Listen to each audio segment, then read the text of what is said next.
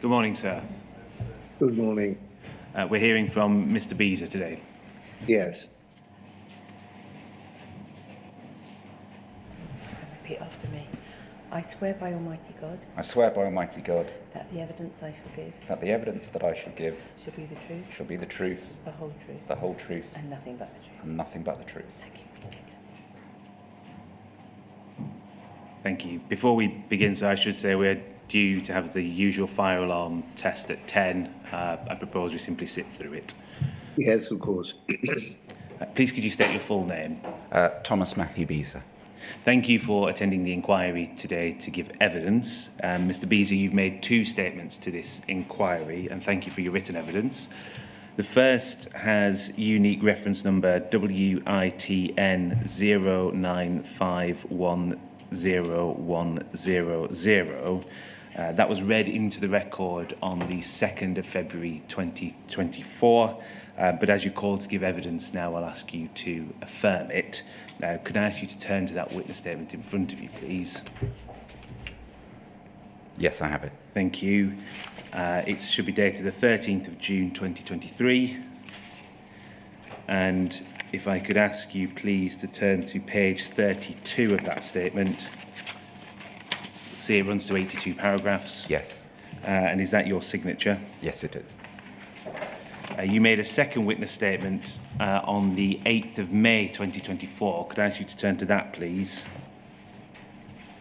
I have it. Thank you. And page 41, please. Yes. Is that your signature? It is.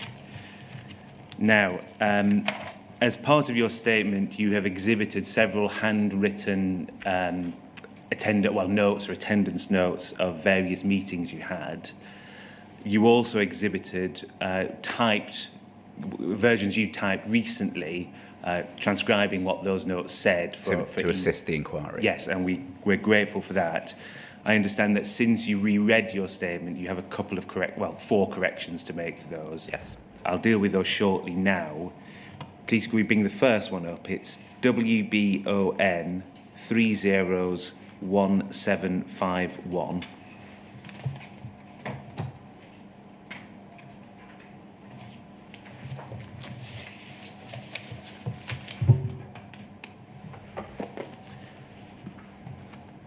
And if you could go right to the bottom, please.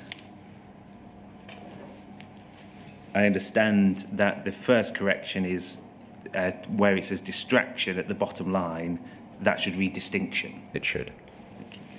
The second document, please, is WBON 301747.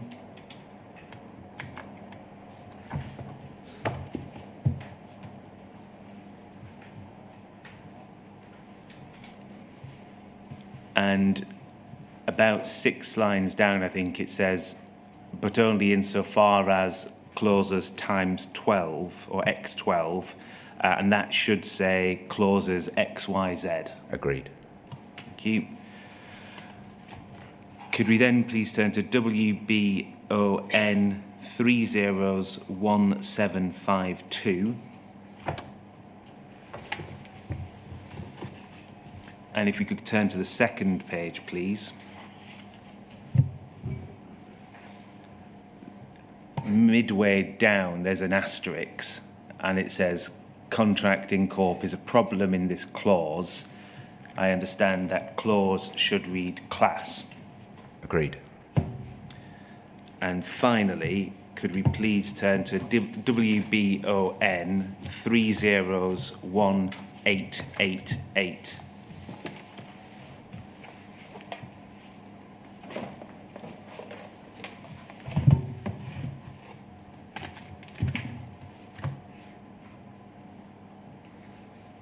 Being catch up myself, sorry. I think here, if we turn the page, please. On the 3rd line at the end, it says may view brackets QC. I understand that should read my view. Agreed. Thank you. That can be taken down now. Subject to those corrections to the exhibit, are the contents of your first and second statement true to the best of your knowledge and belief? They are. Thank you. That stands as your evidence in the inquiry. The first statement's already been published. The second statement will be published on the website shortly.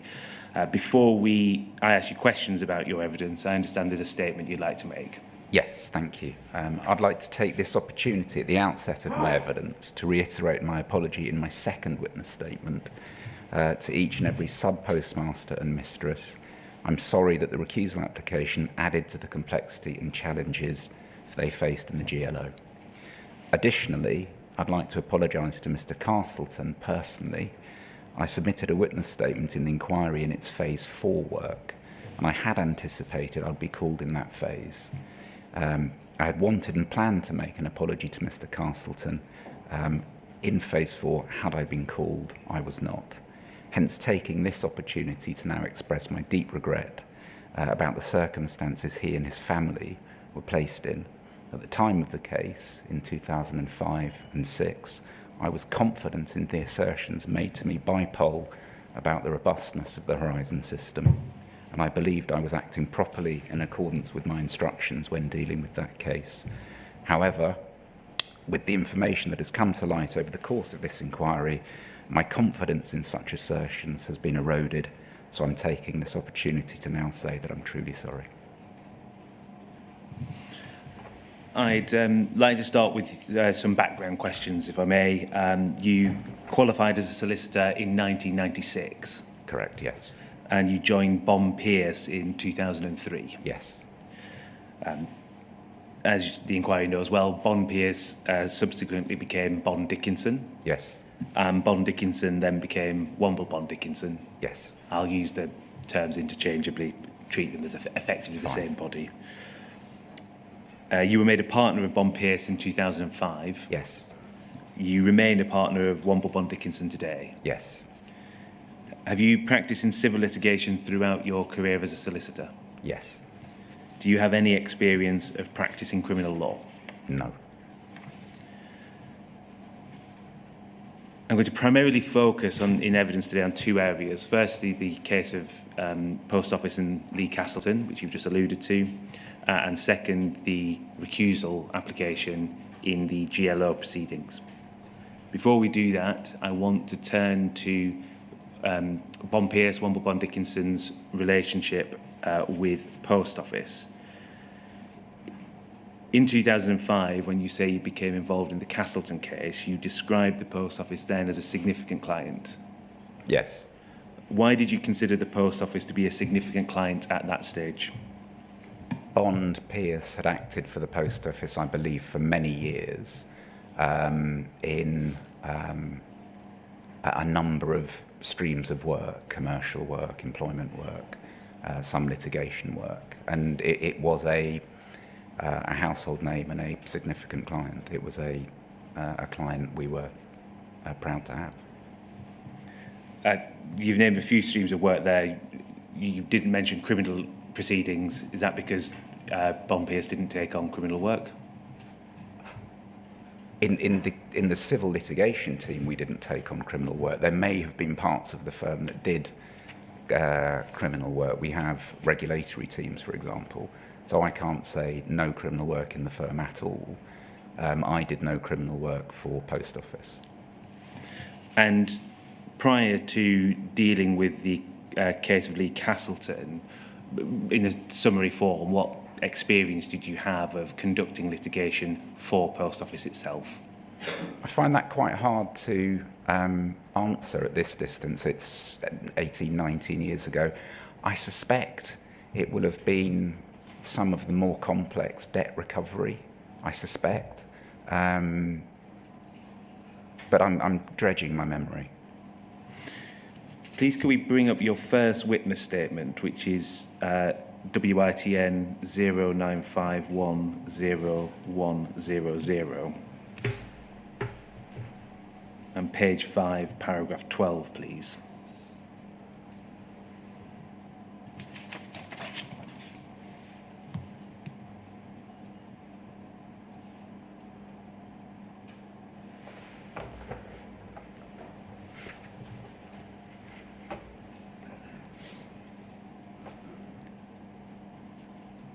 Thank you.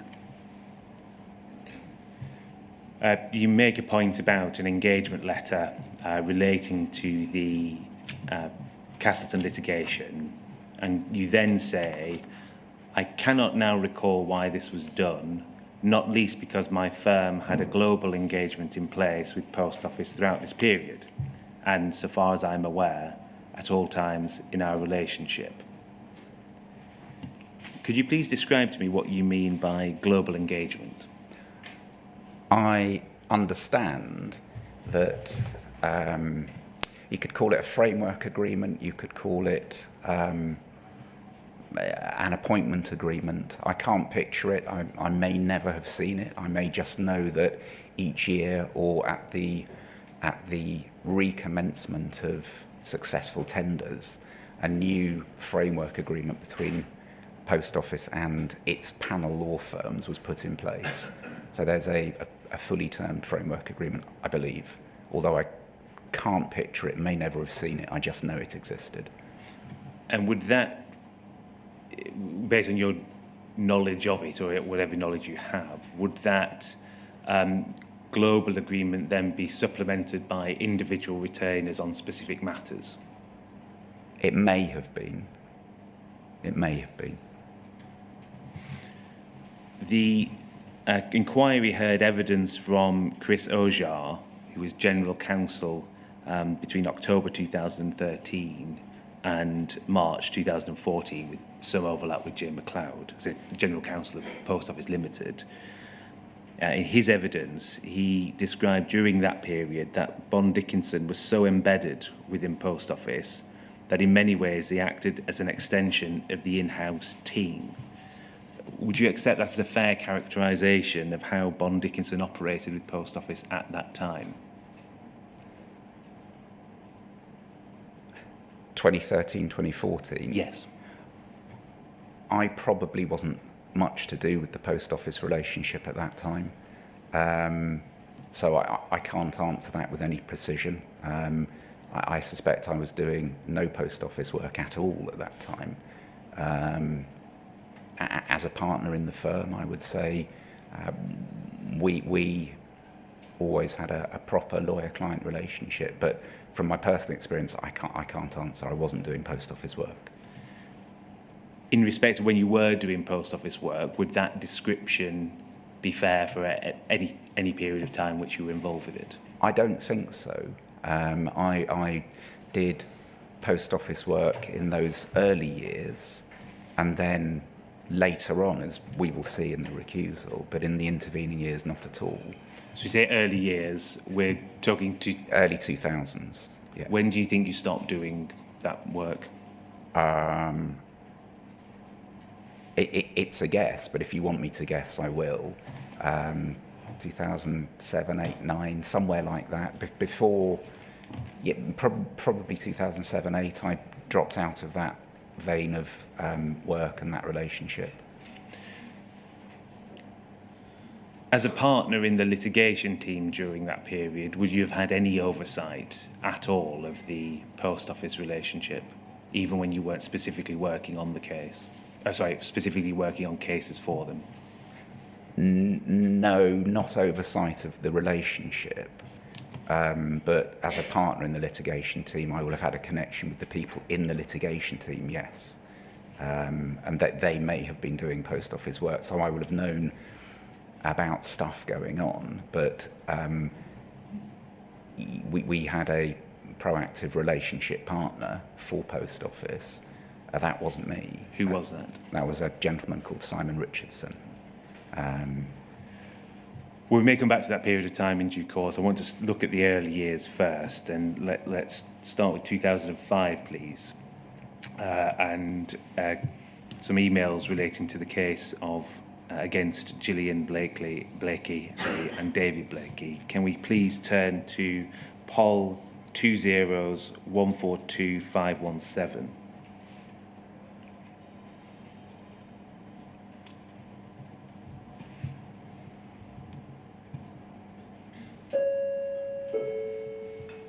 Pause. Attention, please. Attention, please. This is the test of the fire and voice alarm system.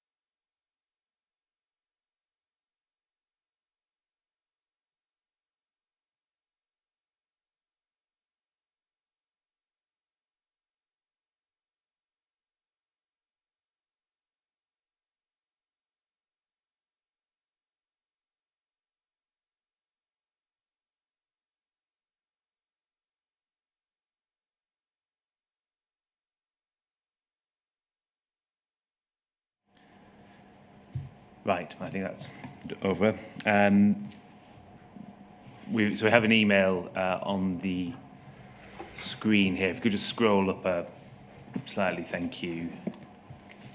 So this is from a solicitor at Bond Pierce. That Dave, is it Panesh? Panesh, thank you.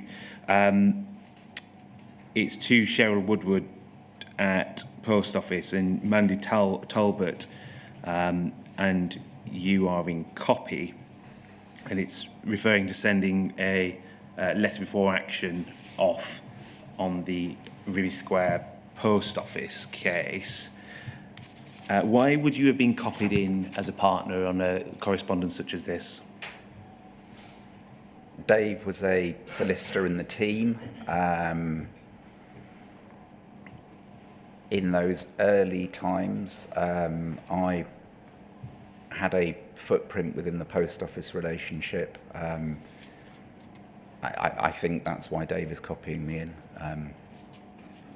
If we look for an email further on in the timeline, it's Paul 20142 please.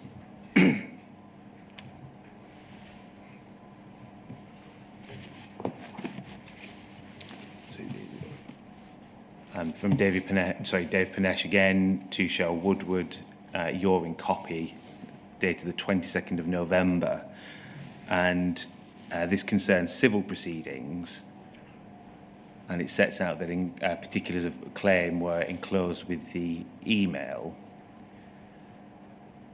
At the penultimate paragraph, it says that the facts of the case were ascertained from the documents prepared by the investigators in the POID file, in particular the witness statements produced in anticipation of the criminal trial, Paul Whittaker's report and his interview of David Blakey. So at this stage, you were aware of an overlap in some cases between civil proceedings being brought by the post office and criminal proceedings. Is that right?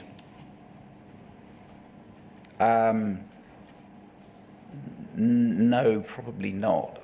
My read of this, when I was sent this recently by the inquiry, is that we were doing the debt recovery afterwards, is what I think, but I don't know that. Let me rephrase my question. So you were aware that in some cases where you were instructed to pursue debts on behalf of the post office had prosecuted the people you were pursuing? I believe that must be right from this email, yeah. And presumably you were aware that Post Office relied on Horizon data when pursuing those criminal prosecutions? Yes, probably, but I say yes, probably in answer to that question, because I think the first time that was gone into intellectually as a topic was in the Castleton case. Everything in the Castleton case suggests to me me and the people in that case are on that journey for the first time. You know, the language is, we're not saying, oh, we did this in the last case. I think that's the first forensic investigation. So are you saying that, just to clarify, are you saying that Castleton was the first time you, at least you, turned your mind to data produced by Horizon being used as an evidential basis to pursue claims for debt? Yes, I think so. But given that Horizon underpinned their business, that the debts being chased at this time, if that's what's happening, because I don't remember this at all, must have been generated from Horizon. And it seems that from here, Bond Pierce were, as part of its debt recovery work, were being sent bundles of documents relevant to those criminal prosecutions. That seems to be some of the background material that we sent, but as I say, I have no memory of this whatsoever.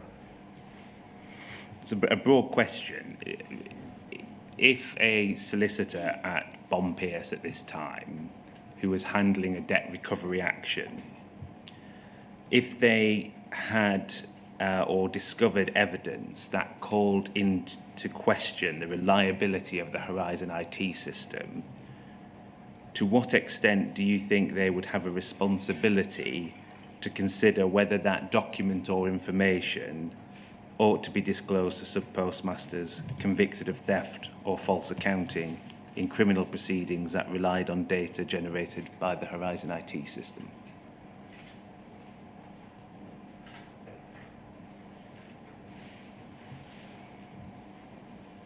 As a civil practitioner, I'm not sure I'm really placed to answer that. Can we unpack that question a little bit? So if there was a document that demonstrated the...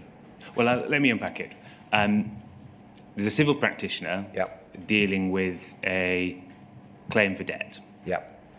And that claim for debt relies on data generated by the Horizon IT system. That civil practitioner is aware that his or her client also prosecutes sub-postmasters for theft or false accounting based on Horizon data. Yes, if that was what had happened in the Blakey case, but I don't know that. Yes, but setting out some hypotheticals. Yeah. In those circumstances, if that civil practitioner discovered evidence or information that undermined or tended to undermine the reliability of the Horizon IT system, do you think there was any responsibility on the civil practitioner to consider whether that document ought to be disclosed to sub-postmasters who had been convicted of theft or false accounting? The specific sub-postmasters or sub-postmasters generally as a class? Well, let's start with generally as a class first. I don't know how to answer that, to be honest with you. I'm not trying to avoid answering it. It would need the civil practitioner to have sufficient knowledge of criminal process to be able to navigate those waters. It would certainly have an impact on the civil case that was on the desk at the time. Of course it would, absolutely. Would it trigger a solicitor out there in lawland to take on a proactive disclosure duty? I don't know the answer to that. Oh, let's maybe let's not go as far as to say they have a disclosure duty, but do you think there's any responsibility to raise or discuss it with the client? Say, you may need to consider your criminal prosecutions or the convictions. If they had a full enough picture of what was going on, and so if a case on a desk if someone actually knew that the data that had underpinned a civil case or a criminal case was wrong, I believe there would be a conversation with the client.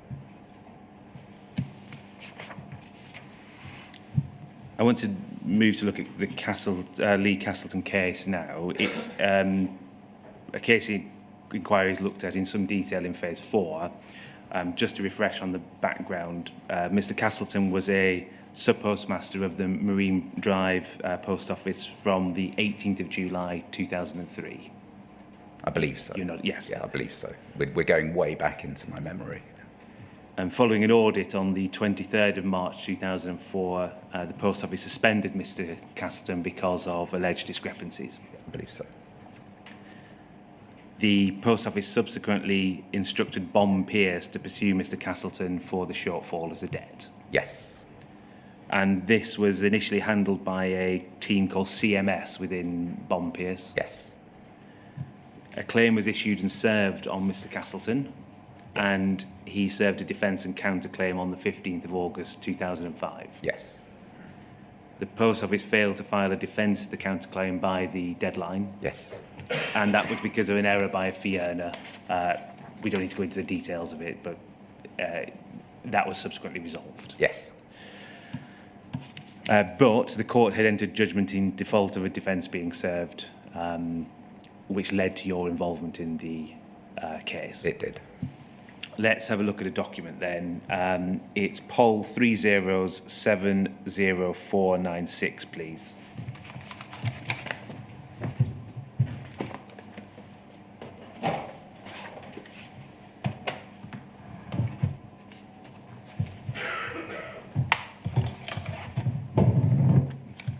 Could we go to page 2, please, right to the bottom?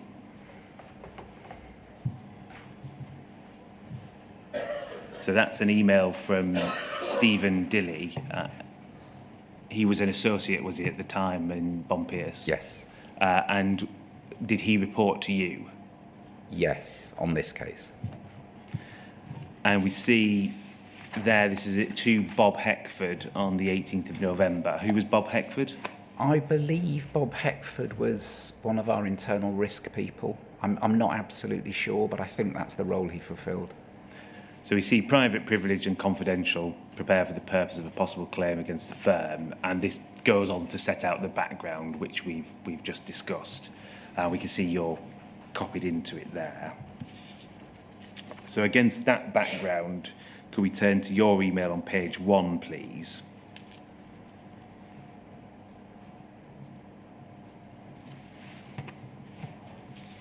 Thank you. So 21st of November, you say that you've spoken to Mandy, that's Mandy Talbot. Agreed. What was your working relationship with Mandy Talbot at that point? Solicitor client, cordial, which aspect do you... Well, how often did you work with her? I can't remember, but sporadically, but regularly. And what were your... You said cordial. Yeah. Was that saying it was is your evidence Yes. it was a cordial Yeah. relationship? Yeah. You said I spoke to Mandy. She is understandably a little disturbed. Presumably that's by the default judgment. She was angry. And we've said already in your witness statement, you described Post Office Limited as a very significant client. Were you effectively being brought in to Yeah. calm Post Office's nerves? Yes. So it was being brought in to show that a partner was having clear oversight of this case. Yes. Would you usually have been brought into a debt claim such as this? No. If we go down, it's there already, sorry. See at number 2, it says Hugh James are currently trying to contain embryonic and not yet issued class action relating to the Horizon IT system. A judgment in relation to it, even in default, is currently very bad news for RM, presumably Royal Mail. Royal Mail, Poll, at that time they were the same entity. So breaking that down, Hugh James is another firm of solicitors. Yes. They are acting for Post Office in relation to what's described here as a potential class action. Yes. Can you recall what Mandy Talbot told you about this potential class action? No, because it's 18, 19 years ago. I can go on if you want me to give you some colour. Well, yes, what was your understanding of the scale of the action at this point? I don't think I had an understanding at this point in time. What I think was going on here was Mandy was pretty peeved with the firm. We'd got a default judgment against them, which for £250,000, which is thoroughly bad news. Mandy, as I said, I did interact with Mandy periodically. I knew her reasonably well, and she could be quite forceful.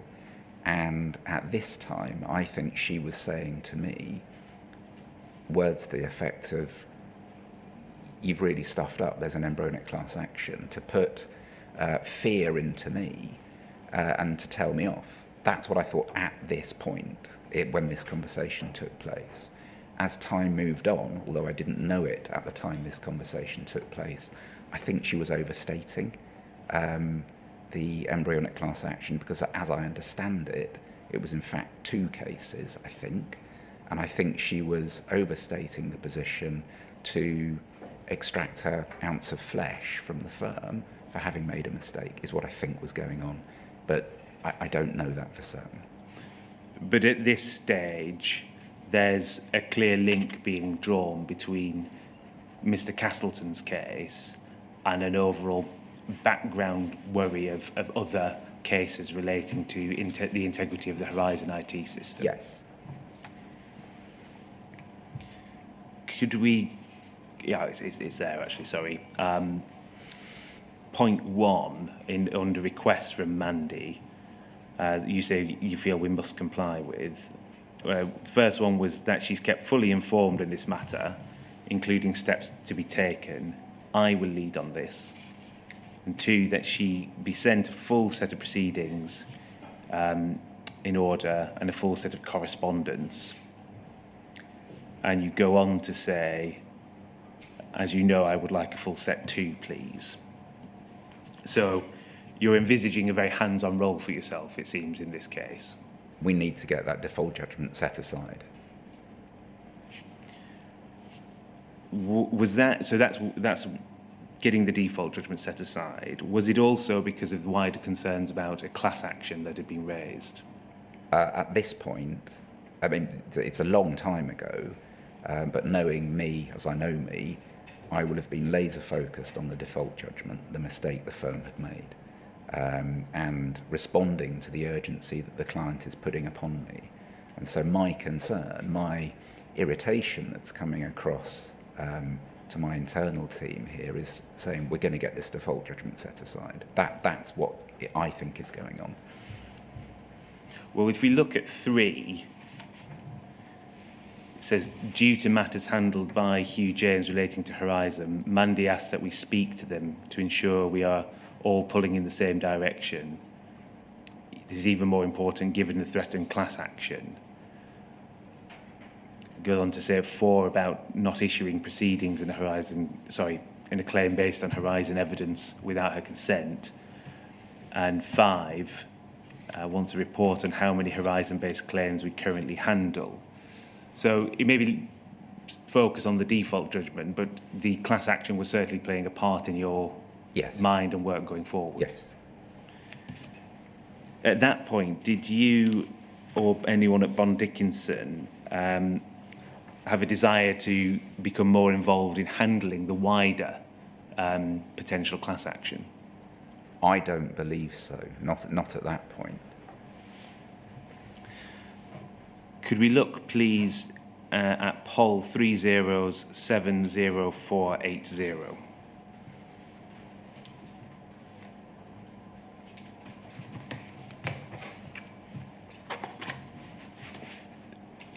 This is an attendance note dated the 23rd of November 2005.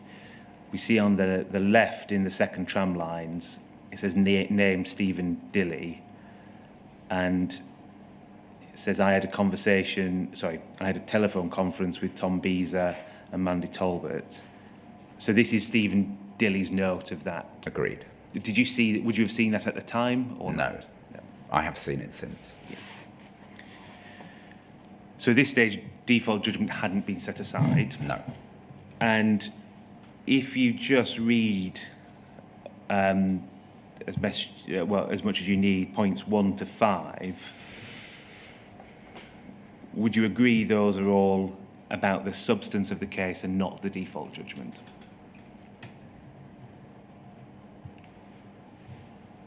No, I wouldn't agree with that. Because, do you want me to say why? Yes, please do. So the witness statements at 3, John Jones, Helen Hollingsworth and Kath Oglesby, were the set-aside witness statements, I think. We've got to remember we're going back 18 years here. I think those were the witness statements in support of the set-aside application. And so I think in these early stages... So the question was, do all 5 relate only to forward-facing actions in the case? The answer to that is no. I think some probably do. So yeah, as I understand what you're saying is, admittedly it's it is a long time ago, but presumably for the purpose of overcoming the merits test of setting aside a default judgment, rather than simply putting in a solicitor's witness statement. Yeah. Your evidence is that you're going to obtain witness evidence of fact Yeah. from the actual witnesses Yes. in the substantive case and serve that as part of the part. I think that's what's happened. If I'm wrong, I'm really sorry, but I think that's what's happened. We then have point 6 about recommendations for counsel. Richard Morgan, now Richard Morgan KC, who we know came on Yes. to be counsel in this case. And at 7, referring to Mandy Talbot, and you say there that it's to attend a hearing on the 6th of December. Now, that's not a hearing for the default judgment application to be heard, was it? Because it was still being prepared at this point.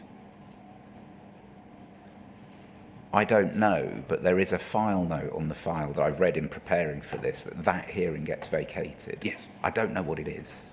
Maybe you do. I don't know. And then as we carry on, if we go down, Mandy Talbot asked a question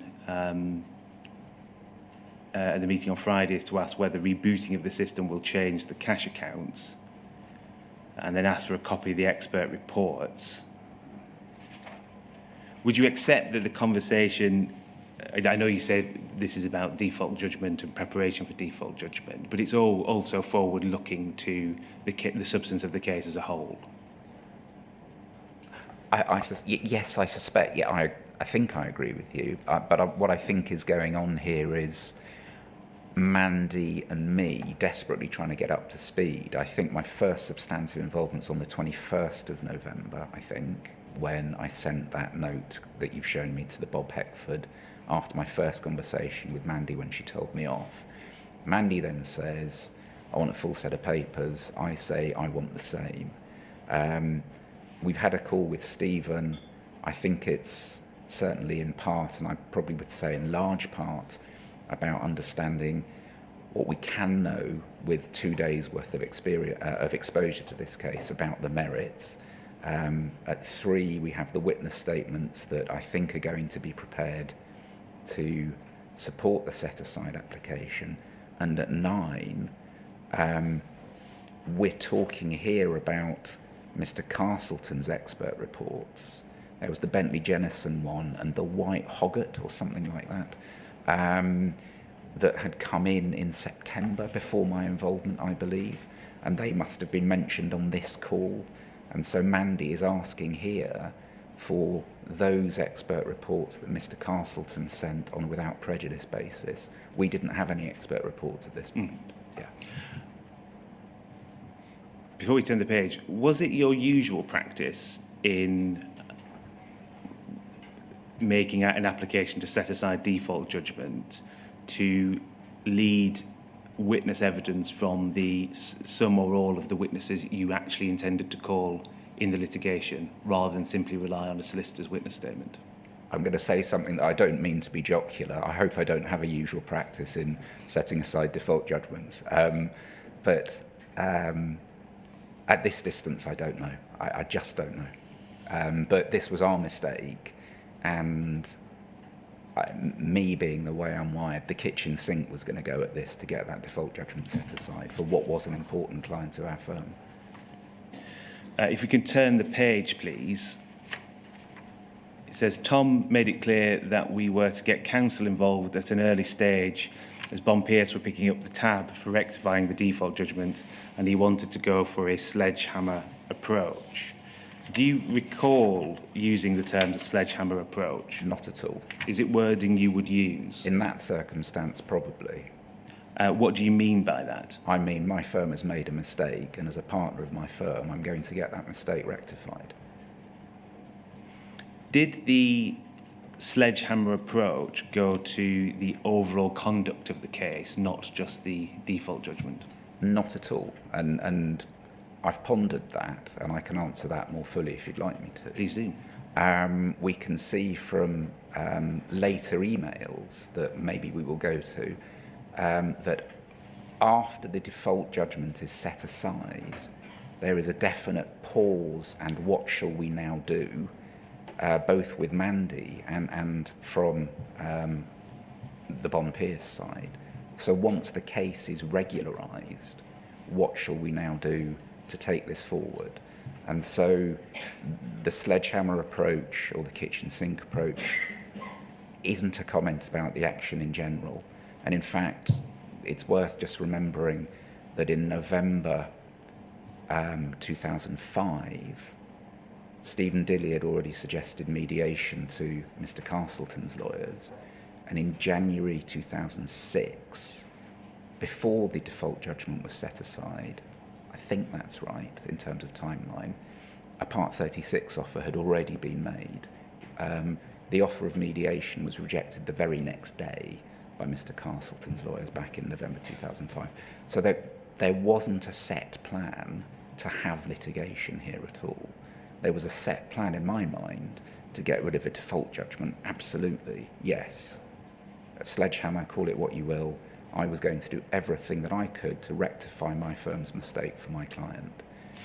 But there was definitely post set aside of default judgment, which happened by consent, but quite late in the day. There was a step back and reflect, further attempts at settlement, and there was no desire for litigation. Well, let's just look at this point. You're told at this point that there's a potential class action in the background. In your own words from the email before, default judgment was very bad news. Very bad news. I assume that at this stage, Post Office Mandy Talbot was saying that the Horizon system was Mandy Talbot saying to you that there were any difficulties or problems with the Horizon IT system? Not at all. And presumably Post Office wished to defend any class action at this stage? Yes, I assume. And in this conference, it appears that you do touch on the merits of the case. Yes, because we are collating evidence to put in support of the set-aside. So standing back from all that, in that context, is it really your evidence that the sledgehammer approach was purely limited to the default judgment or to dealing with these Horizon claims generally? But it is my evidence that it was purely limited to the default judgment. I'm absolutely sure of that. Could we look at, please, poll 20119895.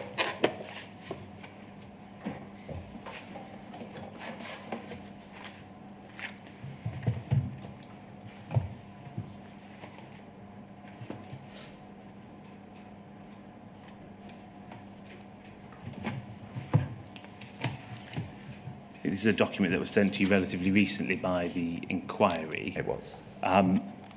It's a note of a meeting this inquiry's seen on numerous occasions. My understanding is the attendance list, there's no one from Bond Pierce on that list. Is that correct? That's what it shows to me. I hadn't seen this document before, and I hadn't seen it come up in the inquiry. It was a new document to me completely when you sent it to me. Can you, appreciate at this distance, can you recall Mandy Talbot referring to a meeting such as this to discuss Post Office's approach to cases that involve challenges to the integrity of Horizon? No. If we turn to page 3, please.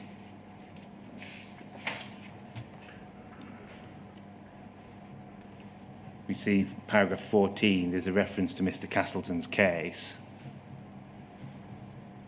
scheduled for the 7th of February. And your evidence is that you, at this stage, you weren't consulted in respect of Mr. Castleton's case about it being part of this broader strategy meeting. No. This is, when is this, 2006? 2005, sorry, 2005. 6th of December 2005, so shortly after the conference note we just... and so this is Mandy saying, on 7th February 2006, because the date is not there, is it? So because this is December 2005. Yes, so it'll be... So that must be something to do with... I think it's a case management conference. Was it? Or is it to do with the set-aside? Anyway, I suppose nothing turns on it. your evidence is you cannot recall being consulted about this No. matter. Thank you. Could we turn, please, to poll 3070910?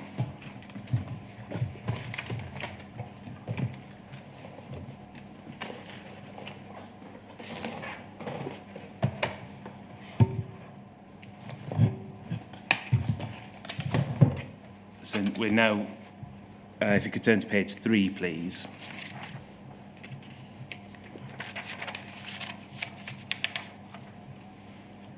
And yeah, that's perfect. Thank you. So now further on in the chronology, this is an email from Stephen Dilly to Mandy Talbot with you in copy on the 20th of February 2006. And if we look at number 1, it's the Post Office's view of pursuing the claim in light of the favourable evidence from John Jones, Kath Oglesby and Helen Rose, so pausing there, that those are witness statements in relation to Mr. Castleton's case in particular. And they were the ones in support of the set-aside application. And that's being, Mr. Dilly's view is that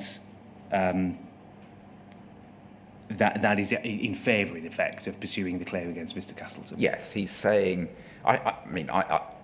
the inquiry has heard from Mr. Dilly already, but my understanding from reading the file is his view of the merits of the case improved in the collation of the evidence for the set-aside. And what he's saying here is, in his view, there's favourable evidence from those 3 witness statements that was got in support of the set-aside application. So I think his view, my reading of the file, improved on the merits of the case. Then it says balanced against balanced against any broader concerns over horizon issues. Is that talking about the potential class action? I suppose the straight bat answer is I don't know what was in his mind, but that may be.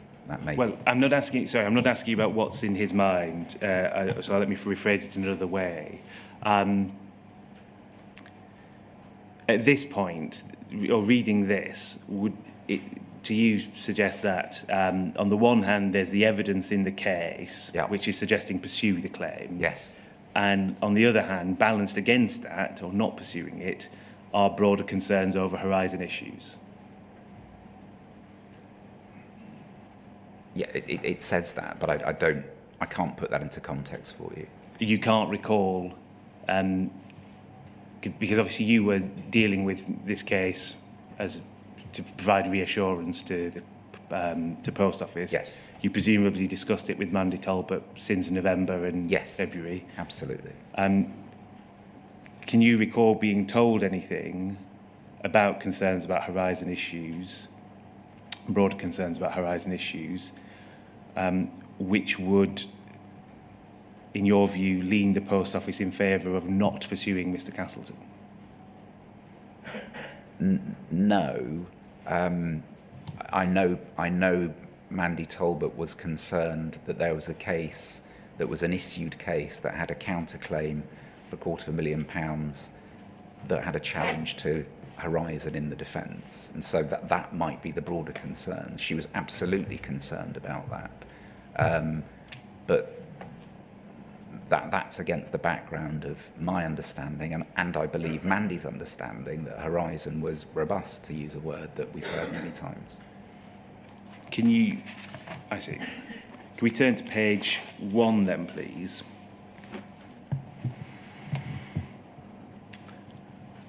This is Stephen Dilly to Julian Summerhays on the 24th of February. And says, since the last email, I've spoken to Mandy to agree the strategy moving forward. Do you recall if you were involved in that conversation as well? I don't know. Internally, the Post Office feel conflicted about the Castleton case. The Post Office believes to be the Horizon system is robust, but the downside is the cost (brackets in Post Office time and money) of proving a negative, i.e., that there are no faults, is expensive. Goes on at 2. However, her view is that the Post Office must not show any weakness, and even if this case will cost a lot, there are broader issues at stake other than just Castleton's claim. If the Post Office are seen to compromise on Castleton, then the whole system will come crashing down, i.e., it will egg on other sub-postmasters to issue speculative claims. She knows that Castleton is talking to Bajaj, the other sub-postmaster bringing a Horizon-based claim. Her clear message is that we must be seen to take a firm line. With this in mind, our instructions are as follows. Can you recall if at this point you thought there was a change in approach to Castleton based on wider concerns to do with Horizon? A change in approach from Post Office? No. And so we'd tried to mediate in November. We'd issued the Part 36 in January 2006. And there were, absolutely right, Mandy had broader concerns, as is displayed quite clearly here. But once a case is issued, and once a counterclaim is issued, you can't get rid of it unless you settle it or unilaterally walk away. So I think we're talking at cross purposes. So in the first email from Stephen Dilly, we had on the one hand the evidence in the case from the witness statements was suggesting go ahead. And in his view, on the other hand, broader Horizon concerns saying try to settle it. And here we have an email saying, well, actually, at number 2, the broader concerns is a reason to pursue the case, even if it costs a lot. Was that a change in position from Post Office? I don't read it as that. There's sort of veins of thought that go through this difficult situation. We have some issued proceedings. You can't magic them out of existence. Unless you settle it, which of course needs consent of both parties, or unless you unilaterally discontinue, pay the costs, you're still left with the counterclaim of £250,000. This is a difficult situation that Post Office has become locked into. And in fact, if we read on, the very next step, with this in mind, our instructions are as follows. Please can you draft a Part 18 request? Now that Part 18 request was March 2006 and was, I think, completely directed at what is the problem, what's the defence, what is the allegation over Horizon? Because we didn't know, we wanted further information. We weren't trying to avoid engaging with that in any way. We actually wanted that information. So the very next thing Mandy says is, go and get information. Let's try and get some clarity here. We wanted to move this case forward. It's a problem. We as a firm have had a default judgment entered against our client. That's now sorted. That still lurks in this case as a sensitivity. There are issued proceedings. There's a vastly inflated counterclaim. What do? We've got to get rid of this. We've got to try and settle it. If someone is trying to simply settle a case, just because for the reasons I think you said earlier, publicity or whatever it might be, you adopt a different litigation strategy to those types of cases than you do to, for example, a test case where you're trying to make a point irrespective of the cost. Would you accept that? As a proposition, yes, I would accept that, I think. So in this case, are we seeing here a change from your firm thinking this may be a case to settle to, well, now we're going to litigate it and treat it as a test case? We tried to settle it throughout, all the way through. The inquiry has Stephen Dilly's long witness statement, and I can picture the table in it that sets out every attempt at settlement. Post Office wanted to settle this case. The counterclaim, the £250,000 counterclaim that sat there as a poison pill, was only stepped away from and dropped to about 11,000 on the 7th of November 2006. And that was about a month before trial. And so that was held on to all the way through, which created huge problems. How do we get rid of this? Mr. Castleton held on to that overinflated counterclaim, which I think actually sat in the hands of a company, really, if one looks at legal entities. Well, we have your evidence on that. Let's look at how the strategy developed in those months in March. Could you look at poll 3071202, please?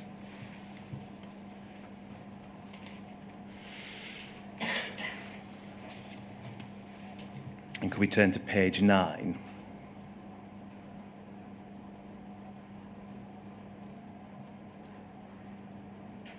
I think this is a hard copy document, which is why it's presented like this. But we see there's an email at the top left from Mandy Talbot.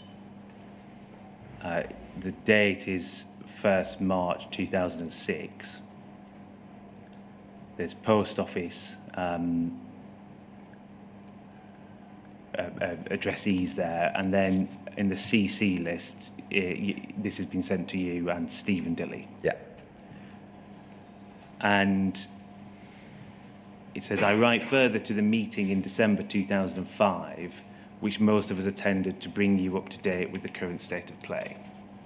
I think that refers to the meeting which, the note we showed earlier, but you weren't in attendance at. No. Do you recall receiving this email? No, I don't think. I only saw this very recently when the inquiry sent it to me, so it's a new one to me, other than it was sent to me 18 years ago. I've only seen it recently. Can we look at then page 6, please? So this is further on in the chain. See, it's been printed by Stephen Dilly at the top. Yeah. From Mandy Talbot to him and you. And if we go down, please, to where it says both. So I copied you into my epic email on 1st March 2006, but the response to the same has been limited in the extreme. Goes on to say, I have also been contacted by John Cole asking for assistance in preparing a spec for an external expert or experts, but I think that this is of limited use until we have reports completed by Fujitsu on the system and Post Office on the data provided. However, in respect of an external expert from the field of computer systems and accounting, can you suggest any names or firm who may be suitable? Can you recall at this time being involved or instructed by Post Office to find an expert to assist with Horizon claims generally, not just in relation to Mr. Castleton? No.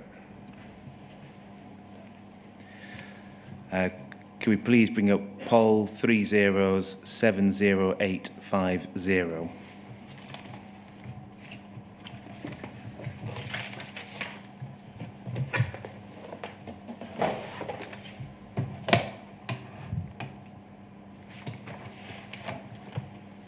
So there's a conference note on the 7th of April 2006. You're in attendance, and Ian Herbert of Hugh James, the firm we heard from earlier, Yes. dealing with the embryonic, or was described as an embryonic class action. So was this conference as a to deal with strategy or consistent strategy on how to deal with Horizon-related claims? I think this is the call that Mandy has asked the two firms to have. I think that's what's going on. What date is this? 7th of April 2006. Mandy wanted there to be some interaction between the two firms in dealing with cases of a similar nature. That's absolutely right. So it refers to a call, a discussion between you, Stephen Dilly, and Ian Herbert before Mandy Talbot joined. and it referred to Post Office having difficulty obtaining information from Fujitsu, and that the strategy should be to identify key individuals at Fujitsu who could provide the relevant information we require in terms of evidence, and then for Stephen Dilly of Bond Pierce and Ian Herbert of Hugh James to make an appointment to visit those individuals to take proofs of evidence. Each solicitor could prepare witness statements for their respective cases for Fujitsu to sign, thereby making it easy for them. In broad terms, was this proposition here to get evidence of fact from Fujitsu witnesses? I'm not sure, because I think at the early stage of the Castleton case, and I'm going to class April as an early stage, I think there's a letter that Stephen wrote to Fujitsu in the early stages that suggests they might give an expert report. Now, with hindsight, that's misconceived because Fujitsu's too close to be an independent expert. And so... We're just pausing there. So you say with hindsight, if we look at the fourth paragraph, it says Tom Beezer explained that if Fujitsu were not going to be put forward an expert, we would need to take Fujitsu through questions we have for them. Okay, so I've already got there. They're not going to be an independent expert. Okay, that's right. But there had been a notion early in this case that Fujitsu could be a Part 35 expert, and I think that was misconceived, and I've clearly got to that place here. So yes, that must have been attending to get witness statements of fact from Fujitsu. So is that the information we get from Fujitsu will not be an independent expert report. So we will need to obtain a separate independent report as well, but this will be easier if we have Fujitsu's evidence first, because then we will be able to focus the independent expert's report, which the Post Office will need to pay for, on relevant issues. And then it goes on to refer to more generic issues of a negotiation between Slaughter and May relating to the Horizon Online contract. Now, where you're talking about a separate independent expert report here, and it says we will need to obtain, is that across the board as a independent expert report, generic report going to the integrity of Horizon? No, I don't believe that. That's a new concept on me. So with 18 years passing, it's hard to be absolutely definitive, but at no point have I ever thought we would get a one-size-fits-all. I don't believe I ever thought that. I think the we here in Stephen Dilly's note, remember it's his note, is us, Womble Bond, not a joint. I believe that's right. Were you involved in, because you obviously had client care responsibilities and oversight. Yes. Were you involved in discussing evidence in the Castleton case with any representatives of Fujitsu? Me? Yes. No. Were you involved in discussions with any representative of Fujitsu about the Horizon IT system generally? Before preparing for this inquiry, I would have said no. I see from the file I did attend a meeting at Chambers, Counsel's Chambers, where Anne Chambers was present, and there must have been a discussion. But before preparing for this event, I would have denied that it even took place. So I've got no memory of it. I clearly met Anne Chambers once. I don't believe I ever spoke to anybody from Fujitsu at any other time.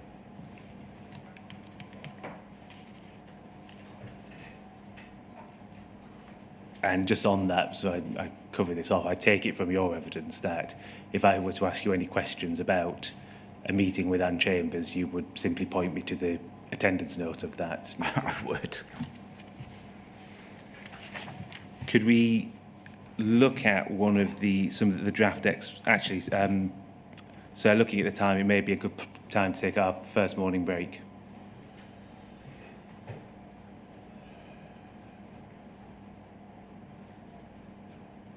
So I think you're on mute still, sir, I think. How much longer have we got on Mr. Castleton? Not very long at all. Let's finish Mr. Castleton, and then we'll have a break. Of course. Could we please look at Poll 30 81490 _008.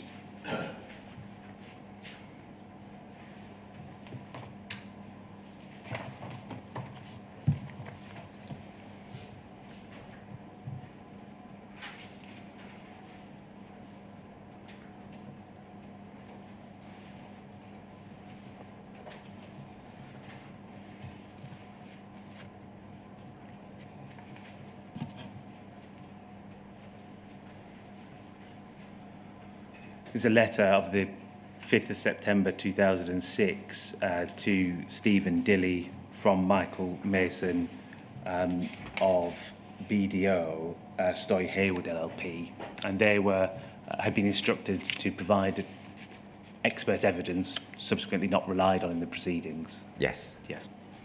Can we turn to page 3, please?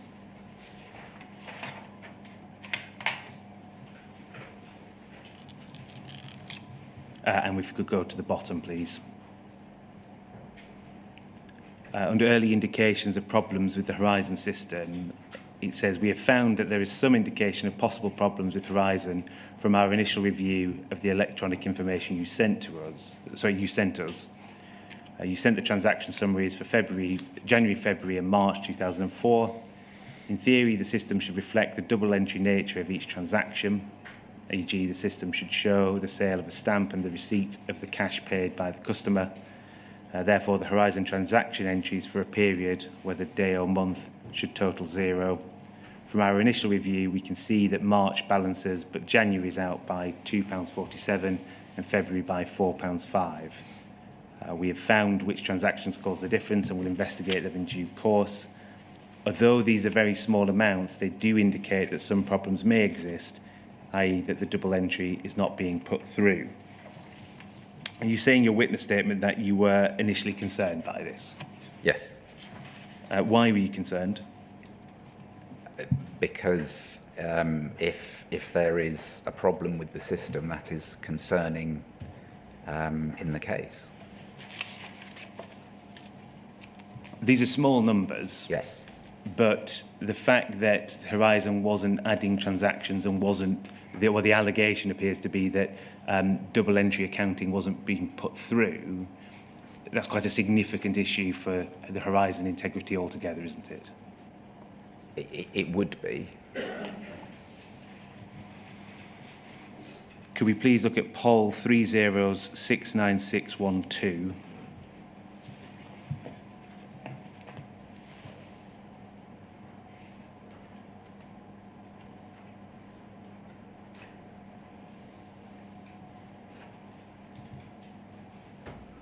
This is a note of a conference on telephone call on the 6th of September 2006, so 2 days after that report's been received.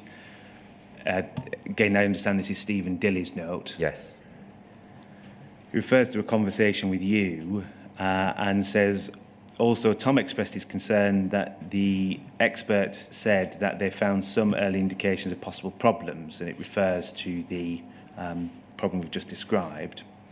It says, my comment to Tom is that I thought those amounts were quite small and that they will probably turn out to be a rational explanation because I've met with Fujitsu and they are utterly convinced of the integrity of their system, and really it's just an electronic calculator, so it's only as good as the person who inputs information into it. Did that assuage your concerns at the time?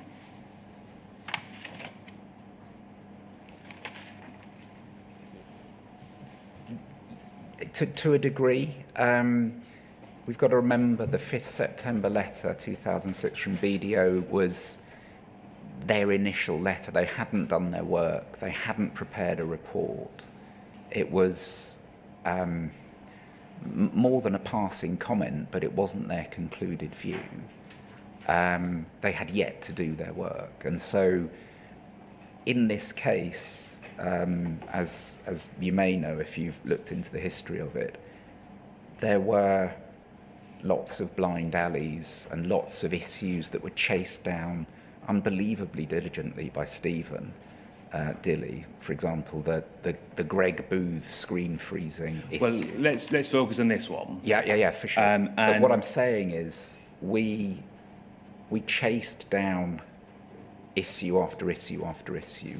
We were diligent and forensic. This was a comment from BDO before they'd done any work, and it's against that background that I would have been thinking about these things.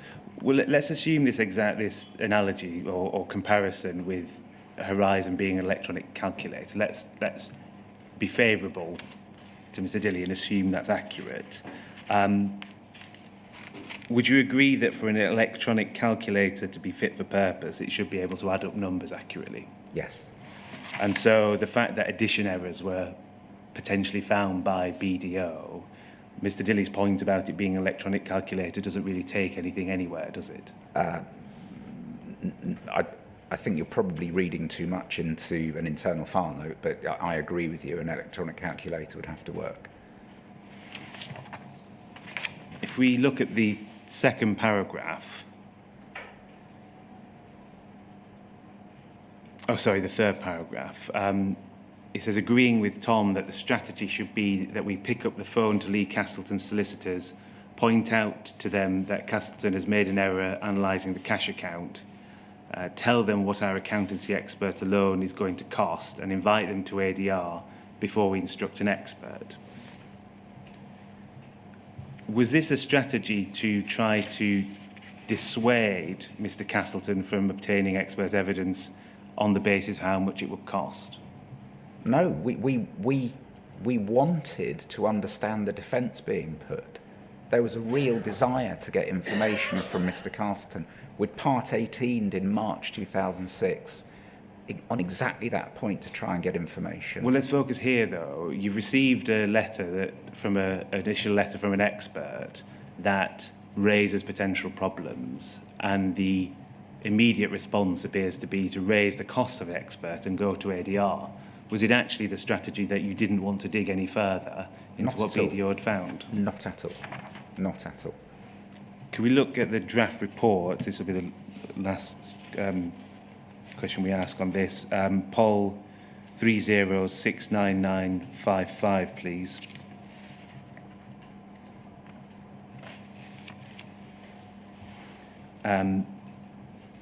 This is a draft report dated 29th November 2006. Yes. Did you receive this? Yes, I will have done. Would you have reviewed it? At a high level, given the circumstances and the imminence of the trial, but yes, I would have looked at it, yes. Can we turn to page 18, please?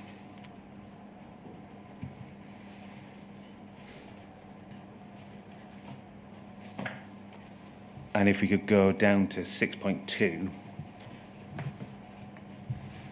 we see addition errors, and it refers to the same addition errors as before. It does. And over the page 624, I do not have an explanation for these errors, but my review of the transaction listings for the 3 months has given no indication of any other errors. Could we then go to page 4, please?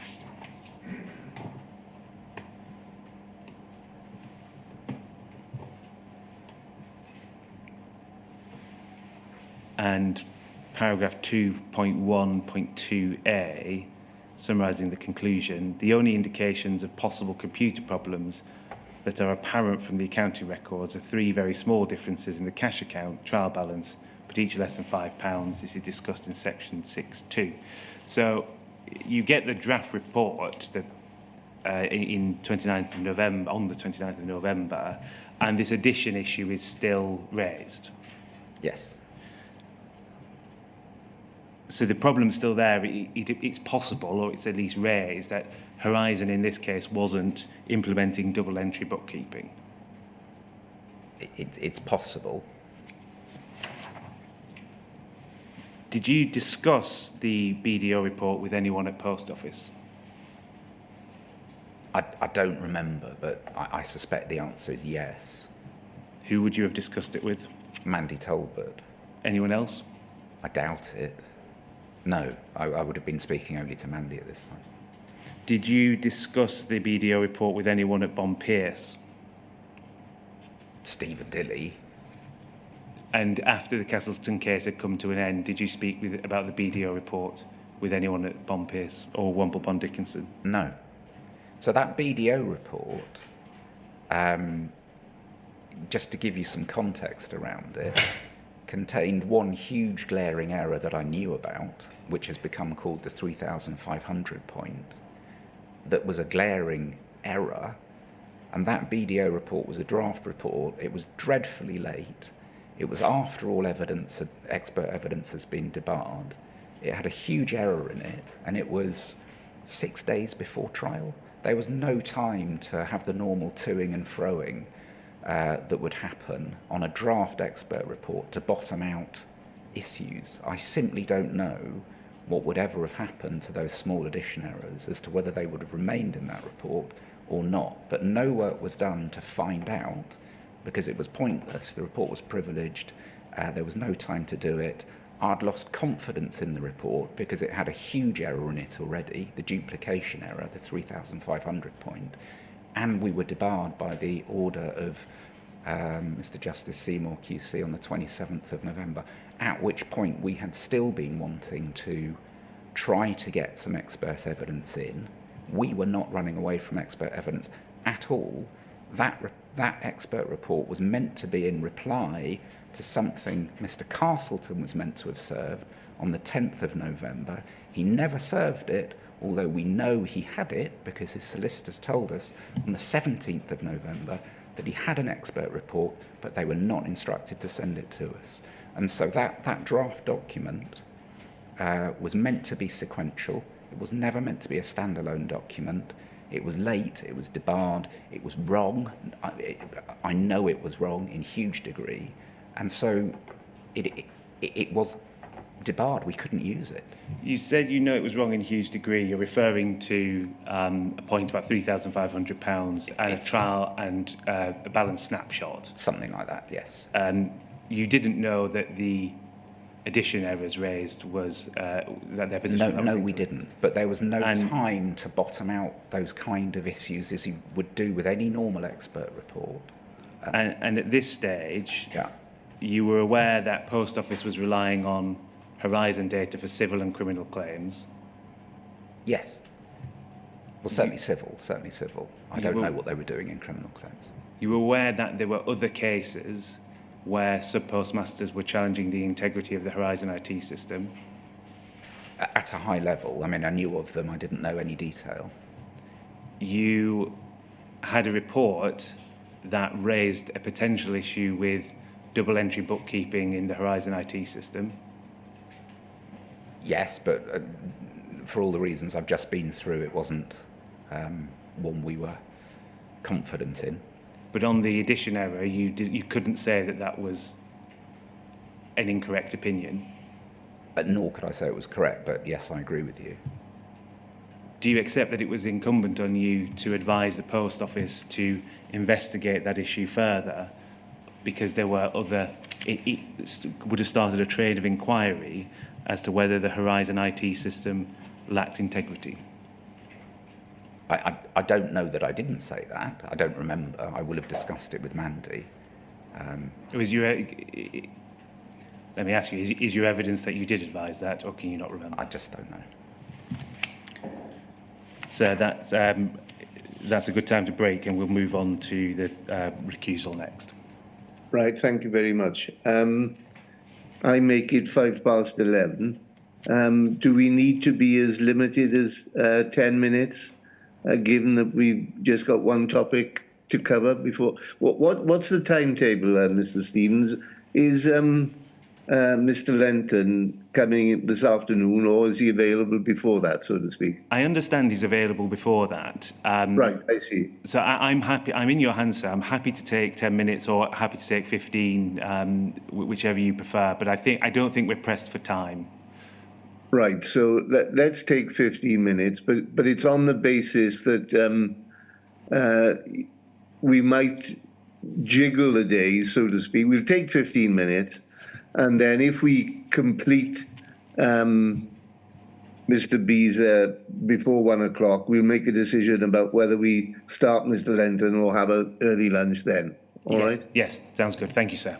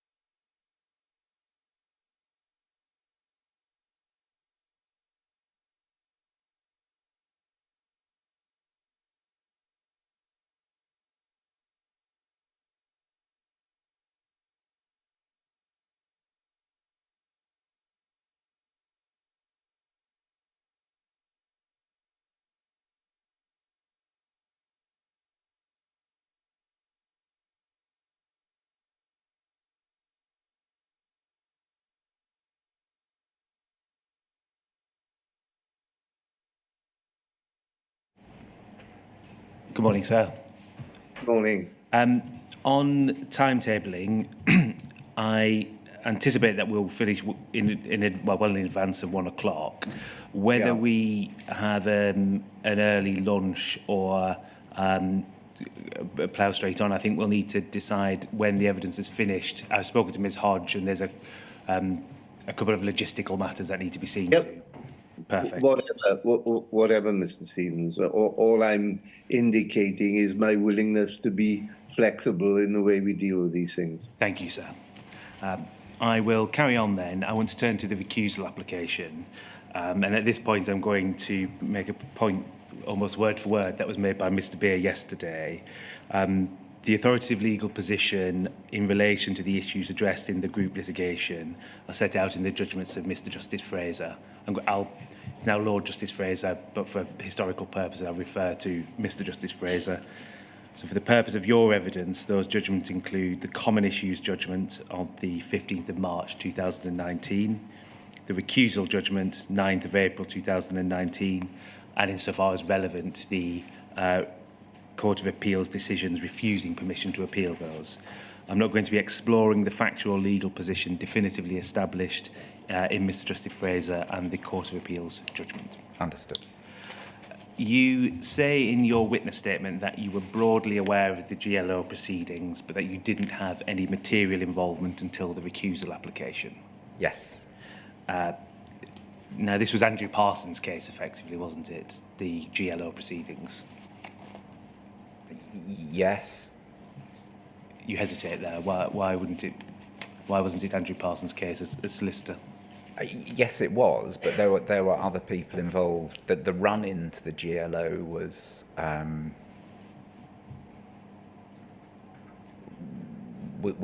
took some time, and there were other people involved. So was Andrew Parsons the lead person? Yes, I think he was. If that's the question. He was. Yes, he was the partner over his responsibility for right. the conduct of the case. Yes. Sorry, I was talking about a different issue.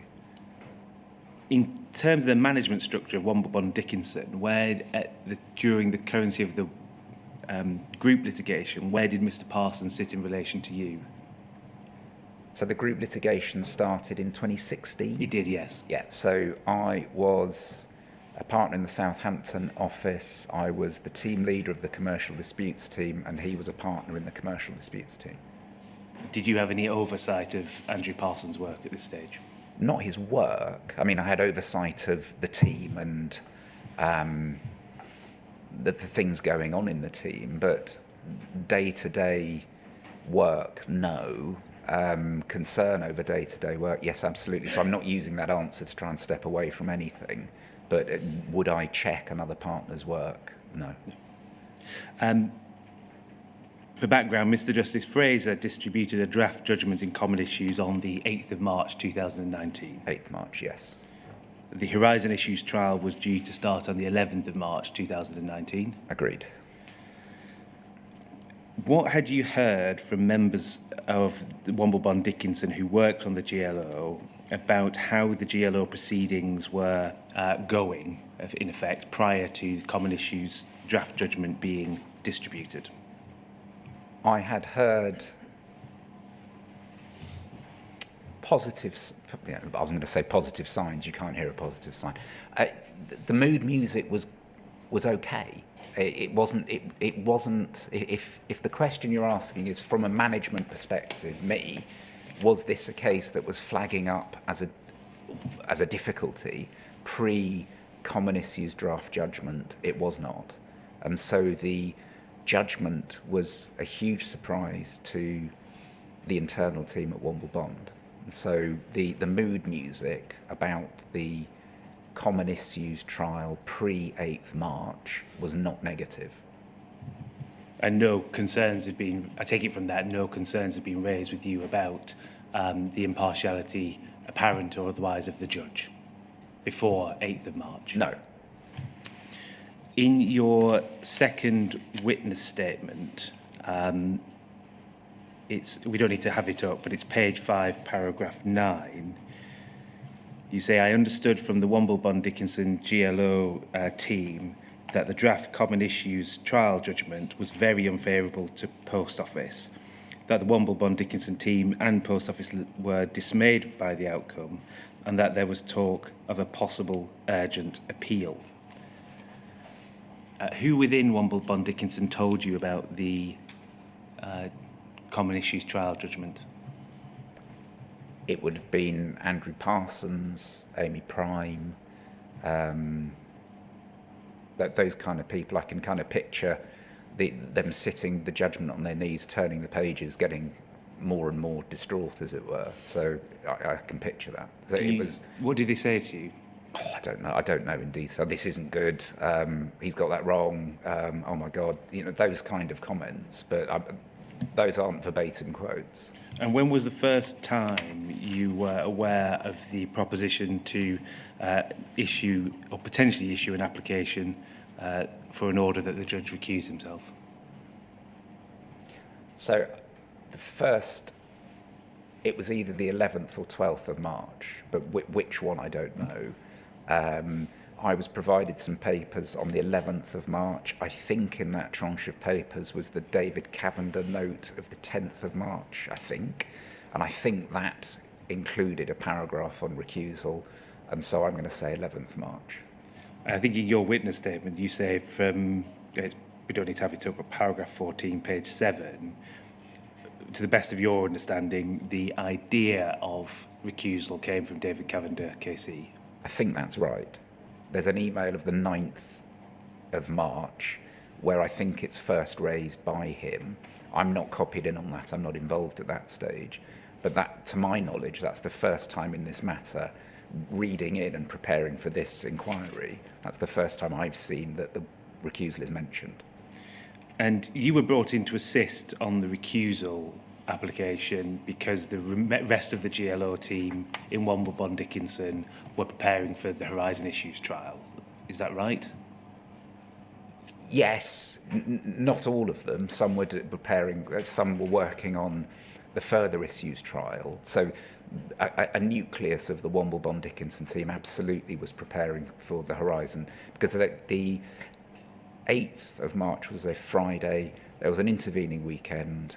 The 11th was the Monday when Horizon Issues trial started, so there was no time at all in which to do anything, hence me being brought in as a senior person in a point of difficulty for the client with a judgment that's gone against them. To what extent, if at all, do you think your lack of familiarity with the GLO proceedings limited your ability to advise on the recusal application?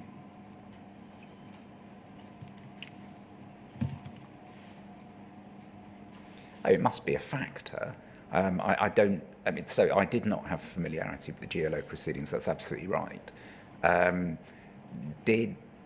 Was it an impediment? With what I was asked to do rapidly, which is to get independent advice, it was not an impediment to carrying out that instruction. As I got more up to speed, I think comment was passed and advice was given, although I have to say the client was not after our advice, Womble Bond's advice, my advice. They did not want that advice. They wanted new voices. You would have seen from the file the phrase new voices comes up quite a lot in independent advice. So it must be an impediment on hour zero because I know nothing about it. But as we go forward over the intense few days, I knew more. In any event, what the client wanted from me was organisation and logistics to get it independent advice from, as it turned out, Lord Neuberger, then Lord Grabiner. I want to look at some of your early conversations with Jane McLeod in organising the recusal application. Can we look at a conversation you had with her on the 12th of March 2019? And I want to bring up your handwritten note and your transcript of it, just for ease. Yeah. So can we have up at the same time, please, WBON 301734.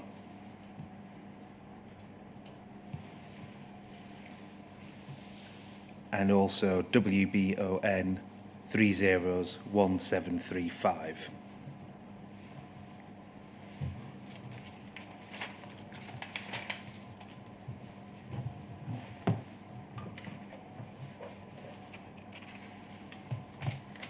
Now, this is the first time we'll see a few of these. We see it's a handwritten note. This is taken from a notebook of yours, and there are parts which are covered out in yellow, which are redacted, and the inquiry understands that those have been redacted for either privilege or relevance reasons. Agreed. So, And the redaction, I should say, is nothing to do with Post Office. It'll be other clients, so none of the redactions at all relate to Post Office, just so that's an issue we cover off. Yeah. We see there 12th of March 2019, it says J. McLeod and then a redacted bit.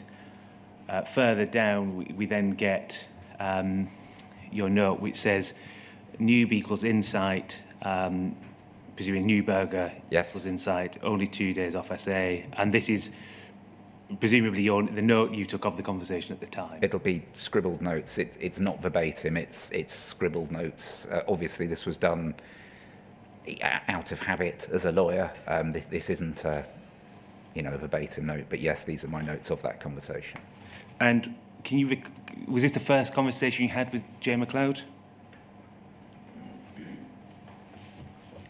There might have been an earlier one. If you tell me this is the first one, I'll say yes to that. But I can picture one in blue ink that says in-depth advice. I thought that was the first conversation. But if you tell me this is a later one. Well, let me because we'll come to another note. Yeah. Let me rephrase my question. Was on the 12th of March. Yeah. Was that the first time you'd had some material conversation with Jim? Must have been. I got documents on the 11th. I was reading in on the 11th, trying to get up to speed, and the 12th is when I suspect I began to interact with Jane. And can you recall on this conversation, we're talking about the instructing counsel. Yes. What if anything, did J. McLeod say about her view of whether the Post Office should bring a recusal application at this stage?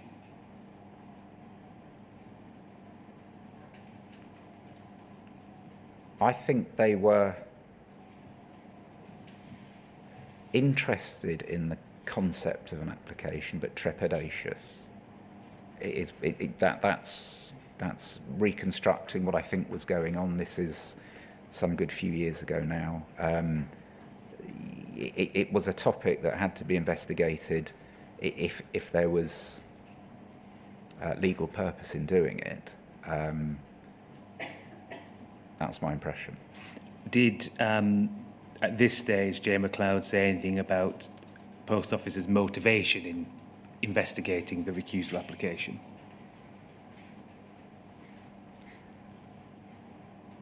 I don't know if it was in this conversation, but my impression, one of the main planks of their motivation, I think, was to get to a legally correct common issues judgment. That's what I think was going on. Whether that was said in this conversation or in later conversations, I don't know, but that's my impression of their motivations. So we'll come to the later conversations, but Yeah. just taking that there, on what basis did you form that impression from why that was J. McLeod's motive? Because, I suppose, and this is me reconstructing, so on the 11th I'm reading in, there are two topics knocking around. They're intertwined but not necessarily intertwined, being appeal of common issues judgment and recusal. And the interconnection with those two topics is large parts of the common issues judgment was perceived to be wrong and perceived to be the judge, as we've heard from Lord Grabbanner, had gone too far, the apparent bias point. And so in any early conversations with Jane, I must be talking about why we're doing any of this and why we're on this journey to look at appealing, to look at recusing the judge. You say then Newberger equals insight, only 2 days off SA, and then it says can assist but not be briefed in person. What does that mean, can assist but not be briefed in person?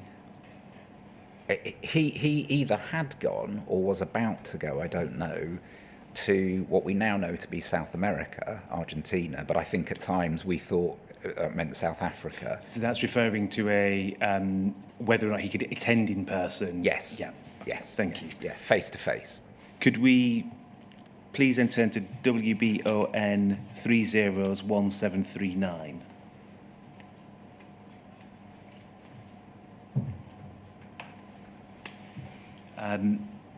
So this is your email to Andrew Parsons and Amy Prime on the 12th of March at 8:23. You referred to a good chat with GC Jane, and just to timing it, we see the third para down. It says, issue I raise is inability to brief NQC, presumably that's Lord Neuberger. Yes. In person. So do I take it that this email follows the note that we just saw then? Yes, yes. And it says, think she begins to agree, grab. Yeah. Is that referring to Lord Grabbanner? It is. When you say think she begins to agree, what is that referring to? Instructing Lord Grabbanner. That reads almost like she needed to be persuaded into it, or she had a view and, begins to agree to the instruction of Lord Grabbanner. Why is it written in that way? What I think is going on here is this is on day 2 of my involvement. I'm knowing how I'm wired. I'm perceiving urgency. If you're going to do something like a recusal, you've got to get on with it, especially with the Horizon Issues trial underway. This is urgent, and I remember being frustrated that I simply wanted to know who we were instructing and to get on with it. And there was prevarication about who to instruct, and I remember being really quite frustrated by that.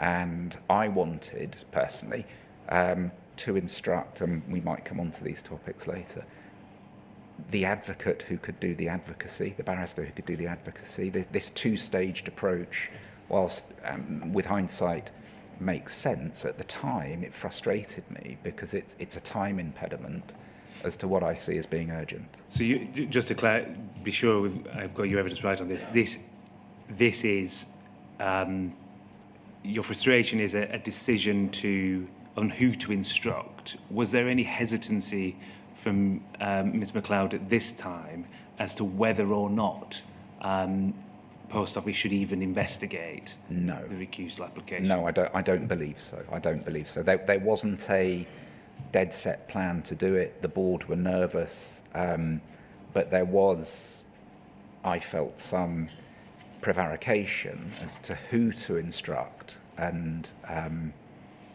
I just wanted to get on with it. To find out what the independent advice would say, yes, no. And so there wasn't a concrete plan of any sort at this point. Okay, could we then turn, please, to WBON 301745?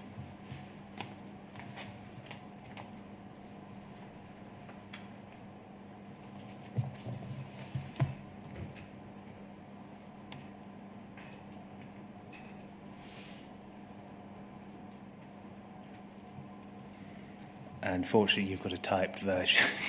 WBON 301747 on the same screen, please.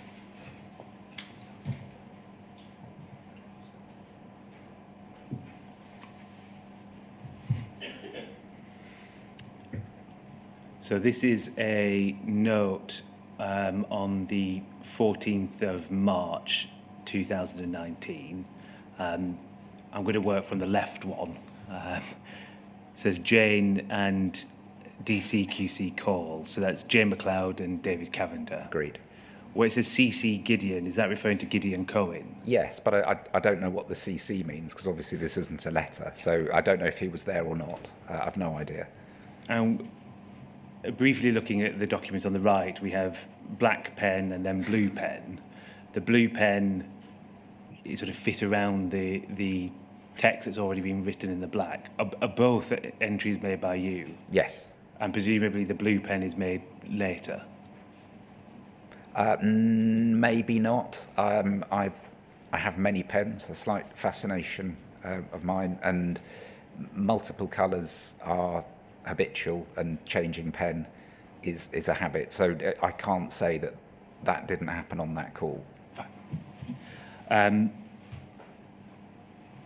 If we look down, I'm looking at the left again, we see halfway down, 2 bullet points that says had LN note. So that's referring to Lord Newburger's note of advice, I assume. Yes. So the call happens after that. Yes.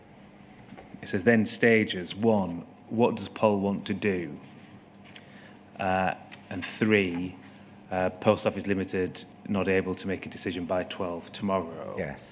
At this call, do you recall whether there was any discussion of what the Post Office directors thought about whether or not they should bring an application for recusal? At this point, no.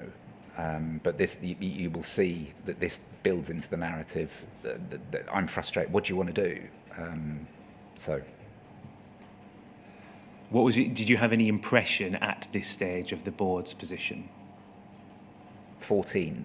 No, I don't think I would have done. If we could go further down, please. Thank you. So at the bottom, it says board call. So presumably that's referring to the need to set up a board call. It will have been, yes. Now, help us with how this is structured, because we've got a second bullet point saying real, possibly, board to speak, Newburger, possible outcomes. Yep. Does that mean there's a real possibility that the board want to speak to Lord Newburger about his advice? I suspect this is Jane speaking, saying, well, to take this forward, we're going to have a board, Poll will have to have a board call. Poll will need to take this issue to the government, but that's little number 2. And there's a real possibility Poll's board will want to speak to Lord Newburger about possible outcomes. So my impression as I sit here now is that's me capturing what Jane is saying. Okay. What was said at this stage, if you can recall, about government's involvement in the decision to of whether or not to issue the recusal application? I think at this stage, Jane is saying, I will need to get the government involved. I think that's all that's going on at this stage. This is the 14th, yeah. 14th, yes. Yeah. We'll look at the next day now, please. WBON 301749.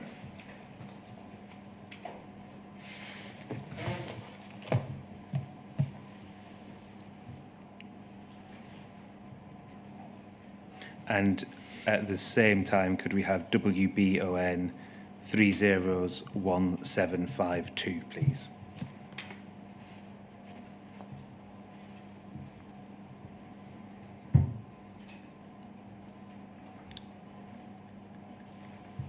So we have, assuming that means telephone call in from Jane. Yeah. She's called me. She's called you. Yes. And it records, I assume what she said, Tom Cooper, chairman, setting up board call for Monday night. Yes. Board to form a view. Yes. Was anything else, do you recall whether anything else was said about at that stage on the board's view or individual directors' views? No, this is me, I think probably in that way lawyers do, jotting down bits of information as they're given. This is Jane speaking to me, telling me things, and I'm scribbling them down out of habit. And it says Tom C, so that's Tom Cooper. Yes. So Tom Cooper was a UK GI official. I believe so. And he was the non-executive director appointed to represent the government's shareholding interest. I believe so. So it says Tom Cooper will struggle to get this through shareholder. Now, in that, shareholder means government. I think so, yes. Do you recall what Jane McLeod said to you that led you to make this note? I think that's what she would have said. This is me scribbling down. I will not have really known at this point who Tom Cooper was. I probably, had I turned my mind to it, would have understood the ownership structure. But this is Jane saying things to me and me writing them down. You said that you were, I think frustrated was the words you used. It may not have been, but it conveyed that meaning. Yes. Getting a decision. Yes. This presumably then wasn't welcome news if there's going to be a difficulty to get it through the shareholder. It's only unwelcome news if you're going to go for it. If you're not going to go for it, it doesn't matter either way. Did you inquire as to why she formed that view that Tom Cooper would struggle to get it through the shareholder? No. The post office relations with the government and its shareholder being the government were something I didn't get involved in. We never had substantive discussions about that beyond these kind of, I suppose, why is she telling me this? I suppose it's a timing conversation, this, isn't it? This is all about timing. And then it seems it refers to a brief note over the weekend. That's a note to the board that you assisted in preparing to explain. She is asking us. It became called, she wanted a plain English note, I think she called it. So I think Jane is saying to me, I'm going to need a note over the weekend for the board. And that's indeed what happened. So this is about timing and steps on the way. I want to just cover the timing of the note a bit, because I think it's relevant to understanding how that note was formed and what your instructions were. Could we look, please, at WBON 301499 and page 4, please?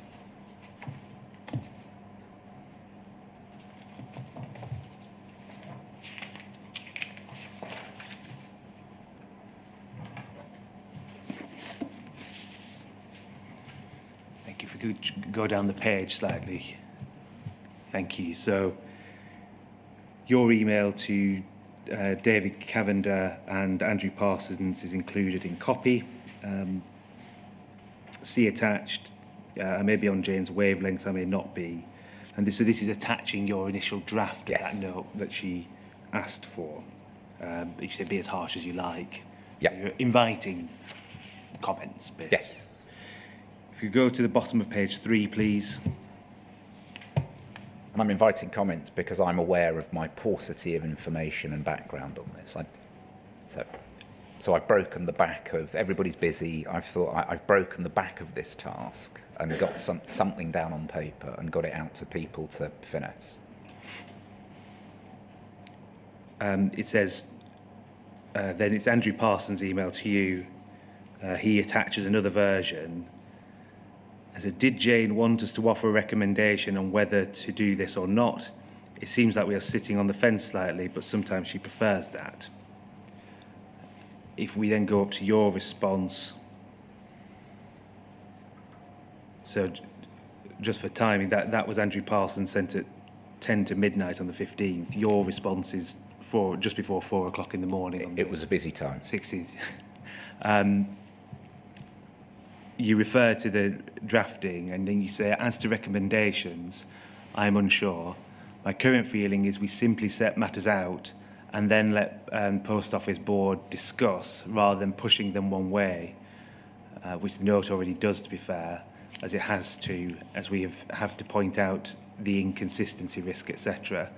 As we know, there are competing views around the board, so I don't want us looking fully partisan. At that stage, what were you aware of the competing views around the board?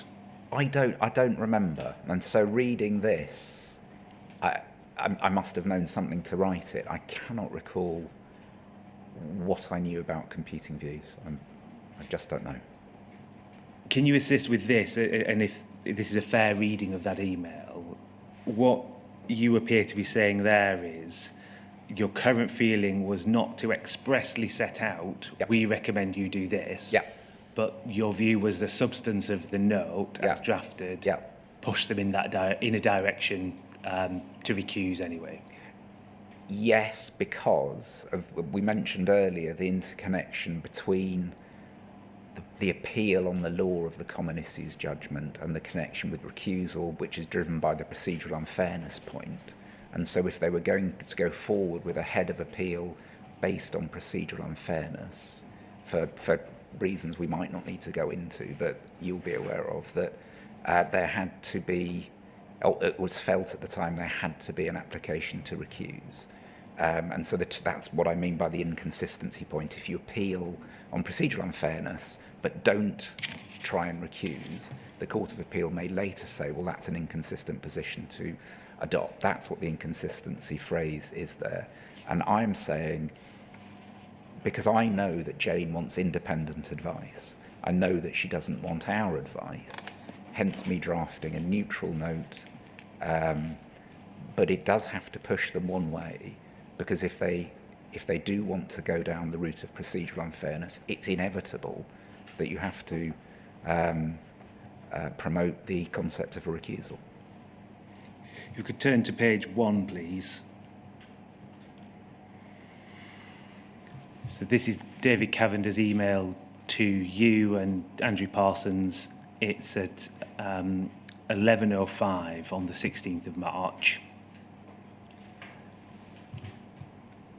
And the final substantive paragraph says, on the issue of giving... Oh, no, sorry, before I ask that, had you spoken to Jane on the telephone, not in email, to Jane McLeod in between your email of just before 4 o'clock on the 16th of March and David Cavender's email? I've no idea. If we don't have a note, I have no idea. So Mr. Cavender says, on the issue of giving Post Office a steer, I understand the sensitivity, but it should be, I think, that advisors should advise and not simply leave it to the board to come up to their own untutored view. Surely we should be setting out the options but making our recommendation.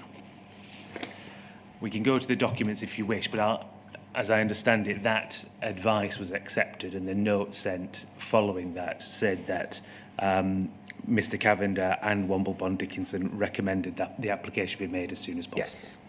So you accepted that advice from Mr. Cavender effectively? Yes, and the amendments to the document were taken in and sent to Jane in markup so she could see who'd done what. Could we please turn to poll 3022969?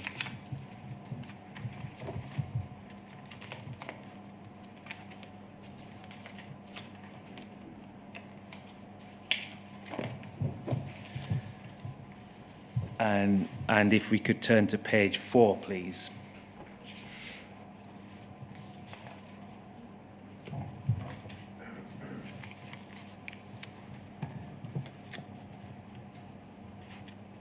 So we have here an email from Jane McLeod, 16th of March 2019 to you and Andrew Parsons. So this is just before, I think about 10 minutes or so before Mr. Cavender's email. Oh, yeah, okay, yeah. And it says, many thanks, refers to a call with the chairman, Al Cameron, and the minister, Kelly Tolhurst MP. Although I don't believe recusal will be part of our discussion. I have been advised by the UKGI General Counsel that government will not express an opinion on recusal, as they will not want the executive to be seen as criticising the judiciary. This will put more pressure on our board, and the chairman is acutely conscious that such an application will not sit well with the perception that Post Office is arrogant, whereas we are trying to edge towards contrition. The effect of that is we need to be very clear what the risks will be of not proceeding with the application, and goes on to set out what she wants. Yes. Had you communicated that, the content of that email to David Cavender before he sent his email recommending that a position should be taken on how to advise? If the I don't know is the straight bat answer. If the file doesn't show I did, I simply don't know. It's the kind of information I would have circulated, but I'm unsure as to the timing. Will you have? Well, can we move on, actually, please, to poll 20330036?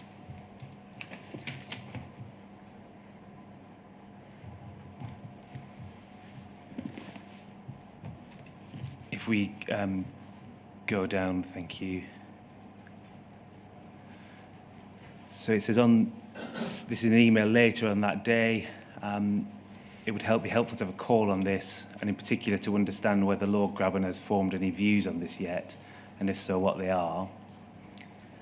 The board is highly nervous of this strategy. Our chairman has already said to our minister that while he recognises that the board has a fiduciary duty to act in the best interests of the company, he feels it is unlikely that they would want to adopt this course of action. Just pausing there, that the talk of fiduciary duty, had there been any discussion of there being a fiduciary duty on the company, on the directors to act prior to this being raised? At that point. Because I know it came up later, forcefully, from Lord Grabban. Well, I want to come to that in due course. I don't know if it had come up already. I don't recall. So we're very clear on both why doing it is in the best course of action and what our prospects of success are. And you said, Jane, I'll call in 20 minutes. Now, you recently and helpfully provided another note, yes, which I want to go to now. Yes. For our co-participants, it won't be on CP View yet. It was very recently provided. That's no criticism, but can we turn, please, to WBON 301899, please?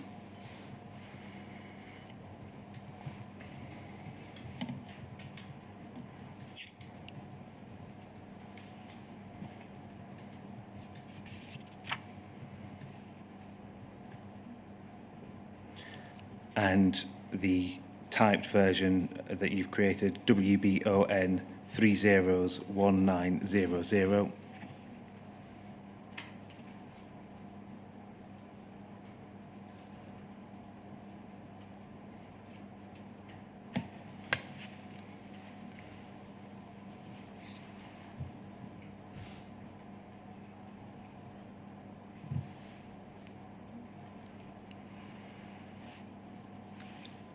Is this a note of the call that we were referring to in the email just now?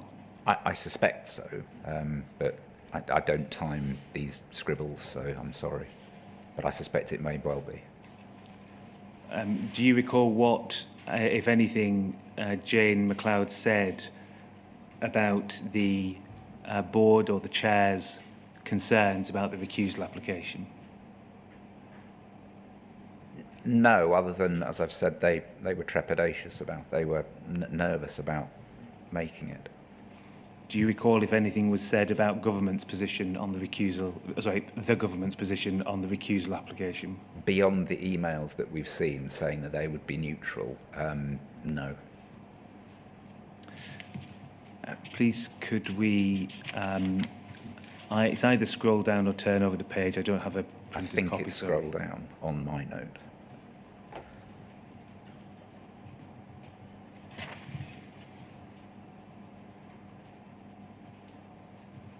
Is there a second page to that? Yeah, thank you. So it says here, big picture, presumably. Big picture, yes. Told Jane to Jane. What does that mean?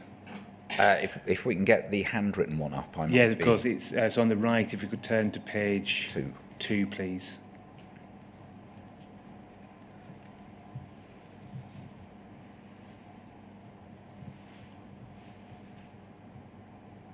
Told Jane. So I suspect they're two different blocks of conversation. Told Jane and to Jane lost all the way through. So I think they're bits of different different jottings, if you see what I mean. So it's not one sentence that says told Jane to Jane. I see. So it might be, would it be told Jane PRV trial? Yeah, and to Jane, lost all the way through. I think that if you can sort of draw a line mentally down the centre of the page, in that part anyway. Okay. So you said PR set against trial, loss all the way through, Yeah. if not recuse. Yeah. So is this what you were saying, you were advising or telling Jane McLeod? By this stage, we'd had the Lord Newburger note, I believe, on the 14th. We were developing our note that became the note of the 17th. And there was a process of mutual drafting with Andrew, David Cavender and Jane herself. And there was the view that if the judge remained in place, there was risk to the coming trials due to the view of apparent bias and entrenched views. So it then says, high tempo step, Jane warned. Yep. What does that mean?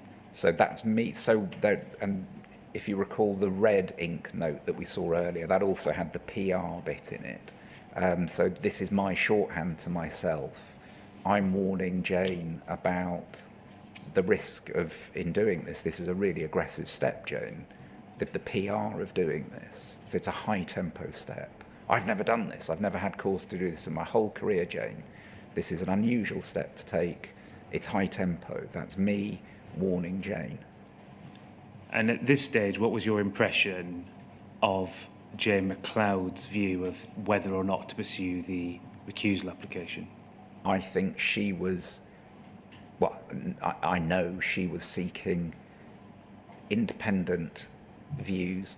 To be blunt, she couldn't care what I thought. She wanted the views of Lord Newburger and Lord Grabiner, or whoever we went on to instruct. By that time, we had decided on Lord Grabiner. And she wanted information in from those people. So even our note that was drafted between the 15th to the 17th, what she really wanted was what's Lord Grabiner's view on that note. That's all she wanted. Well, I'm going to turn now to a conference with Lord Grabiner. Now, you set out your recollection of that conference in your statement. You've exhibited typed and handwritten notes. Yes. We heard from Lord Grabiner yesterday. I don't propose to deal with lengthy issues on that. I want to cover 2 points briefly. Could we please have poll 406397?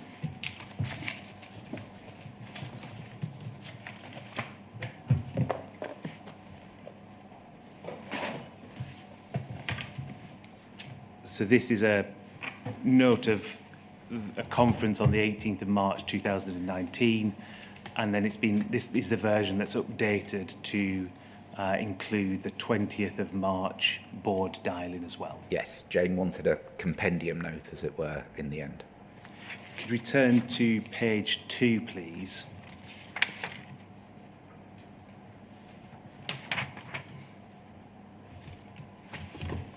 Thank you. So we have the duty to act. So Lord Grabiner explained that in his view, if there's no recusal application made, then Post Office will lose the series of trials set up in this matter.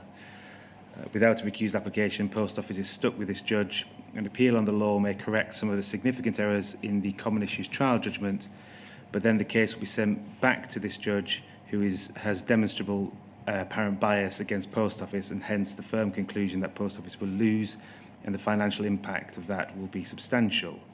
Recusal is therefore essential, and Lord Grabiner asserted that in the face of legal advice from Lord Newburger, that recusal should be applied for, and the quantum of damages that Post Office will pay out on a loss, then it was Lord Grabiner's view that there was a duty on Post Office to seek recusal. What did you understand from that point, that there was a duty on Post Office to seek recusal?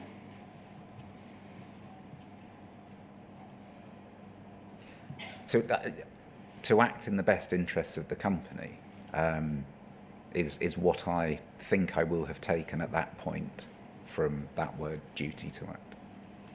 Was your understanding of the advice given by Lord Grabiner that there was a legal duty to apply for recusal or something else? I don't know, and I don't know how hard I would have turned my mind to that question. Duty to act in the best interests, did that tip over into the legal meaning of that in that conference? I don't know. I don't know. Can you tell me, Mr. Beezer, this note is on Womble Bond Dickinson note paper. Yes. Someone obviously composed it. Do you know who actually composed this minute or note? Me. It was you, right? It was, fine. absolutely, it was me. Yes, yes. So we have on the documents a series of emails of it being amended. Yeah, which we can that's fine. I just provide. wanted to have it clear in my mind while we were discussing it, that's all. Yeah. Thank you, sir. And so this, whilst not absolutely verbatim, it will be not far off. And the inquiry has the contemporaneous handwritten note that I produced this from. Yeah. I want to turn to that now for a second point.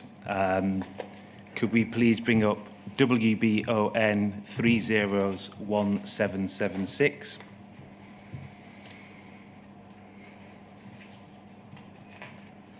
And if we could go, it was say, sorry, I should orientate ourselves. So could we also get up WBON 301737?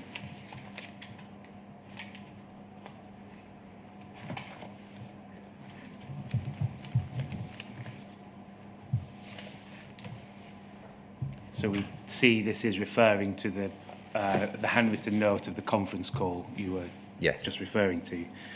Could we please go to page 5 of both notes?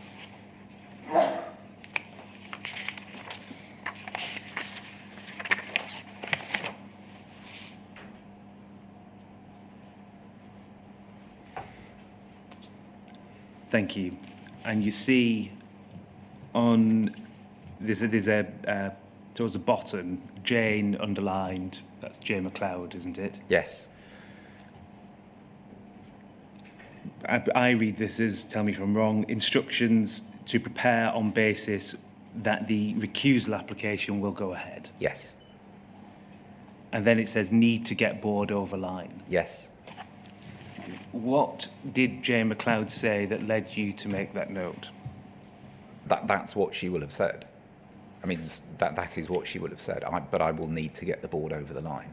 There's going to be a board call today, and we're going to schedule a board call for next Monday. And so that's what she said. So at this stage, was it Jane McLeod's position that the right decision was to issue the recusal? No. Okay, I understand what you're asking. So she was saying, because I'm saying it's urgent, Jane. We're waiting. This is, it's annoying me. So she's saying, okay, press on, draft, do your stuff, lawyers, as if we're going to go. I still need to get the board over the line. And so we are preparing as if we're going to, or more to the point, the counsel team is preparing as if it is going to go. She is going to need to still get the board over the line. So at this stage, did you have any impression of what Jane McLeod thought of the merits of the recusal application? No, I don't think I did. What she thought personally? Yes. I don't think I did. And your evidence is that wasn't discussed in this conference? No, if this note doesn't... I mean, whilst this is not an absolutely verbatim note, I would have tried to capture the salient points. So no, I don't think so. I want to ask one brief question on the call on the 20th of March 2019. If you want to see the note, we can bring it up. As the note reads, it appears that you and Lord Grabiner attended the call. Lord Grabiner gave advice, and then you and Lord Grabiner left the call. Yes, that's exactly what happened.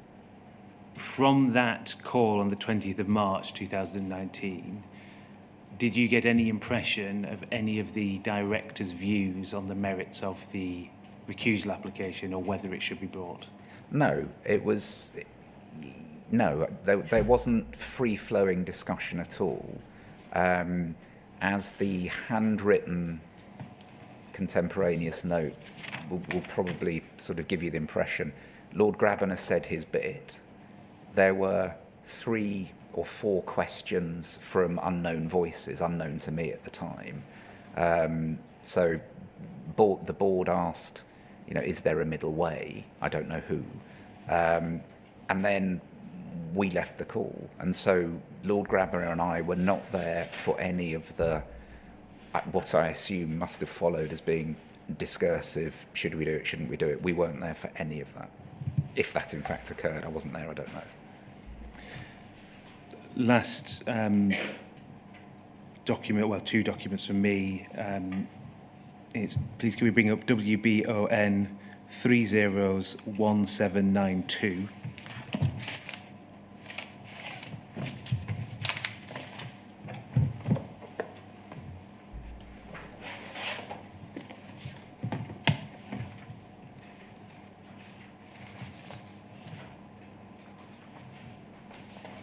And at the same time, please, WBON 301795.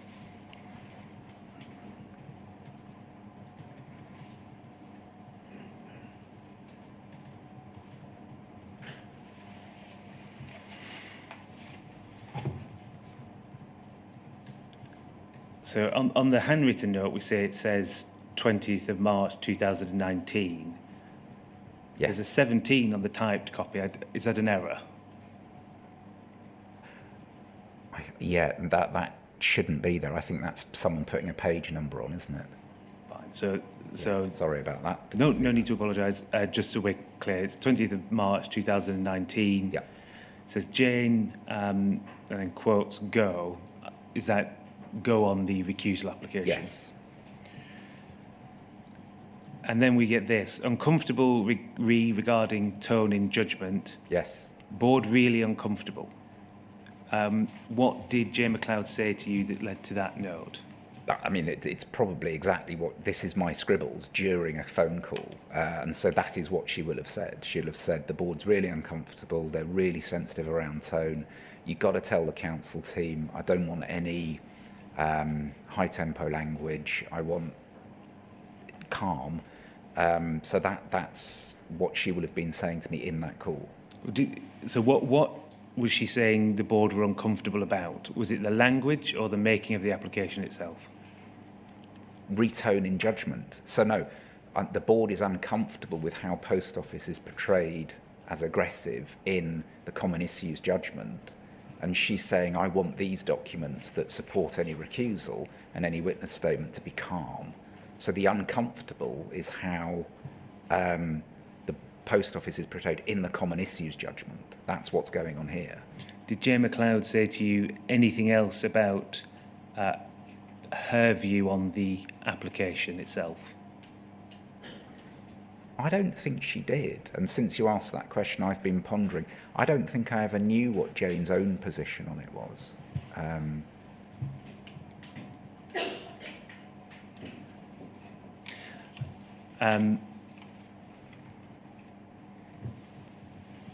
At this point, did you have any understanding of what the board's motivation was in making the application? My understanding of why Post Office wanted to do this is about the desire to get a legally correct judgment in common issues, the desire to avoid what seemed to be a near inevitable series of losses of trials going forward. They were the motivations, and I can only speak from my impression that I got from Jane, because that's the only person I really interacted with substantively on any of this. And all of those motivations seemed, based on the understanding that we had at the time, proper. To what extent, if at all, was there any discussion when concerning the recusal application that it should be made to put pressure on the claimants or the litigation funders? Not at all, from within my visibility, not at all.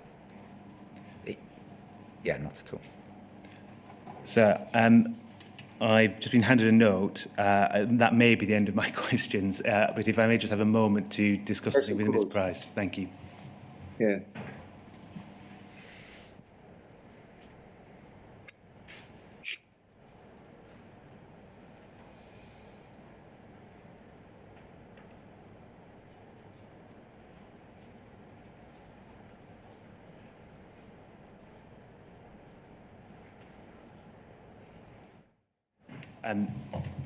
So there's no further questions from me, but I will just check the room to see if there's one issue. Ms. Page has asked for one issue to be dealt with. No. Do you have a time? Ms. Page has asked for 5 minutes, sir. Well, I'm sure that we can accommodate that. Thank you, sir. Thank you. Mr. Beezer, I'm going to ask you about a particular note which is to do with the relationship between the Bates litigation and the criminal appeals. If I could ask, please, to bring up WBON 301511.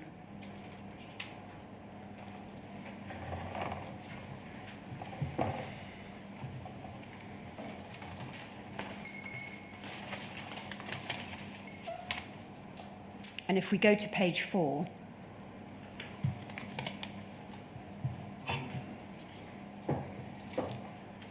as far as I've been able to work out, the blue typing is you chipping into these emails. That's right, yes. There's this paragraph in the middle. It reads, also on the topic of settlement, it is necessary to remember that 30 out of the 557 claimants have been convicted for shortfalls. Those 30 are relevant to the process currently underway at the CCRC.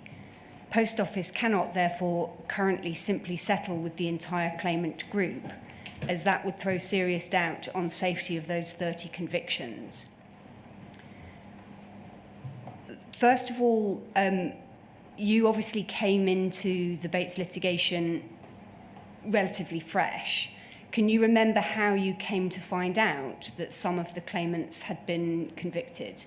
I will have picked up this information, and this is probably the totality of my knowledge on this, by osmosis, by being in the office around people who were dealing with this case. And I don't have deep knowledge on that, but it seemed a relevant point to put in this email, because it seems an impediment to settlement based on what I was picking up that other people might be dealing with. Do you have recollection of others having this sort of issue? In other words, the interrelationship between the civil and the criminal proceedings being something that was at the forefront of minds? I don't believe so. I just knew from conversations in the office that in the claimant group there were people who had been convicted, and that would be how do you pay someone who's been convicted if you want to settle? As to detail of who was dealing with that, where that was being dealt with, I'm really not sure. Do you think that the GLO was contested in that very vigorous way that it was, partly because to settle would have been to concede that past convictions were unsafe? I can't answer that question. I don't have enough information, but I really shouldn't think that was the case, but I don't know. Thank you. Those are the questions I ask, sir. Can you just show me the date when this observation is made, please? We'll be coming back up shortly, sir. Yeah, that's fine, yeah. 19th March. 19th. So it's still in the same period as you were dealing with the logistics for the recusal application? Absolutely. I had a sort of short 3-week burst and then drifted out. Yeah, I follow. That's fine, thanks. Yeah. Thank you, sir. Is that it, Mr. Stevens? And thank you, Ms. Page. Yes, I'm just doing a final check, and that seems to be everything. All right. Well, then, thank you very much, Mr. Beezer, for making two witness statements dealing with two, in effect, discrete issues. And I'm grateful to you for giving oral evidence before the inquiry this morning. Thank you. Thank you, sir. I've Yeah. heard from Ms Hodge, and we think that the best approach, subject to you agreeing, is to take an early lunch now. So if we could come back for Mr Lenton's evidence at 1:20. Yeah, by all means, Mr. Stevens. We'll resume at 1:20. Thank you, sir.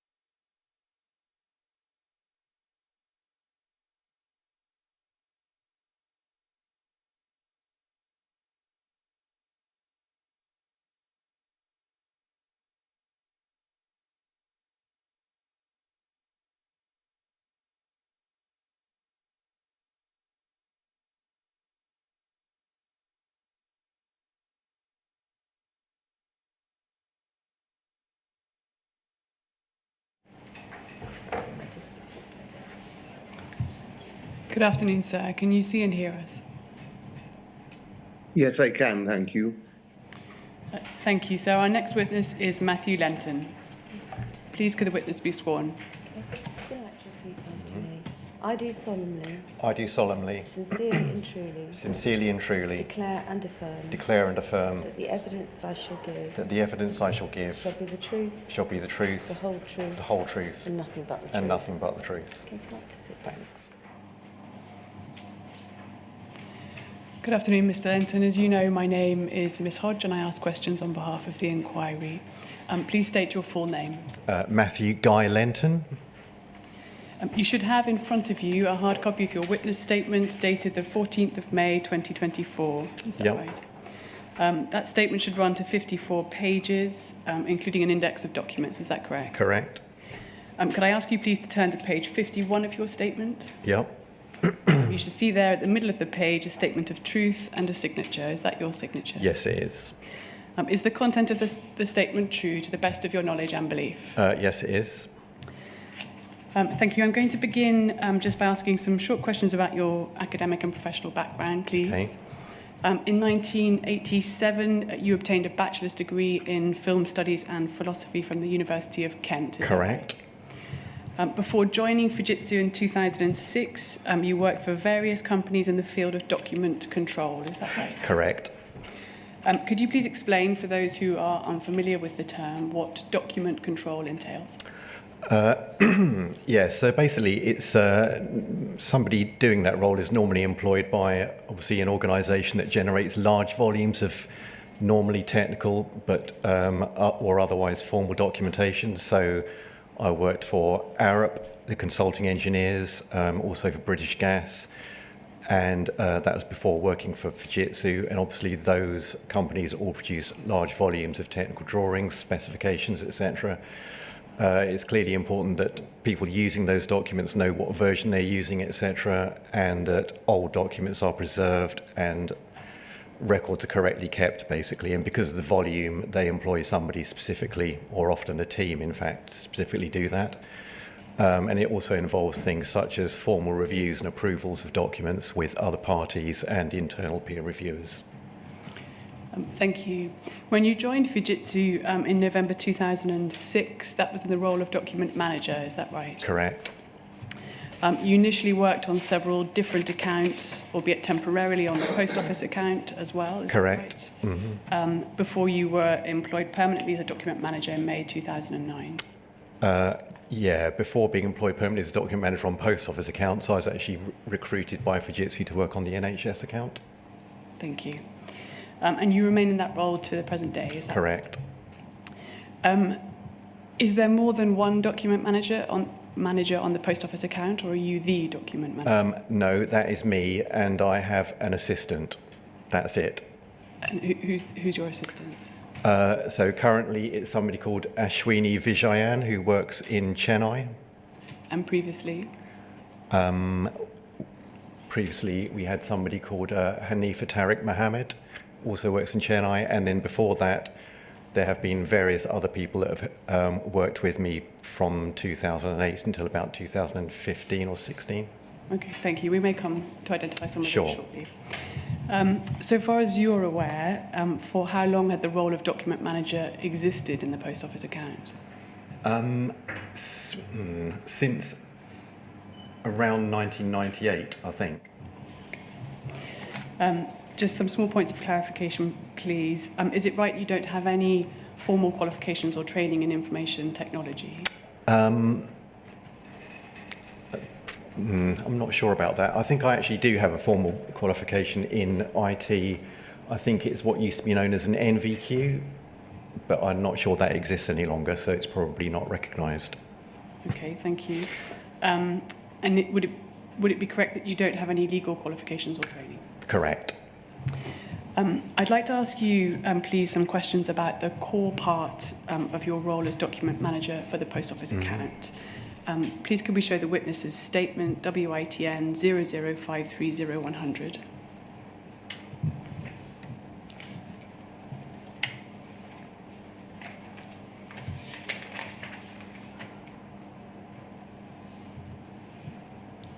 Thank you. On page 3, please, you describe the Post Office Account Document Manager role. And in your statement, you say at paragraph 8, the core part of my role as document manager for the Post Office account is the responsibility for ensuring that design documentation and key process documentation is controlled. The basis of that control is the use of a single repository for such documentation, which is a configuration management database known as Dimensions. The database provides the Post Office account clarity on the latest version of current documents and that previous superseded versions, as well as obsolete documents, are retained. Now, would it be right to say that here you're emphasising the need for there to be one place where all design and key process documentation are held? Correct. One of the reasons for that would be to ensure that such documents are distributed or disclosed appropriately, is that right? Disclosed. So the original purpose of it is not for that purpose. It's so that people using the documents in terms of the staff in the company can know that they are referring to the correct version of a document, so that we don't have, multiple versions of documents in various places on local hard drives, etc., that people are looking at that may be out of date. So the principal purpose would be an internal one? Correct. But it would equally be... It can therefore be used for externally. other purposes, such as you suggest, yeah. Another reason for having a single repository would be to ensure that they're retained appropriately. Is that fair? Correct, yeah. Is it right that during the period with which we are concerned, the Post Office account did not adhere to this key principle of document control? It may, no, I'm not sure that's true, actually. So in terms of the documentation that is stored within Dimensions, as far as I'm aware, all of the documents that have been placed into Dimensions since, I think, before 2000 are still there and are still version controlled. I'm going to ask you, Mr. Lenton, about another repository, which is the SSC website. Sure. And we may explore whether or not that contains key process documentation, as you've defined there. Now, one of the repositories to which you refer in your statement is a dedicated website that was used by the SSC for incident management and support documentation. Is that right? Right, yes, correct. That website, you say, contained work instructions relating to the reporting and management of bugs, errors, and defects. Is that right? Sorry, can you just repeat the last bit of that? Work instructions relating to the reporting and management of bugs, errors, and defects. I'm not sure that it did contain work instructions for that. I mean, certainly there may be some overlap with processes that do deal with that issue. So if we could look, please, at page 6.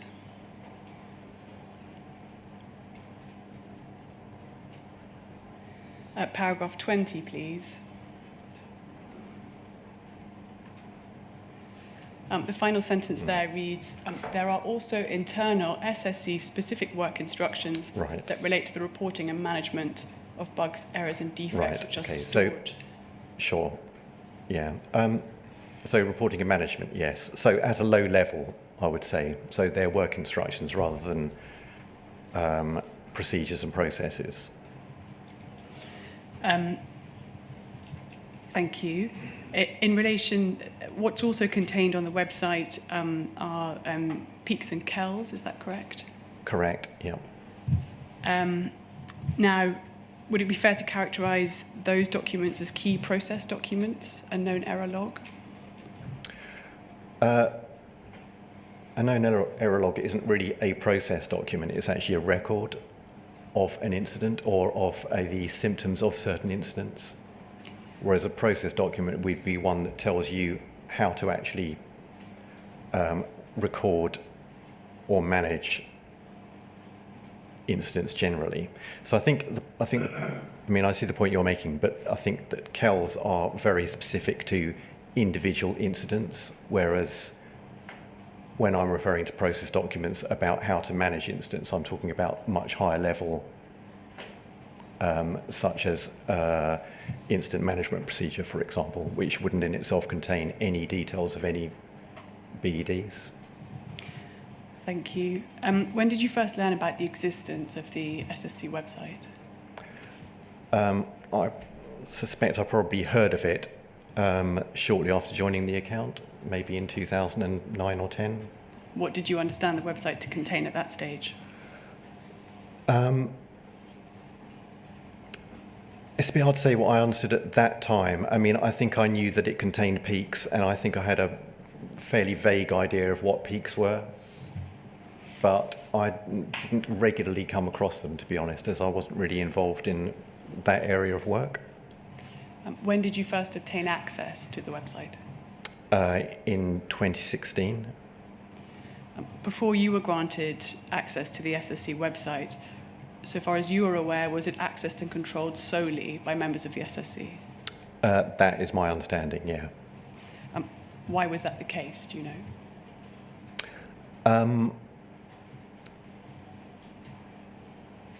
I'm not totally sure. My understanding is that for historic reasons, the SSC were originally part of a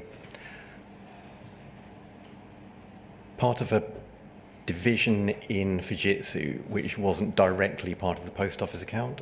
So they would have dealt with other accounts as well as the post office. So it's kind of like a shared services support team. So because of that, they would have had their own repository for dealing with incidents across the various accounts. So it'd be owned by that division rather than by the post office account itself. Do you know who within the SSC was responsible for administering the website? In the time since I've worked there, I believe it has been administered by John Simpkins and Mark Wright, and probably with the assistance of various other people.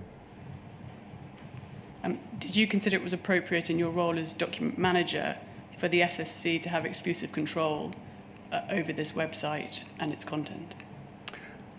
I'm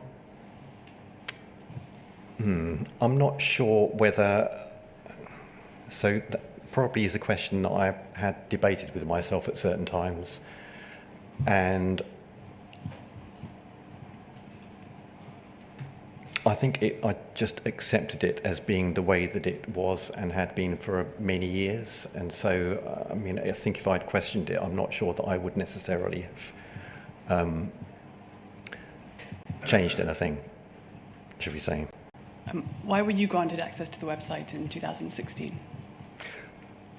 I can't remember now actually what the specific reason was that prompted it, but I think it was possibly wanting to look at peaks which related to document updates, so that occasionally, if it had been noticed that during something like testing, for example, that a document had an incorrect statement in it, then the testers may raise a peak that say that the document needs to be updated.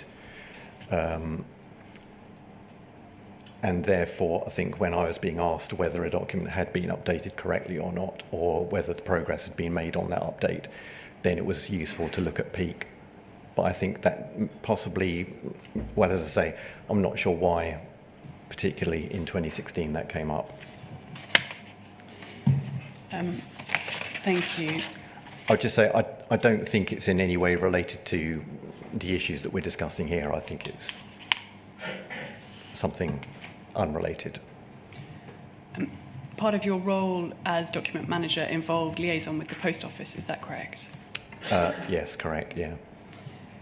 If we could turn to page 3, please, of your witness statement at paragraph 8. You say there in the final sentence, document issues and receipts between Fujitsu and Post Office Limited, as well as other parties, are controlled via a central mailbox owned by me, and those transactions are recorded and the emails stored. You seem here to be referring to the present tense. Is that fair? They are controlled by you? Correct.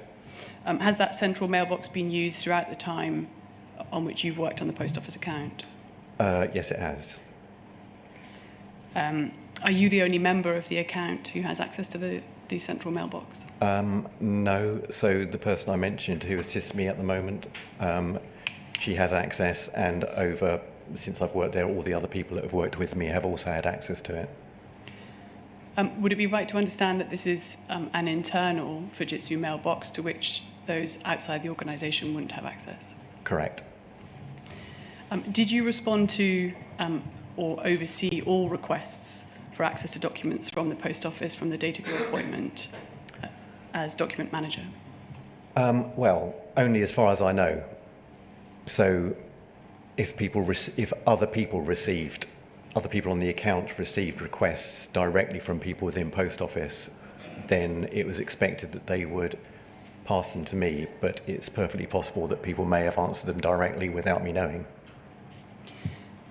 If you did not obtain access to the SSC website until July 2016, does it follow that you did not provide to the post office any documents that were held solely on that site before that date? That sounds likely. I mean, I can't say that that's definitely the case, because it's possible that somebody may have sent me something internally that I then passed on, but that sounds unlikely to me, because there wouldn't have been any need for me to record it. From quite an early stage in your tenure as document manager, you started to handle requests relating to Horizon data integrity. Is that correct? Yes. In your statement, you say you recall processing and disclosing to the post office 2 reports produced by Gareth Jenkins on the subject of data integrity. Is that right? Correct. What caused these particular documents to stand out in your memory?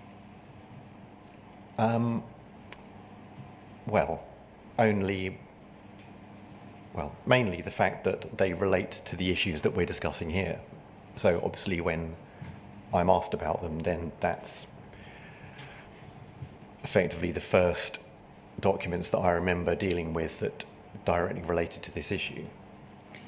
I mean, they were obviously also slightly unusual documents in that most of the documents that I would have dealt with related to the implementation of the solution or processes relating to the implementation, whereas these clearly are reports on an aspect of it rather than being design documents, as it were. And were they documents that you held in dimensions? Yes. But they were of a different character to the other documents that you held there. Is that what you're saying in essence? Well, I'm saying that because of the nature of them, they were perhaps somewhat memorable in terms of being different from most of the other documents, which are things like high-level designs, test reports, etc. At the point when you first came to handle and pass on these documents to the post office, what, if anything, did you know about Gareth Jenkins' role in the post office account? Yeah, I already knew who he was. I mean, he was one of the most senior architects on the account. He sat just upstairs from me. I'd spoken to him before, so I knew perfectly well who he was. Do you recall being asked in October 2013 to set up a SharePoint site on which to store documentation relating to data integrity? Yes. This became known as the Data Integrity SharePoint, is that right? Correct. Did you know why you were asked to set up that SharePoint? I suppose in general terms I did, but I wasn't particularly aware at that time of the investigations going on within Post Office or of the mediation scheme or second sight, etc. So not in detail, basically. What did you understand in general terms? Well, obviously only that there was some question over the integrity of the data and that various work was being done between Fujitsu and the Post Office and I think various other parties to investigate that issue. Who was granted access to the Data Integrity SharePoint? So I don't think I'd be able to give you the full list, but my recollection is that it's about 10 people within the post office account only. So people such as James Davidson, Torsten Goddeseth, Gareth Jenkins, and about 5 or 6 other people, I think. How did you determine who ought to have access to the SharePoint? I'm sure I was just asked to provide access to those people. Did any, so far as you're aware, would any post office employees have had access to that SharePoint? No. How did you decide which documents were to be stored on the SharePoint? I was asked to download them from Dimensions and put them on there. So, again, I can't really remember who it was who asked me to do it, but one of those same people that I mentioned earlier. Who would have identified to you which documents were relevant? Yeah, so probably either Gareth Jenkins or Torsten Goddeseth. Did you take any steps to consult with members of the SSC about what could or should be stored on the SharePoint relating to data integrity? No. Why not? I don't think there's any reason to do that. So I was really only doing what I was asked to do, to set up the site, give access to certain people, add certain documents to it. Did you obtain any documents from sources other than Dimensions? As far as I recall, no. Were you aware that Gareth Jenkins held a lot of relevant data on his laptop and on a server share at that time? I don't think I knew that as a fact, no. I mean, I may have guessed that. It was common that people did hold lots of data on their laptops and on file shares at that time. Perhaps it might help if we just look at that email, FUJ00156902, please.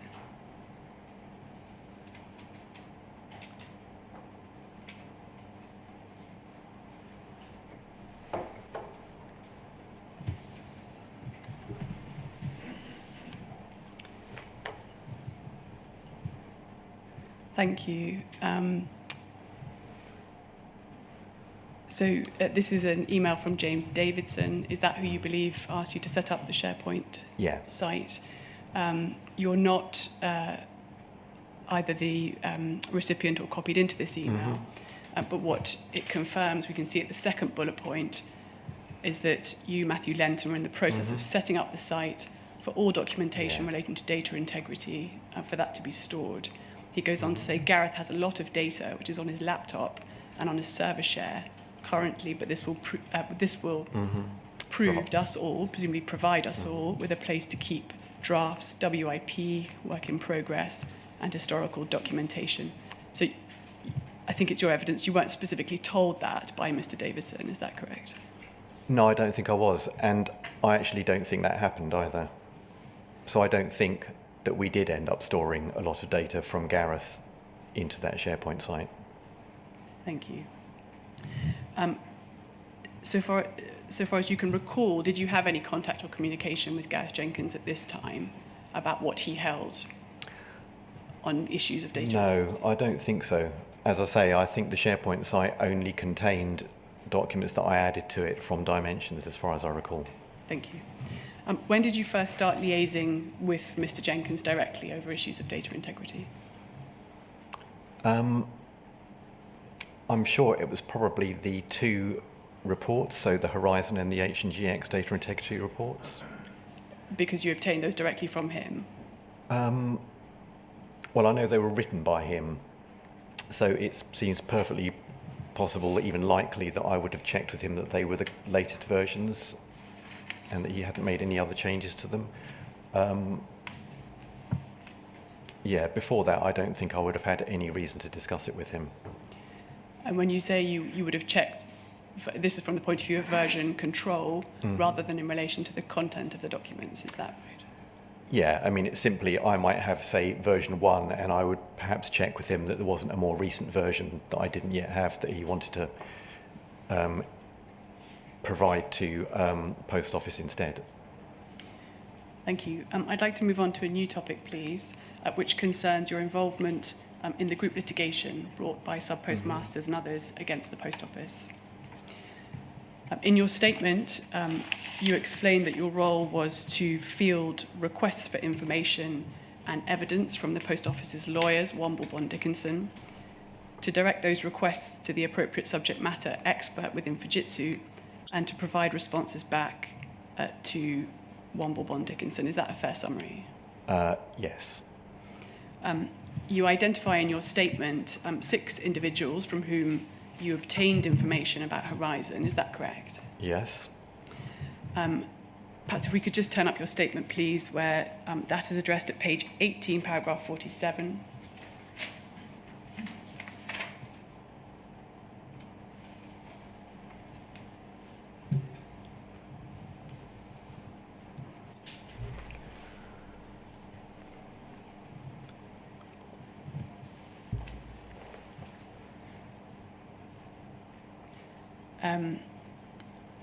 Can you tell us, please, for the benefit of those following your evidence, who each of those individuals were and their roles? You've dealt already with Mr. Jenkins. Mm-hmm. Okay, so Pete Newsom was, his job title was often something like consulting manager or something like that, but he was somebody who worked on the post office account and I believe had worked quite closely with Post Office themselves in terms of actually working in their offices on some occasions. But he was also kind of in charge of commercial change at a kind of high level, so in terms of discussing and fielding changes that the Post Office wanted to implement. So effectively he was a kind of senior kind of commercial change manager. Stephen Parker was the manager of the SSC. John Simpkins and Mark Wright were both team leads in the SSC. So I think basically they were kind of Steve Parker's deputies. I think they had kind of half a dozen or so people working under them. And Torsten Goddeseth was the senior architect on the account. So I think he was, effectively he was senior to Gareth Jenkins, I think. Thank you. Would it be right to say these were not the only individuals from whom you obtained information? You say they were the principal ones. That's right, yeah. So sometimes we would ask other members of the account for help with obtaining certain bits of information. So various subject matter experts from various teams. How did you determine to whom within Fujitsu a request for information should be directed? So often that would just be simply by discussion with other people. I mean, so the staff on the account are kind of, so all the people listed here were on the account for quite a long period of time, and obviously I had also been on the account for, about 10 years by this time, so we obviously knew who dealt with which types of issues and who had expertise in certain areas. Personally, I would have seen many document updates from being provided by various architects, for example, or service managers, so I would know who was subject matter expert in certain areas. Who within Fujitsu was responsible for determining what was or was not disclosed to the Post Office's lawyers? I suppose ultimately, in terms of this exercise, it was Pete Newsom, I guess, as he was effectively managing this kind of small virtual team of people mentioned here, plus me. What were you told about the role that Gareth Jenkins was to play in supporting the Post Office's defence in the group litigation? I'm not sure I was told anything specifically in those terms. I think it was simply that when we were looking at providing answers to questions that came to us from WBD, then I think it had been determined that this team of people would help to analyse the information in order to answer those questions. and he was one of those people because of his long-standing expertise and knowledge on Horizon. So I don't think I was told anything specifically about what his role would be other than in those terms. We know that some of the individuals named there gave witness statements in support of the Post Office's defence. Who was responsible for determining which of Fujitsu's employees were to give witness evidence? I suspect that was between probably conversations between Pete Newsom, possibly Chris J, the Fujitsu, I think he's a lawyer. I'm not quite sure what his qualifications are, and with WBD, I suspect. Did you know why Mr. Jenkins was not asked to provide a witness statement? I believe I wasn't directly involved in that, so I'm not sure. I think it may be because of the fact that he was no longer a Fujitsu employee by that time. Did you know why he was being asked to feed information and evidence to other witnesses, such as Mr. Godsev?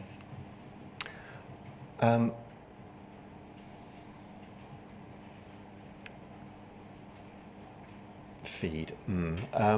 So, I mean, I think he's providing analysis, so he's being asked his opinion on various issues.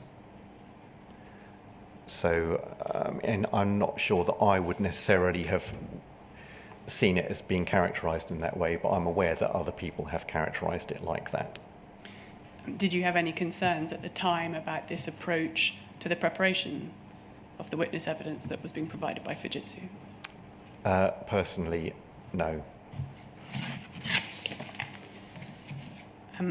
The next topic I would like to address with you, please, concerns the very late disclosure by Fujitsu of a substantial number of known error logs.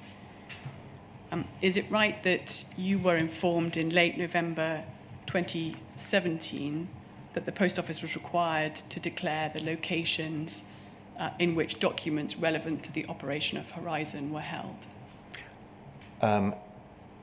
Yes, I was indirectly made aware of that by being presented with the EDQ, yeah. So I mean, when I say indirectly, I wasn't told that that was what needed to be done in the terms in which you've just expressed it. You were asked, were you not, by Womble Bond Dickinson to attend a conference call on the 30th of November 2017? Yes. The purpose of that call being to assist them to understand which documents were held by Fujitsu and where they were stored, is that right? Yes. You attended that call with 2 other Fujitsu employees, is that right? I believe so. Could you confirm their names and roles? I think that was probably Pete Newsom and Chris J.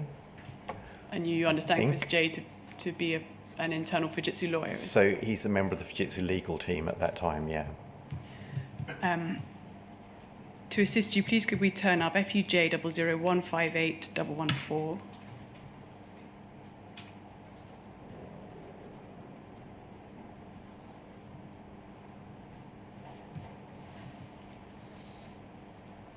Thank you. In the second half of the page, please.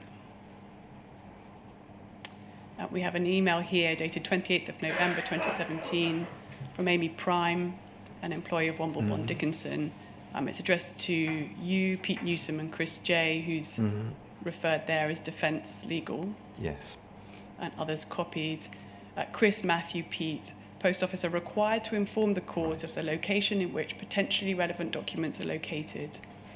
Relevant document is a very broad term and will encompass pretty much all dealings which Fujitsu have had with Post Office in relation to Horizon and HNGX, spanning emails, both with POL and internally, documents stored in dimension, transaction and event data, HSD logs, peak system, and any other document produced by Fujitsu which relates to Horizon. I appreciate this may be a large volume of documents, so as we can understand the documents held by Fujitsu and where they are stored, it would be helpful if we could have a call. Now, Do you have any recollection of what was discussed at that meeting? I must admit, I don't really remember the meeting. I remember that I did attend it. I don't recall the discussions that took place. A week later, you were sent by Womble Bond Dickinson a draft appendix to the Post Office's electronic directions questionnaire, is that right? Yes. In which they'd attempted to summarise the documents held by Fujitsu. Yes. So if we just scan up while we're on this document, please. To the top, thank you. This is an email now from Michael Wharton, again to the same recipients as discussed on Thursday's call. I've attached our draft appendix to the EDQ, the Electronic Directions Questionnaire, summarising the documents held by Fujitsu. Please could I ask you, first, to review it generally and confirm you're happy with it, and second, confirm the specific points highlighted in yellow in the attached.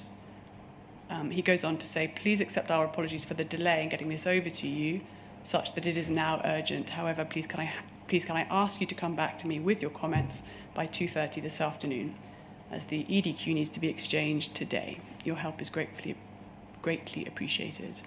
Now, obviously, that email's timed at 10:18 a.m.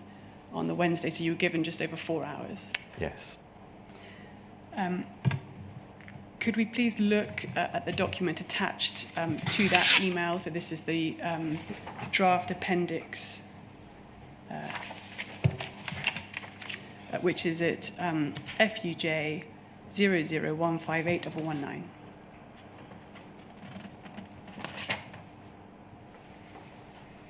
My apologies, 115.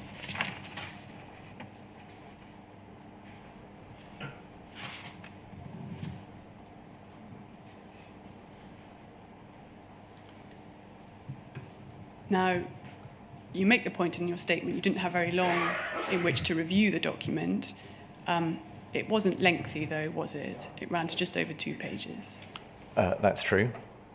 And would it be fair to say you did have sufficient time to consult with your colleagues on a number of points that you raise in the statement?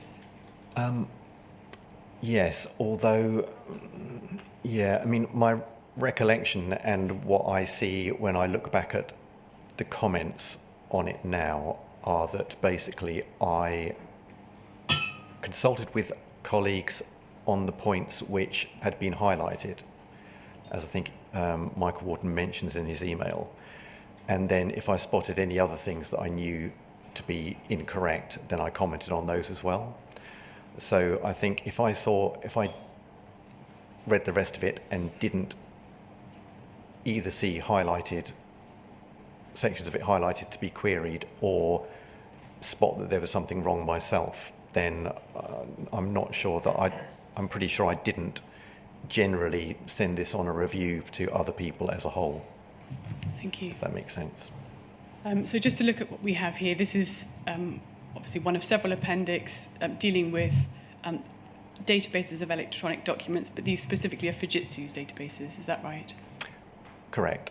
Now, if we look at just above the table, it states this information has been provided by Fujitsu to Post Office. Yep. Now, presumably that was in the meeting that you had on the 30th of November. Sorry, not attended solely by you, but by Pete Newsom and Chris Jay as well.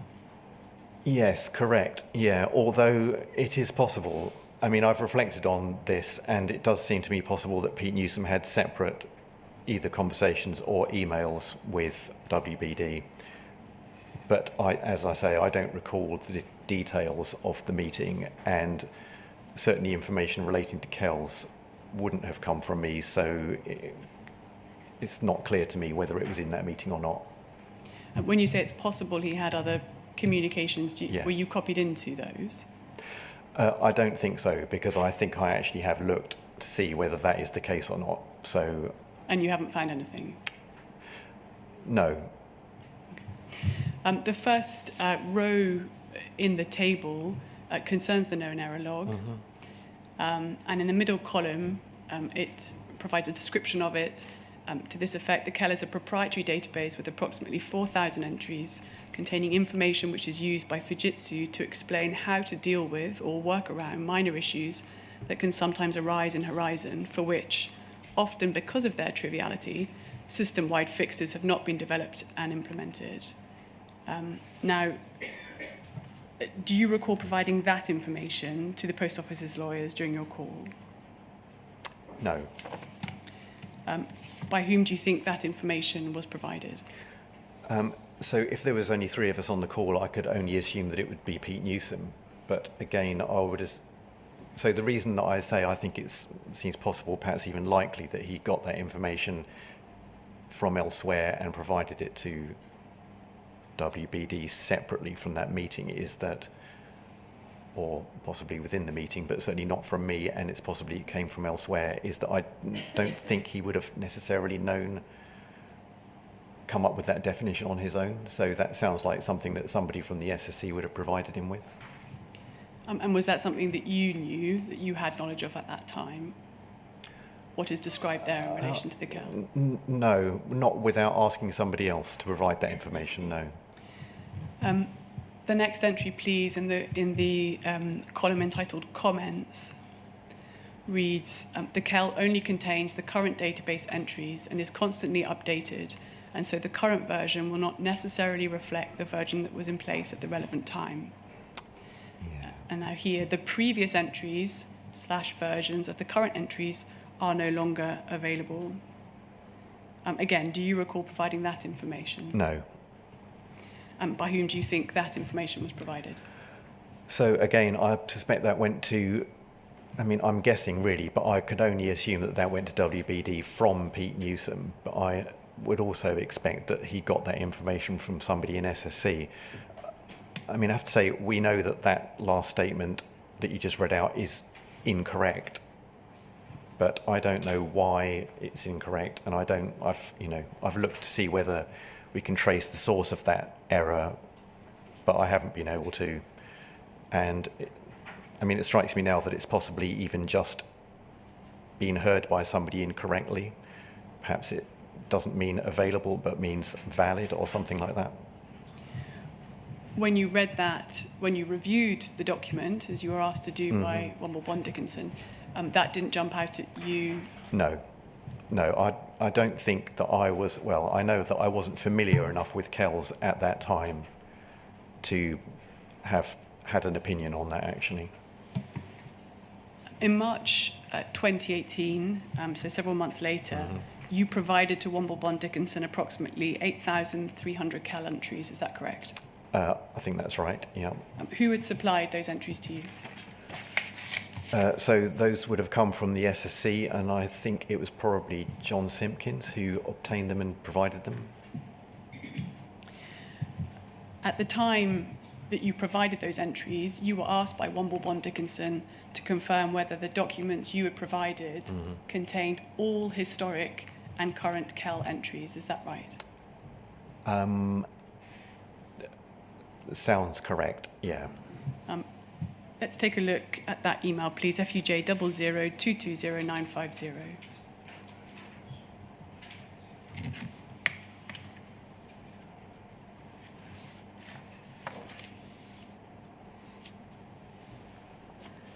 On page 3, please. Thank you. So we have an email from Amy Prime, again of Womble Bond Dickinson, dated 23rd of March 2018, to you, and copied into Chris J at Defence Legal, Pete Newsom, and I think some other lawyers from Womble Bond Dickinson. Yes. It reads, Matthew, thank you. We've safely received the documents. There's also a file named CEL Complete uploaded to the data room. Please could you confirm if this contains all historic and current CEL entries? So that was a question that was raised specifically of you. Yes. What did you understand historic CEL entries to mean? Yeah, so I think my interpretation of that was, and actually still is now, that it means CEL entries that are no longer applicable. So rather than old versions of CELs that have since been updated, it means old CELs that are no longer current CELs, so no longer applicable to the current system. So obsolete, but for a different reason? Obsolete because the CEL as a whole is no longer valid, rather than them being superseded versions of CELs, yeah. We'll come on in a bit to the terminology. Yeah. It gets a little complicated, but thank you. Now, bearing in mind what the electronic directions questionnaire had said, if the KEL only contained current database entries, from where had the historic entries been obtained? So I think I go on to explain all of that actually in another email to Amy Prime, probably after this, I guess. So there are various statuses that KELs could have. So they could either be the currently applicable KELs, in other words, the ones that the SSC would consult that were deemed to relate to the current version of Horizon. Sorry, can I pause you? Because we will come to that email. Okay.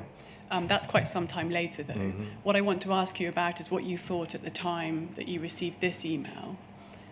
So we dealt firstly with a questionnaire in late November Sure. 2017, which said the KEL database only holds current entries of KELs. Now, here we have an email from Amy Prime, March 2018, which says, have we got all historic and current KEL entries? And so what I'm asking you is, at the time, did you ask yourself, well, from where are these historic entries if the database only holds current KELs? I'm not sure that I did ask that, but I may well have discussed it with John Simpkins, but I think I took the KELs that he had provided me with. But again, I think this is the distinction between a historic KEL and a superseded version of a KEL. Okay, we'll come on to that terminology shortly. Now, to answer this question that Ms. Prime had raised about the upload that had been made in March, as you say, you sought some clarification from John Simpkins. Is that correct? I think I probably did. If we scroll up, please, to page 1.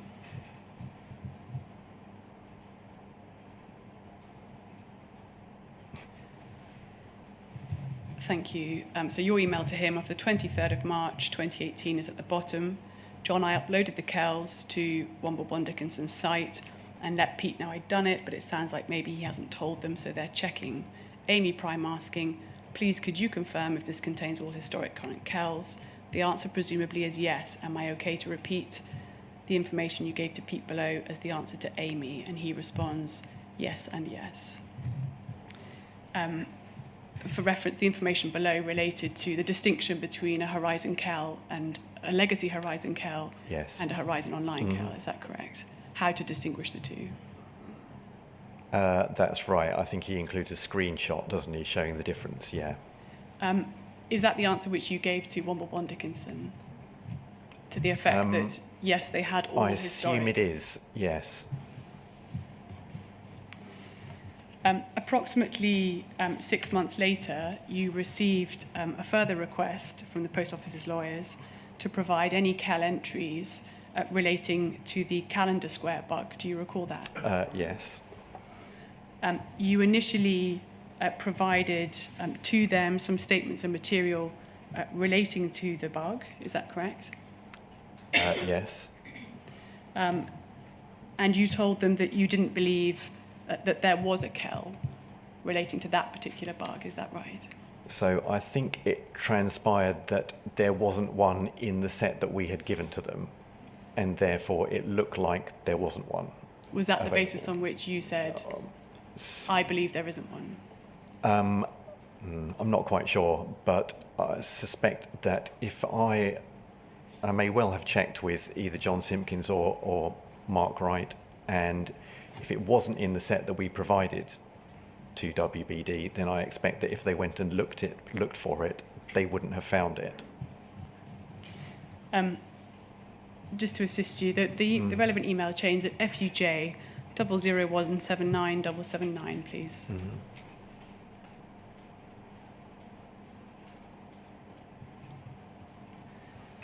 Thank you. The original request can be found on page 4, please.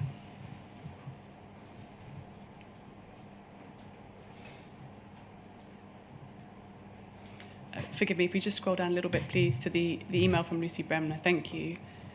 So this is dated 11th of September, addressed to you and Pete Newsome. This email not copied to Mr. J on this occasion, the lawyer. It reads, Matthew, Pete, you may recall a while ago I asked you to provide information on Calendar Square, Falkirk. Apologies if I've missed your response. However, I think this request may still be outstanding, so chasing up an earlier request, it would appear. Is that fair? It sounds like it, yes. Please, could you provide me with any information you have on this? Could you also confirm whether KELS exists for this bug? If we follow up to your initial response, please. You initially replied 12th of September. Lucy, the attached email I sent to you in July included the zip file that was originally provided to Second Sight and which includes information relating to the Calendar Square case. I don't believe there is a related KEL, but I will check for other information.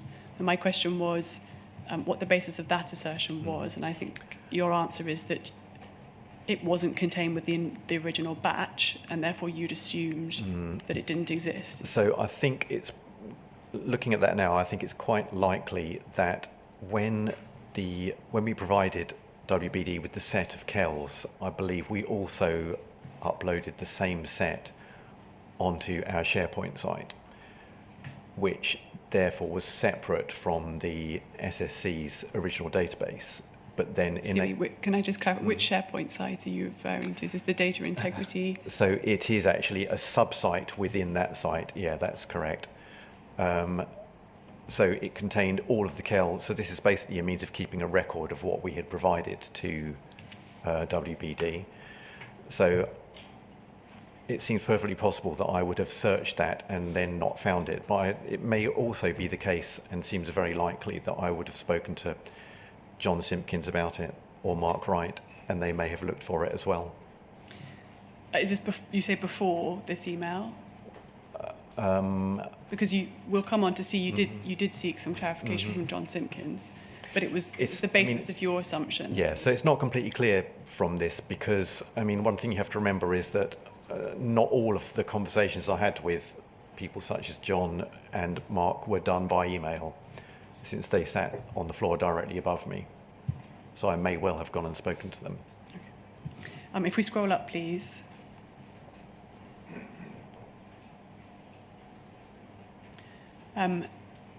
So essentially, forgive me, we can keep going up through. There's some back and forth between you and Ms. Bremner over what materials held relevant to Calendar Square. Yes. And you provide some additional material, including statements from Gareth Jenkins, is that correct? Yes, I believe so. And then thank you. On the 24th of September, Ms. Bremner says, on our call last week, you said you were waiting for Gareth to confirm whether there is a KEL for Calendar Square. Can you let me know?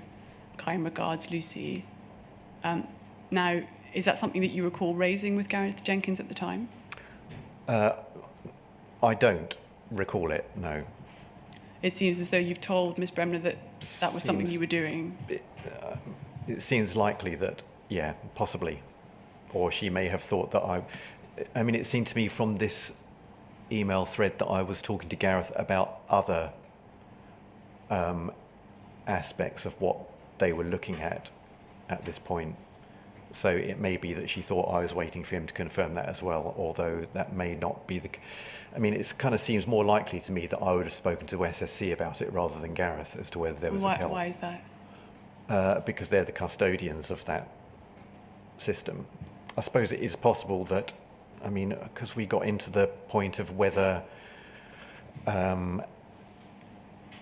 so I believe that Calendar Square was a Horizon issue rather than H&GX issue. So it seems possible that the KEL may have been deleted, but since Gareth was working there at the time, I suppose it's possible in theory that he may have had a local copy of it that hadn't been deleted. But I mean, that's speculating in some ways, and I don't think that is the discussion I was having with him. When you say a local copy, you mean stored on a laptop or...? Indeed. Thank you. Can we scroll up, please?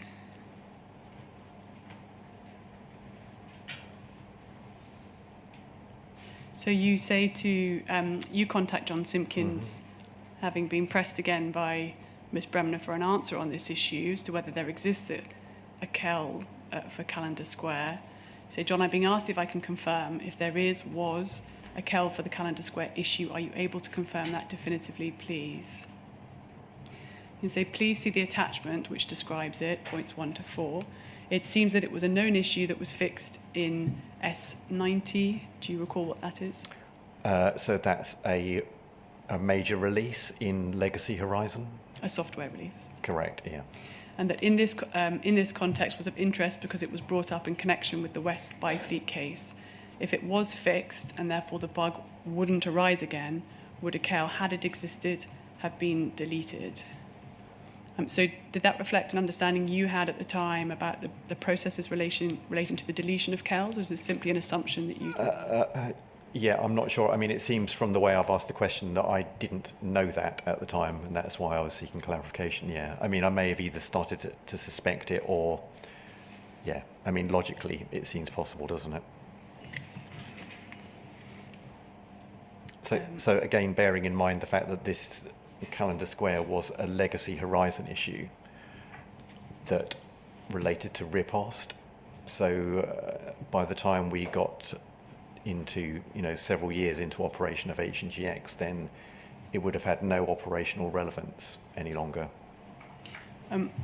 What was your understanding at this stage about Fujitsu's internal policy in relation to the retention or deletion of KELs? In terms of KEL specifically, I don't know, but I would say that I think it shouldn't have been deleted. That's your opinion as a document manager? Yeah. If we turn, please, to the first page, we can see, forgive me, at the bottom of the first page, we can see the initial response you received from John Simpkins on the 25th of September 2018. He says, Matthew, I've spent some time trying to track this down via the branch name, date range, release, problem description, etc. However, I've yet to find a matching KEL. I think the best fitting peak is, and he gives a reference, which is for the branch named, but the branch is in Falkirk. He references another peak, which has a good description of the problem, which is in the Escher product, fixed in the new version at S19. He then says, this KEL, J. Simpkins 338Q, appears to apply, which should have been in the extract supplied to you. Mm-hmm. To them. Forgive me, to them being to the Post Office's lawyers. Mm-hmm. If we scroll up to the middle of the page, please, we can see your response.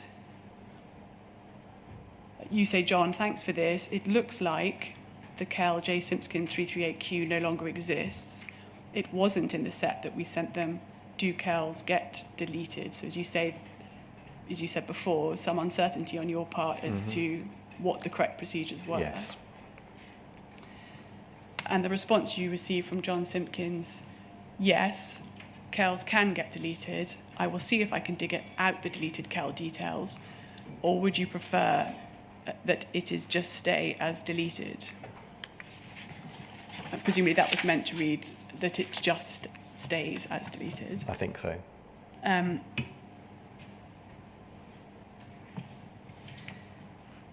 What did you understand Mr. Simpkins to mean when he wrote, would you prefer that it just stay as deleted? Yeah, I'm not sure. I mean, to be honest, I'm not really sure why he said that, but I think I'd interpret it in the same way that I guess anyone would, which is that, do you want me to not reveal it, I guess? Essentially, was he asking you whether or not he should be concealing the existence of a deleted KEL, even if it could be retrieved? It certainly does sound like that. I don't really know what his intention is, to be honest. What did you make of that suggestion at the time? I think that I wouldn't agree with doing that, and I don't think I did at the time, and I think that we didn't follow or even discuss following that proposal, as it were. Just going back, please, to your email that you sent him, forgive me, on the 26th. In that you said, it looks like that particular KEL no longer exists. Do you know how you established that?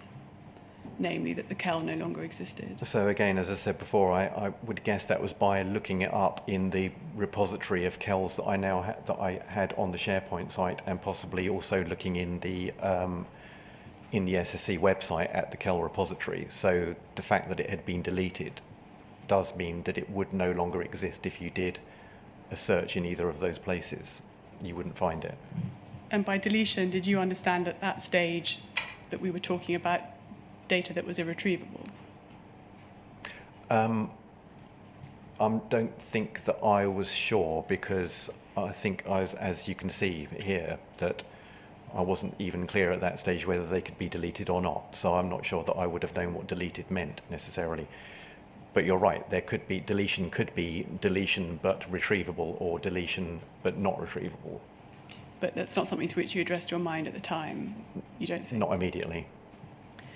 A short time later, so after confirming that he would make some inquiries and querying with you whether he should provide anything if he finds it, he writes to confirm that he has in fact retrieved the details of the deleted KEL. Is that correct? Yes, it looks, that's what he says, yeah. Could we please take a look at that email chain, which is at FUJ? So sorry, just one sec. So I will see if I can dig out the deleted KEL details. So he's not actually at that stage saying that he has found it, I don't think. No, forgive me. Yeah. We're going to move on Sure. to another chain. It's a different chain, so we don't see that reference to whether it should stay deleted. Right. This is at FUJ 00179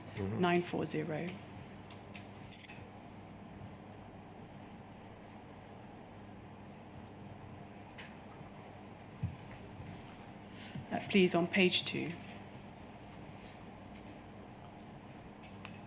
So this is the same day, about an hour later, after the email that we've just looked at.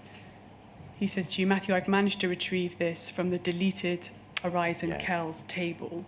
And then he proceeds to, in the body of the email, he's copied and pasted the information that he's recovered in relation to that KEL. Now, so far as you're aware, from where have Mr. Simpkins retrieved this information?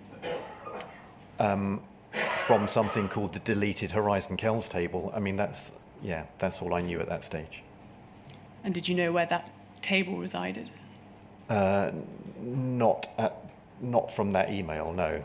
I mean, I think I found out later that it's somewhere within the SSC database. Was this the first time that you became aware that there existed deleted Horizon KELs which could be retrieved by Fujitsu? Yes, I think so. Were you concerned to discover that there existed a repository of KELs of which you'd not previously been aware? Well, I think the answer is yes, and I think from in the same email chain you can see me asking whether we've told WBD that before, and raising some issues around the fact that we have now effectively some more KELs that we haven't previously referred to. We'll come to that. We're just saying where we are for now. It would have occurred to you, would it not, that the previous assurance which you had given to Womble Bond Dickinson about having provided all historic and current KELs was incorrect? I'm not sure that it did occur to me immediately in the context of the EDQ, no. I mean, this is like several months later, isn't it? Sorry, not in the context of the EDQ, but you were asked by Womble Bond Dickinson to give a specific assurance that you had disclosed all historic and current KELs. And on the basis of what John Simpkins had told you, you confirmed that was correct. I think you confirmed that was correct. Yes. Yes, correct, yeah. Now, what I'm saying is, it would have occurred to you, wouldn't it, that if there existed deleted KELs which could be retrieved, you had not in fact provided all historic and current KELs to the Post Office's lawyers? Correct, yeah. So again, well, I mean, I don't think it occurred to me in terms of that statement, but I think I go on to raise that question in this chain. We will come to it. Yeah. Did you go back to Womble Bond Dickinson to notify them that your earlier assurance about the disclosure of all historic and current CALs was wrong? Well, again, I think not immediately, but then I think we discuss it in this email chain, and then I think eventually we do go back and tell them that. Again, I don't know about specifically referring back to that email in which they asked that question and got that response, but I think we did provide them. Well, let's look now at how the issue was handled by you and your colleagues. We're on the same document, please, at page 1. At the bottom of that page, we see, thank you,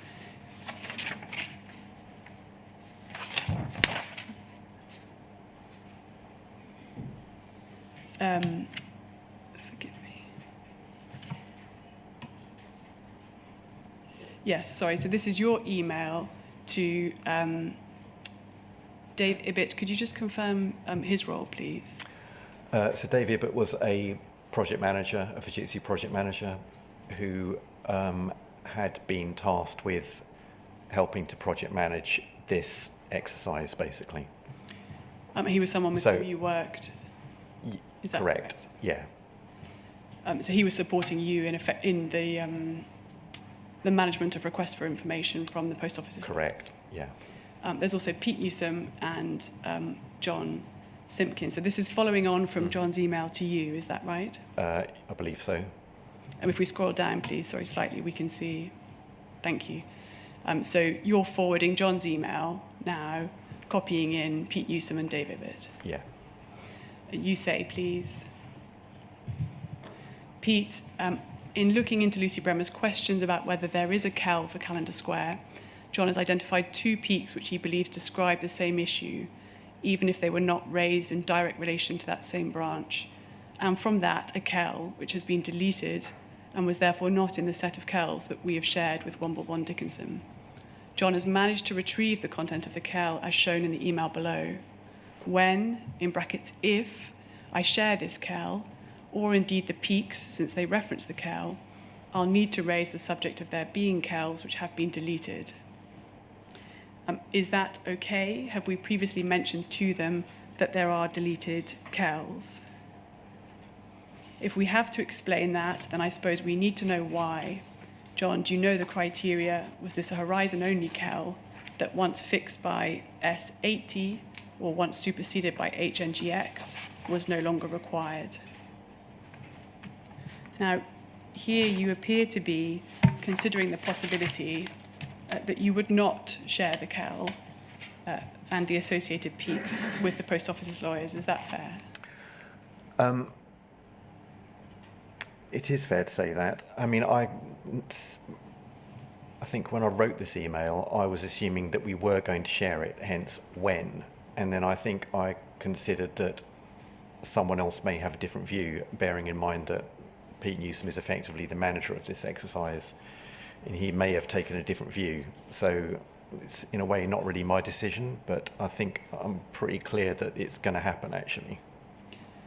So your evidence is essentially you're looking to Pete for direction on how to deal with it. Yes. Did you consider that providing relevant information to the Post Office was optional? Was your own view that it was optional? I don't think it was, no. You do express here some concern that the existence of deleted CALs appears to be inconsistent with information you've already provided to the Post Office's lawyers. Is that fair? Yeah, I think so. If we scroll up to the top of the page, please, we can see the first response you received to your query from Pete Newsom. He says, Matthew, I think we should send to Womble Bond Dickinson saying how we identified the CAL and that it was deleted from the database by John. Sorry, it says by John, but presumably should read but John was able to find a copy on a local drive, Pete. So what Mr. Newsom appears to say is, yes, we do disclose the deleted CAL. Is that fair? Yes. But by way of explanation for the late disclosure, he suggests that you tell Womble Bond Dickinson that it was found on a local drive. Yes. Did you consider that statement to be true? No, because I think John had, I think in his email beneath this, he had said that he'd found it in the deleted table. And I think I probably had a discussion with him in which he said that it was a table within the database. So that to me would immediately sound like it wasn't a local drive, but was a table within the SSC website somewhere. From where do you think Mr. Newsom obtained the information that John had been able to find a copy on a local drive? I think, well, I mean, I can only assume he's making an incorrect assumption. Do you think it's possible that that was simply made up by Mr. Newsom to avoid any further questions about deleted Kells? It's possible. Please could we look at the response you received from John Simpkins to your query about why the Kell had been deleted? This can be found in a separate chain, please, at FUJ 00179952.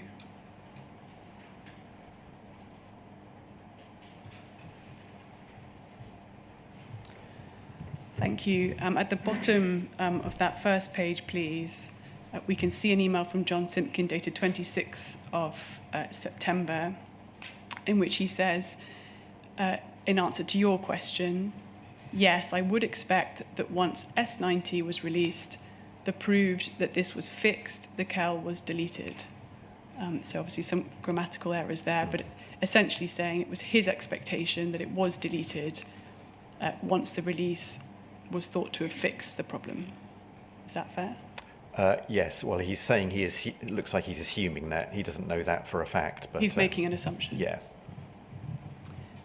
Do you know why Mr. Simpkins would be making an assumption rather than knowing the reason for the deletion of the Kell?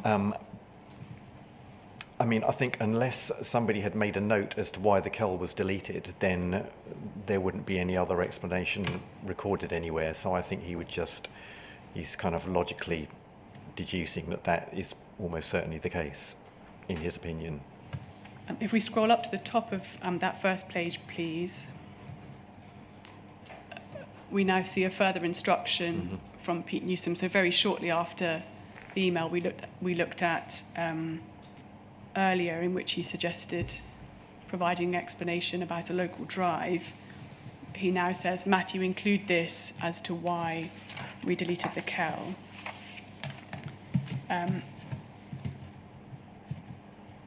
Now, this explanation didn't rely on a purported discovery of the Kell in a local drive, but upon an assumption that Mr. Simpkins had made that the Kell had been deleted. Is that fair? So that's two separate things, though, isn't it? Forgive me, I'm saying, so we've moved on from the original explanation, which was... So one of them is how he found it, and the other one was why it was there. Is that what you're asking? No, forgive me, I'm simply making the point that here, a short time later, he's advancing a further explanation. But forgive me, he's instructing you to give a different explanation as to why the Kell had been, as to why the deleted Kell had been discovered. Well, no, I'm saying that's two separate things, though, isn't it? So the reason it's been discovered is not the same as the reason it was deleted. Forgive me. Yeah, he's providing the reason why it was deleted, not how or why it was found. But that providing an explanation as to why it wasn't disclosed in the first place. Isn't that the underlying...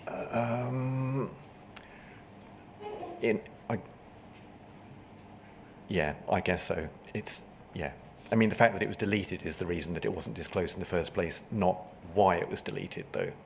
I mean, why it was deleted in some ways could be another reason, couldn't it? But it's connected, but it's not the same thing. No, I agree with that. But it's all part of, is it not, an attempt to explain away why Fujitsu's discovered a Kell that wasn't previously disclosed?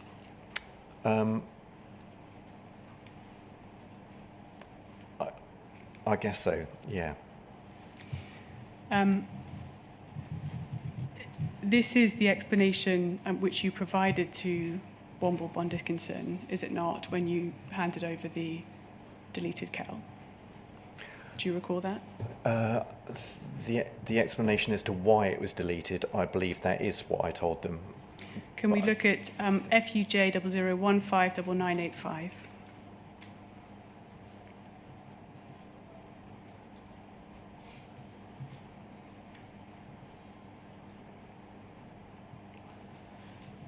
Thank you. Your email is at the bottom of page 1 onto page 2. Thank you. So it's dated 28th of September. You say, Lucy, we've looked into this, and it appears that the relevant peaks are, give the references, copies attached.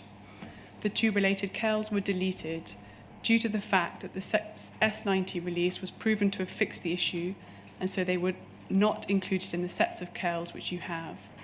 We've been able to retrieve the text from one of them, presumably read, however, as attached, and you provide that KEL J. Simpkins 338Q. Now, in this email, you assert as fact that the 2 related KELs had been deleted because it was shown the issue had been fixed by a software release, do you not? Yes. You didn't know whether that was in fact the reason why they'd been deleted, did you? Well, I was given that explanation by John Simpkins and assumed, therefore, that it was true, since that was his view. And I'm not sure what other explanation. I mean, yeah, I think I'm the point, sure. forgive me, the point I'm trying to make is you had an assumption that he'd made, and you accepted that that was an assumption, and you assert it here as fact. Okay, yes. If you were being entirely accurate, you would have said, we don't know why they were deleted, but we assume it was because the problem had been fixed by a software release, would you not?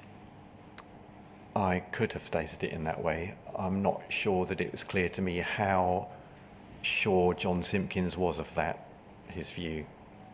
So, I mean, if he wasn't sure of his view, well, how I'm could you be not sure? sure that I had any particular reason to doubt it. So you're right, though. Maybe this is overstated in terms of sounding like it's 100% certainty. Were you hoping to shut down any further inquiries into the existence of deleted KELs? I don't think so. No.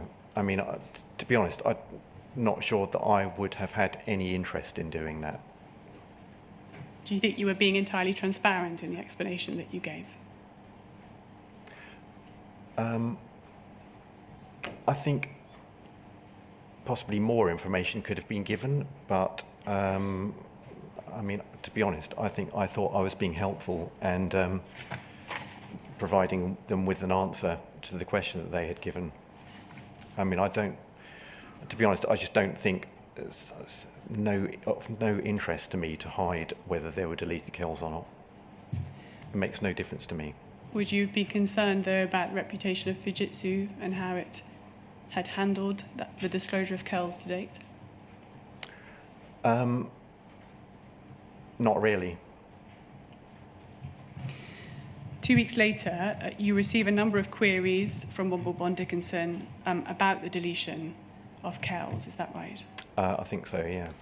Could we take a look at that email, please, at FUJ 00181400?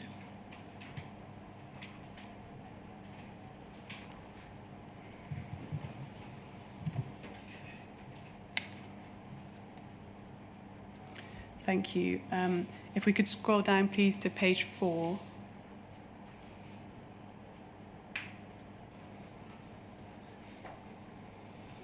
Thank you.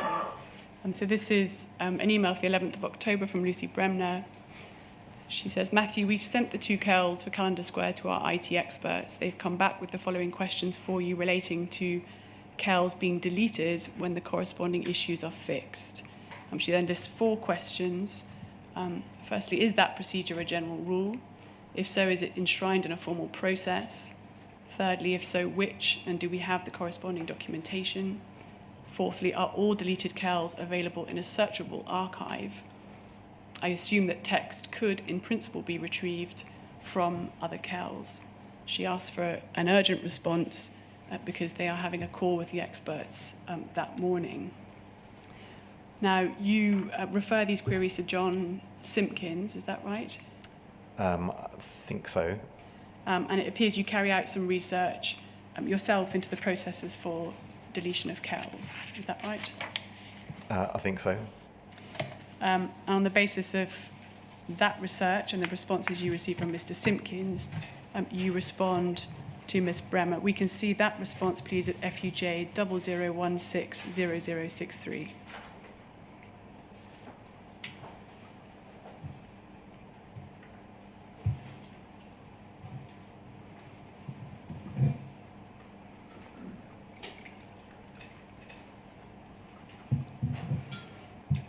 At page 2, please. So we see a list of the original questions and your responses in bold.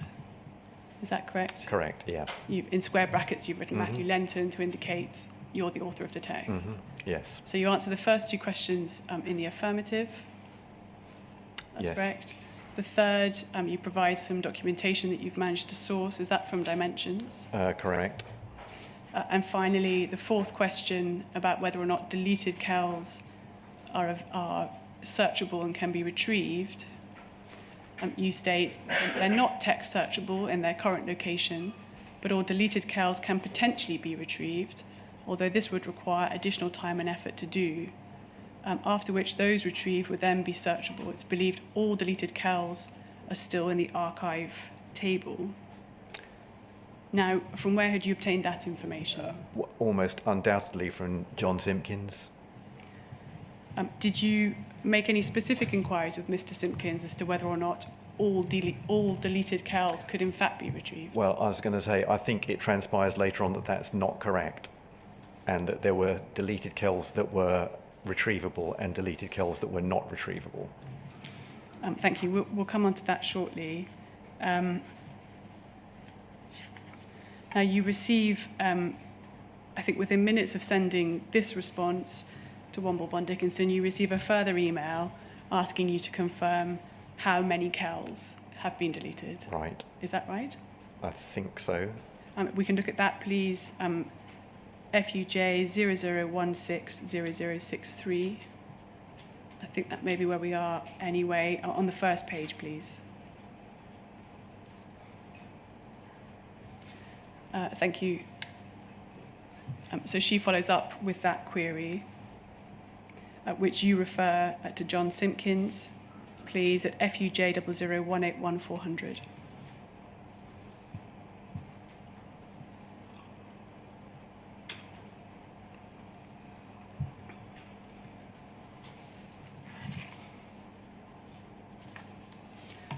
Thank you. So at the bottom of the first page, please, we can see your email to John Simpkins. John, do you know how many CELs have been deleted to date? That's Womble Bond Dickinson's questions for now. Are you able to provide an answer, please? I think I know what's coming next. What did you mean by that? Well, once we tell them, they'll ask for all of them.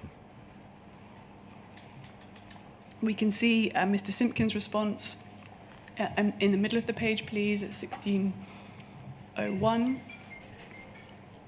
He says, Horizon deleted CELs, there are 1,281. And Horizon, or HNGX, Horizon Online deleted CELs, 212. He goes on to say, please note, however, that some CELs would have been deleted because they were wrongly raised, as well as those out of date. So we cannot confirm that all the information in these is valid, i.e., if the SMC raised a CEL wrongly, the SSC may well have deleted it as such. Therefore, I have reservations about supplying an export of deleted CELs. What we appear to see here, do we not, is some reluctance by John Simpkins to consent to the disclosure of the deleted CELs. Is that fair? Yeah, I mean, I'm not completely clear what he means about reservations. I mean, I don't know whether he means reluctance to supply them at all, or just those are his reservations in that there may well be a significant number of deleted CELs that are actually not valid as CELs at all. I mean, I think I recall there was fairly regular problem with SMC raising KELs for which there were already KELs. So you would end up with a duplicate. And I think he's referring to those also being included in that set. So it's possible that his reservation is more about we can't just send the whole load over because some of them just simply aren't valid and never were. I think it transpires in early November, you do provide a tranche of deleted KELs, 1,491, right. in response to their request. Do you recall that? I believe so, yeah. Now, in early February 2019, you received several queries from Womble Bond Dickinson, which were prompted by the claimant's technical expert. Do you have any recollection? I'm sure I do, if you show me yes, of course. more specifically what we're talking about. That email is at FUJ0008678, please.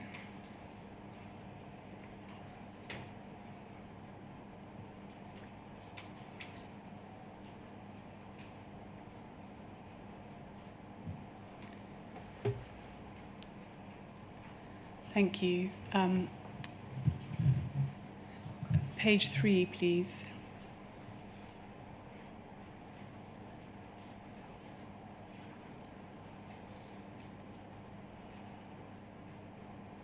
If we could scroll down, please, to the bottom of page 3.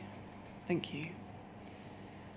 So this is, thank you, 6th of February from Lucy Bremner. She says, Matthew, Jason Coyne, who was the claimant's technical expert, do you recall him as such? Yes, yep. Has referred to a number of peaks and KELs in his supplemental report that he states have not been disclosed. Can you let me know why they are not in the peak KEL extracts we've received from you? Is it because they were all from the system Pinnacle? If you can provide any dates relating to them, that would be appreciated. And we can see here you've again adopted the method of putting your responses in the body of the email in bold. You refer, in relation to the KELs, you say several of them are deleted, not deactivated, and they cannot be retrieved. Now that, of course, it was different to what you'd said previously, which was that you'd understood them all to be retrievable. Yes, although, as I say, later it transpired that some deleted KELs were not retrievable. I'm not quite clear whether this is before or after that statement.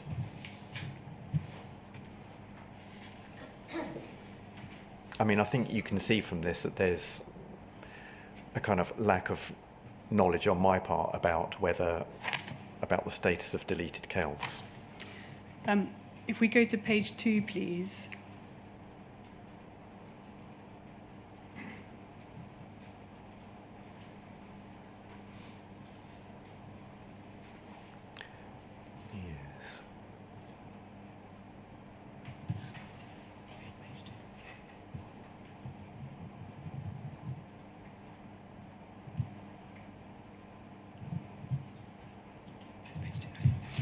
Forgive me, sir, I may have an erroneous reference, and in any event, I think we're due to give the transcriber a break. So I wonder if we could please briefly break now.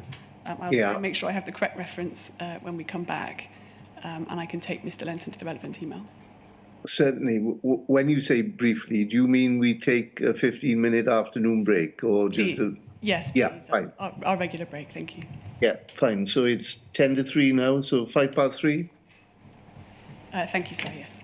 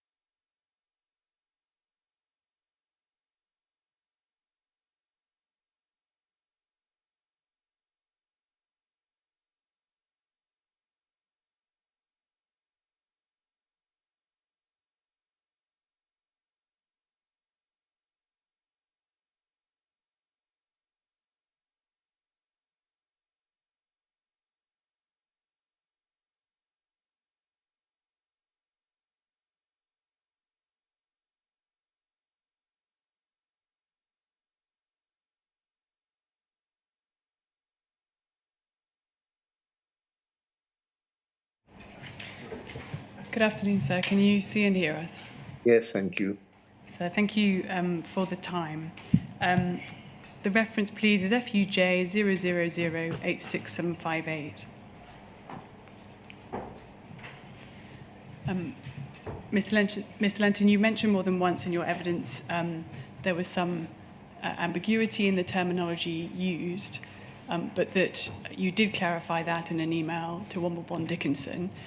This is your email of the 13th, well, it's Ms. Prime's email of the 13th of February. We can see at the very top there, you confirm that you've inserted your comments into the body of the email, Yes. as you've done on previous occasions. So if we scroll down, please, to Ms. Prime's email, where we have her questions and your answers in bold. The first related to the Pinnacle system, which was the predecessor to Peak, is that right? Yes, correct. And the second point relating to deleted CALs, she asks, are these not retrievable?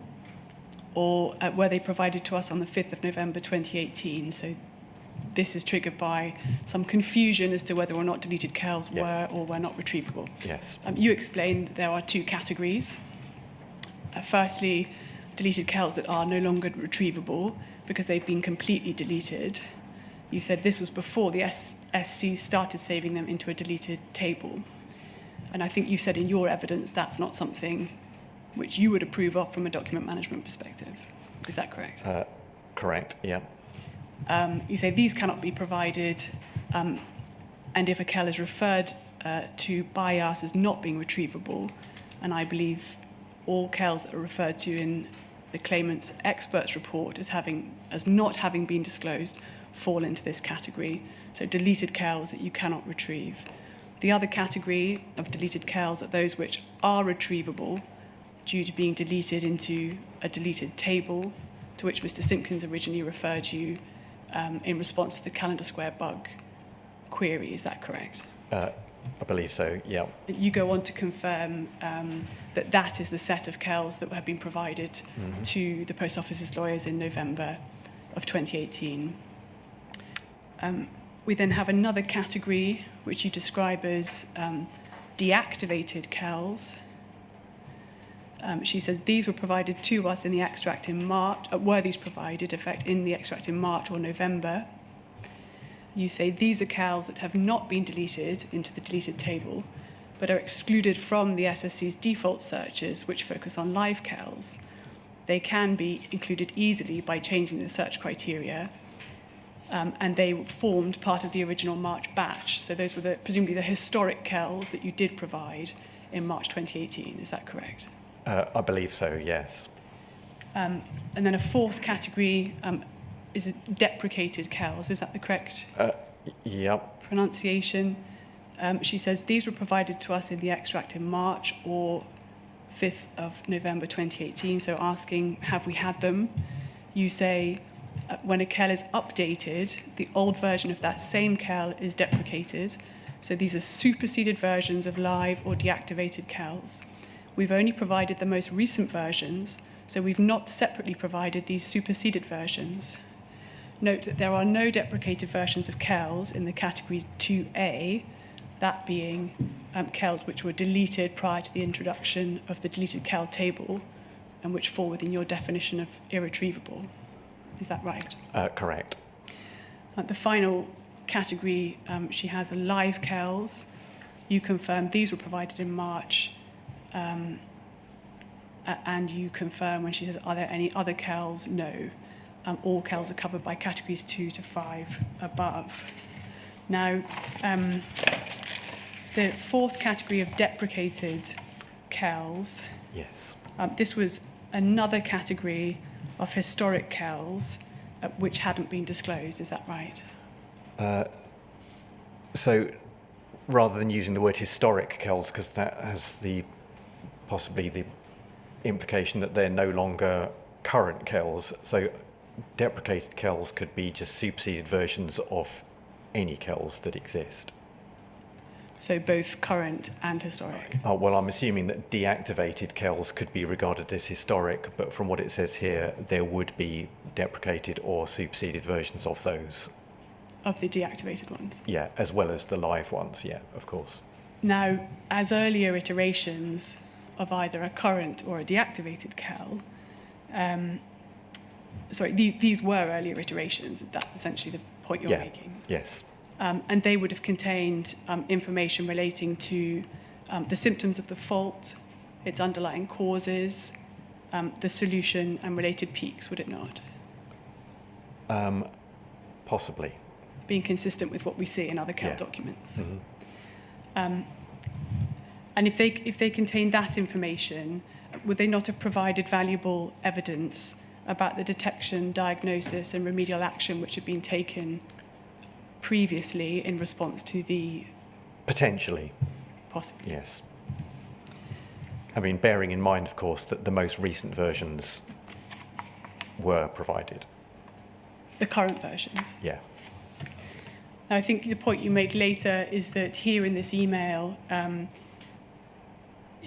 perhaps not advertising, but you are drawing to the attention of the Post Office's lawyers that there is yet a further category which Fujitsu holds, which hasn't been disclosed. Correct. Yeah. And yeah, as I'm sure you're leading to, this already is contrary to what was stated in the EDQ.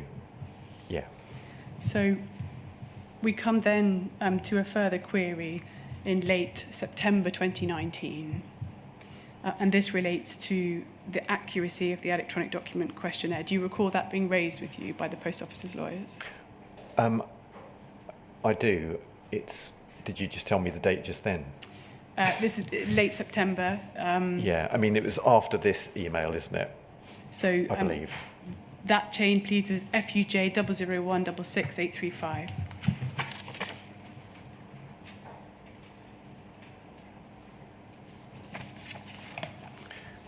Yeah. So it's considerably after that last email, in fact, isn't it, I think? Yes, thank you. Please, pages 9 to 10, bottom of page 9 onto page 10, please.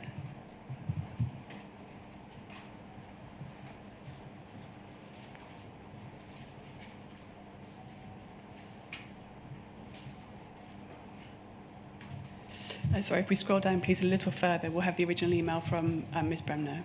Thank you. So that's 30th of September 2019. She says, Matthew, Post Office is seeking to quote from its electronic documents questionnaire submitted back in 2017. It's seeking to rely on the following quote in relation to CALs. And that's the passage, of course, to which we looked at earlier. So can you confirm this is definitely the correct position? We need to respond to Freeth's. Now, your response a little further up, unsurprisingly, was that that was not entirely correct. You say the second sentence is not correct, that being that previous entries versions of the current entries are no longer available. You say you may recall that there are 3 status categories of CAL: current, deprecated, and deleted. For those that are current or deprecated, they've been updated in such a way that previous content is not permanently overwritten, but instead a new version is created, with the previous versions being retained and accessible. For those that have been deleted, only the last version at the point of deletion has been retained. Now, you had disclosed a batch of deleted CALs in November. That's correct, isn't it? We'd covered that. Yes. But you hadn't disclosed any of the CALs falling into the deprecated category. That's correct, yeah. Do you recall how many deprecated CALs existed? I believe a figure of something like 5,000. Could we please turn to FUJ 001666835?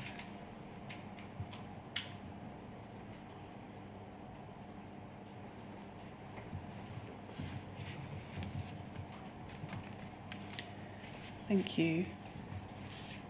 So this is in early October.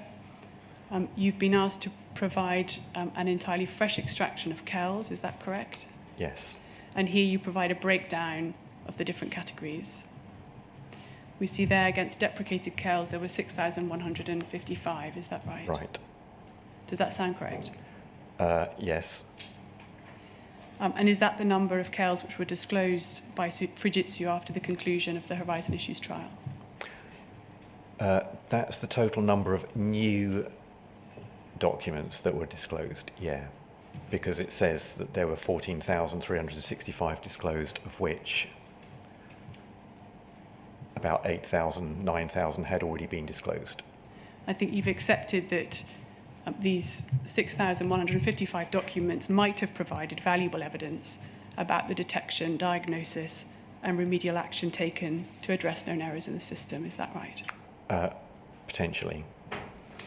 I'd like to move on to a new topic, please, which relates to your knowledge of and information which you provided about remote access.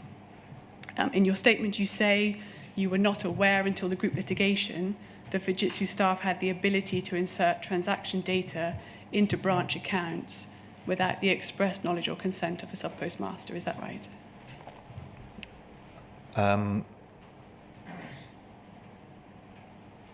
Correct, yeah. It appears from the documents we have that this issue was brought to your attention in or around May 2018 because of a request for information made by the claimant's technical expert. Is that right? I think so. If we look, please, at FUJ 00 222620.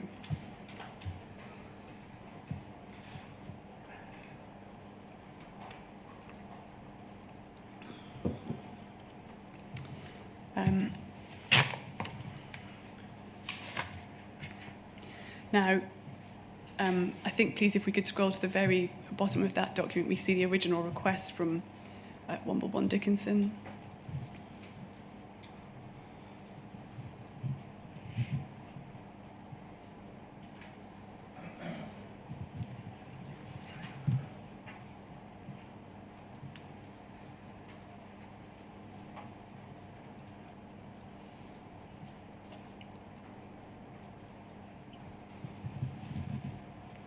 Thank you. So this is just for reference. This was the genesis of the request that came in, request for information from the claimant's expert. You were asked, were you not, to identify documents which were responsive to that request? Yes. One of the topics covered by the claimant's expert in his request for information was remote access. Do you recall that? I believe so, yeah. I wonder, please, if we could show the information request. It bears the reference FUJ 222364.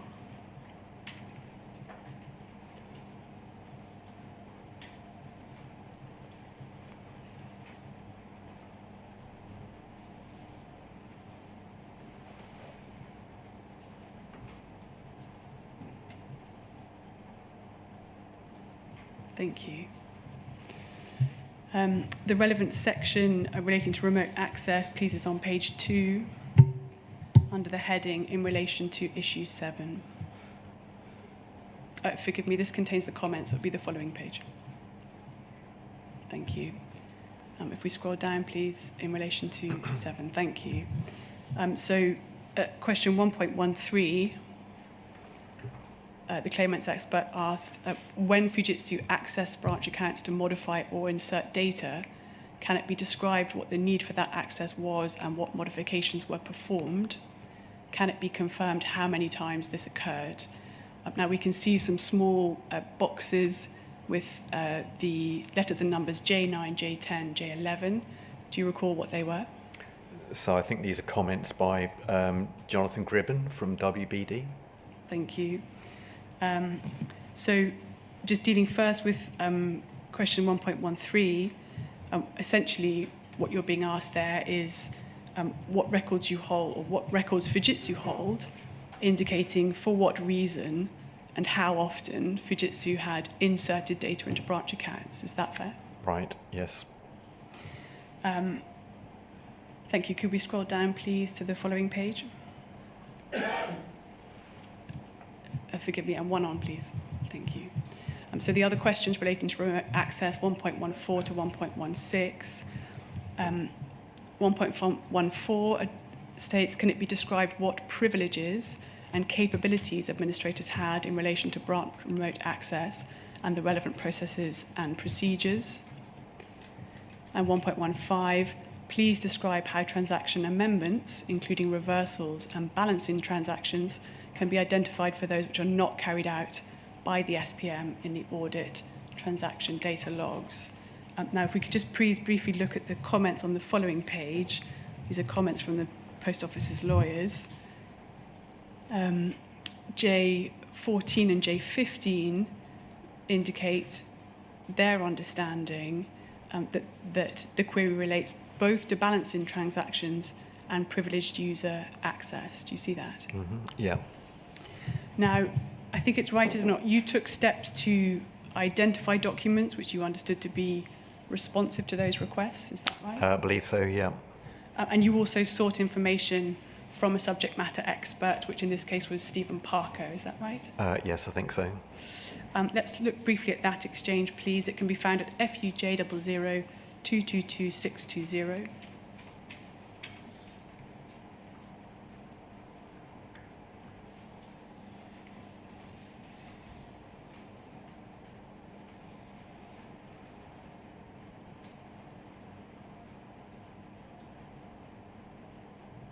Thank you. Your email to Mr. Parker can be found at the top of page 2, please. Thank you. It's dated the 24th of May, 2018. You explained to him the documents which you've attached to your email. They comprise the request for information, which we just looked at, as well as a table of documents that you'd prepared that you understood to be responsive to the request. Does that sound right? Yes. You then say this, the third paragraph, questions 1.13 to 1.16 all relate to issues around remote access to the live system and corrections. Something I've tried to point out is that there are two different processes, both named transaction correction. One is the TPS POL finance system corrections generated wholly within POL, which are delivered via the file described in, you state the reference. I understand this happens regularly. The other is the transaction correction tool, which is described in, you state document reference, which happens very rarely, in brackets once, question mark. This is where I'm getting referred to SSC. Are you able to provide additional information in response to the questions in the comments labelled Jonathan G for 1.13 to 1.16? Are there logs of it being requested, being done? What's the procedure for authorising and doing it? Now, in that section we've just read, you identify two tools by which corrections can be made to branch accounts. The first is in the Post Office's back-end accounting systems. Is that correct? I believe so, yeah. And the second being a transaction correction tool developed for the use in Horizon Online. Yes. You don't make any mention there of privileged access rights. Is that fair? I don't know. Why is that? Well, I'm not sure. I'm simply not commenting on it. I mean, I suppose it's sort of covered by the last sentence in that paragraph in a way, since that includes asking about the procedure for authorising and doing it. Were you aware at that stage of what those rights were and what they entailed? I don't think so. You received a response from Mr. Parker on the 25th of May. If we scroll back to the top of the first page of this document, please. Thank you. He says, Matthew, starter for 10 as follows.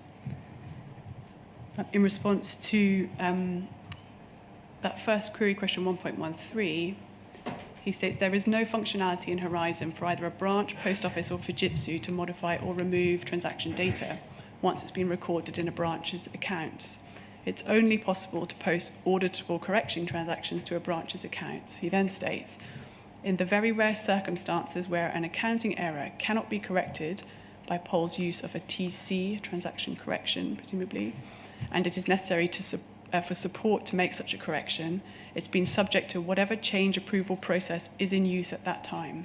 Currently MSC, what is that referring to, please? That's a system, it stands for Managed Service Change, so that's a change control system in Fujitsu. And latterly OCP, which was?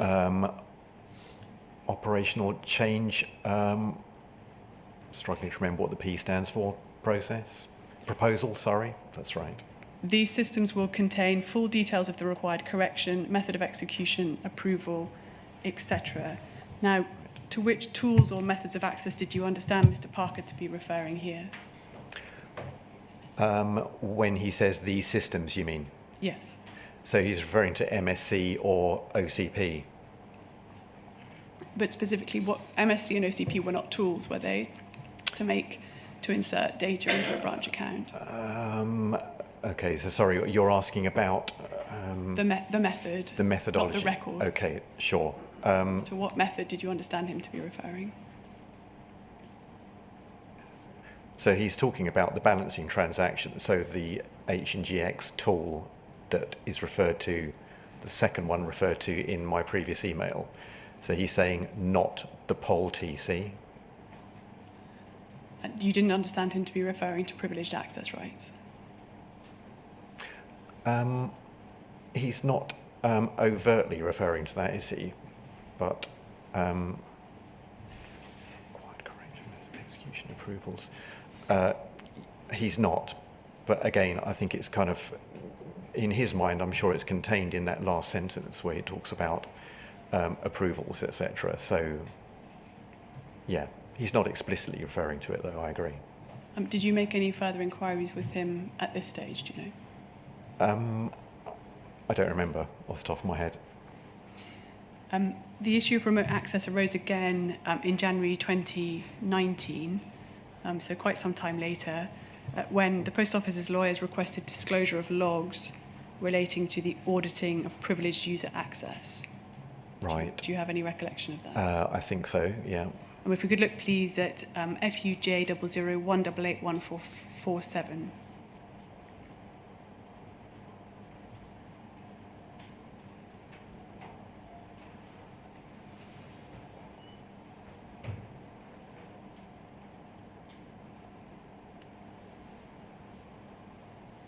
Thank you.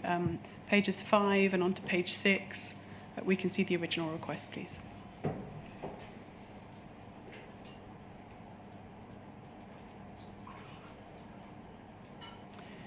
Thank you. So it arose in connection with, I think on this occasion, the evidence of Torsten Godseth, and it was a query relating to managed service change, which we saw referenced in Mr. Parker's previous email, and to what we call sign-off documents. What were they, please?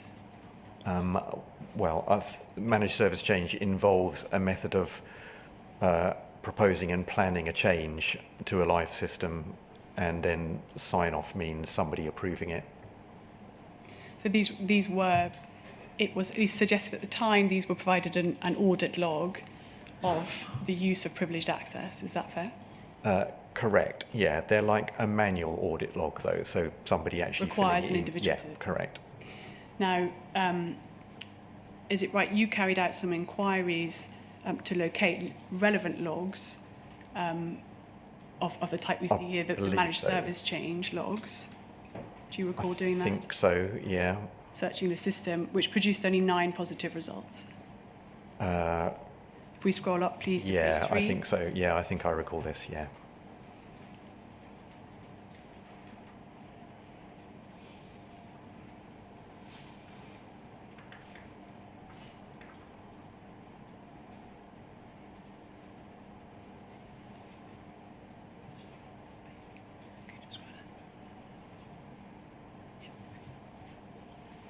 Thank you.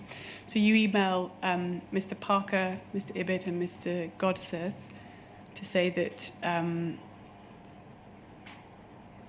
you've, I think, run some searches on the MSC data archive, and this has produced, there are 10 listed, you say, that match the search that you've run, the last one being the only MSC with AppSup in its title.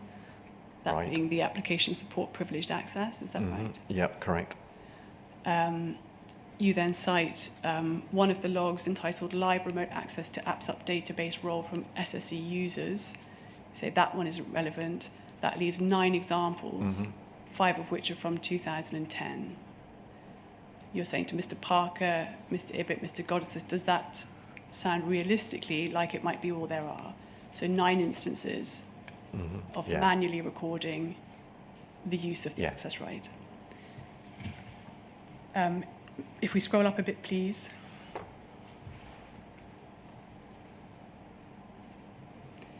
You have a response back from Mr. Parker, in which he says, for the use of apps up with full MSCs, that's a reasonable number, but I'm surprised the search is not throwing up any subtasks. Can you translate that for us, please? I think so, yeah. So I think there's a concept within MSC of having an individual MSC for a task or a change, and then there's also having I think it's called possibly a master MSC, so where it's effectively an MSC covering off a whole series of separate but possibly identical or similar tasks that are carried out under that authorization. I think that's what it's referring to. And he then cites an example of where he's found such a subtask, is that right? I think that's right. Which yeah. hasn't been picked up by your search of the MSC logs? Yes, that's right, yeah. So, yes, indeed. And if we scroll down to the bottom of his email, he says, not sure if this is an issue with the data set or the search method. That is to say, he's not agreeing that 9 could be the right number. It sounds and like he's querying yes. why it is that your search has thrown up that number. Yeah. I think you then carried out some further searches, is that right? In which you established additional 61 instances in which the privilege access rights have been used, is that correct? I think so, yeah. When you referred those results back to Mr. Parker, Yeah. he suggested again that that appeared to be low, did he not? Yeah, he did, yeah. Could we please take a look at his response and the reasons which he gives? That's at page 1, please, of this document. So it's in the middle of the page, please. Mr. Parker's email of the 4th of January. He says, it still seems low. The trouble is the systems were not designed for this kind of retrospective interrogation and just don't support it. There is no tag on an incident or change control which classifies the kind of remedial action needed. The description of any remedial action can be in a number of places. And then he cites 2 examples of how a user might have recorded the use of the tool but not done so explicitly. Is that fair? Correct, yeah. He says, I think we need to give the claimants the results of this search whilst A, clearly telling them the criteria used to search, and B, caveating that we do not believe it is complete and that it is not practical to return a complete list because they would require applying a Mark 1 eyeball to all 220,000 peaks. What did you understand, Mr. Parker, to mean by applying a Mark 1 eyeball to all 220,000? I think he means somebody is going to have to literally look at each one of them to determine whether that role was used in order to close out that peak or as part of that peak. I mean, I think generally my understanding of this is that when he says there is no tag which classifies the kind of remedial action needed, he means there isn't a tick box, for example, that says use apps up, tick, and therefore you'd be able to retrieve them all easily knowing that it had been used. And so unless somebody went through each one of the peaks, you couldn't say definitively... That's my understanding of what he's saying, yeah. How many times it had been used or why? Correct. And what had been done with it? Yes. 3 days later, you respond to Mr. Parker. It appears following a conversation with the Post Office's lawyers, and we see that, please, at the very top of this page. So you say, Steve, I think you're right. We haven't yet covered off the MSC question, despite what Johnny just said. Can you confirm who the reference to Johnny is? Jonathan Gribben from WBD. You then say, below is where we are up to in the discussion. As he said he is happy, shall we let it lie for a bit and see if it comes up again? Or shall we provide what we've worked out below? Now, in his earlier email, Mr. Parker had stated that the results ought to be disclosed, but that the disclosure should be accompanied by a caveat as to the scope of the searches that have been carried out. Is that fair? Yeah. By contrast, here you're suggesting that it might be better simply to let it lie for a bit in the hope that the issue goes away. Is that fair? I'm not sure I'm saying it might be better. I'm just offering him, basically, I'm asking him to make the decision on what we do. Were you concerned that the response which Mr. Parker had provided raised more questions than it answered? No, I don't think so. I mean, I must admit, the thing that is missing from this email that I don't recollect is what Johnny just said. So I'm assuming it's a phone call that we've just been involved with. So I don't know what was actually said, and it could, yeah, I just don't know. The implication seems to be that he's not pressing you for an answer. It sounds like it, doesn't it? Yeah. And so the opportunity is taken to let the issue slide. I guess I'm offering that as a possibility to Steve Parker, yeah, but I'm asking him to make the decision. Now, approximately 2 months later, you received a further query from WBD concerning the ability of SEC users to grant themselves privileged access without prior authorization. Could we look at that, please, at FUJ 000897898?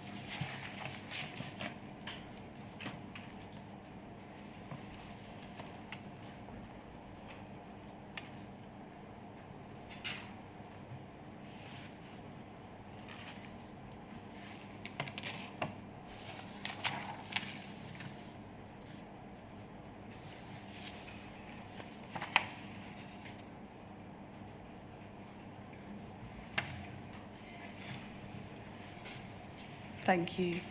It's on page 2, please. We can see the original request.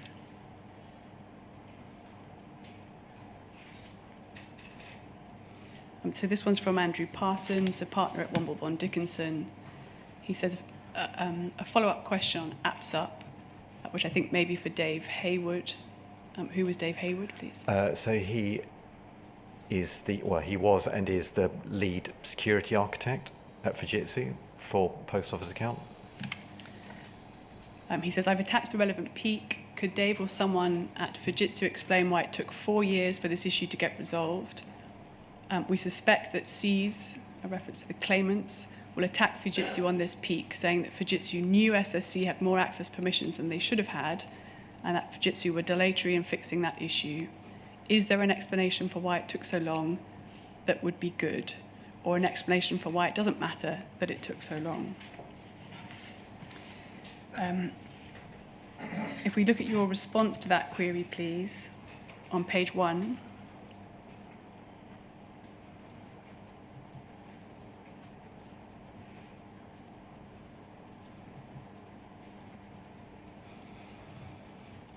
Thank you. So that's dated the 8th of March 2019. You begin by clarifying what appear to be some contradictory statements that you and your colleague, Mr. Ibbott, had made. Is that right? Yes.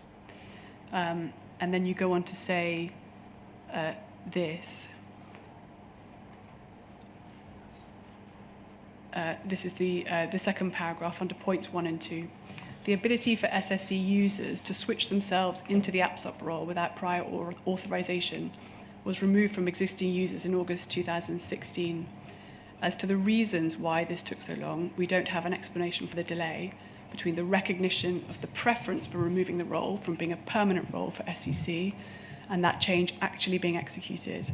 2 things to note about the relevant peak, however, are firstly, that was not originally raised in order to cover off this particular issue, and that original purpose of the peak was indeed closed off. Secondly, that it appears that it was closed incorrectly, so that it, instead of it being routed to Unix DBA as suggested by the penultimate entry, it was instead closed.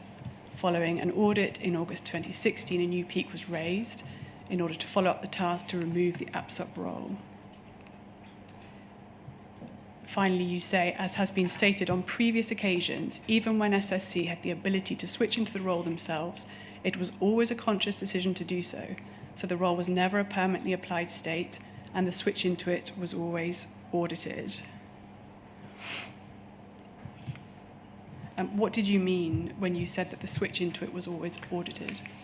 So presumably that it's recorded that they've used that permission or that role.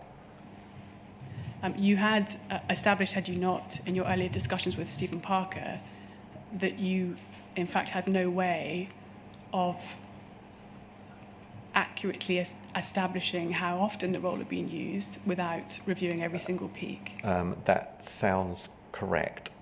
Yeah, although, yeah, I'm not sure what happened in between that and this, so there may have been some other discussion about it. But are you not here giving false assurance that the use of the right is fully audited and can be accounted for? It's, yeah, on the face of it, yes. I mean, when in I'm sure fact you knew that that wasn't the case? I suppose so, yes. Now, you received a further query from Womble Bond Dickinson in early March 2019 concerning the accuracy of the evidence provided by Stephen Parker. Do you recall that? Not immediately, but... That reference is FUJ 0008978, please.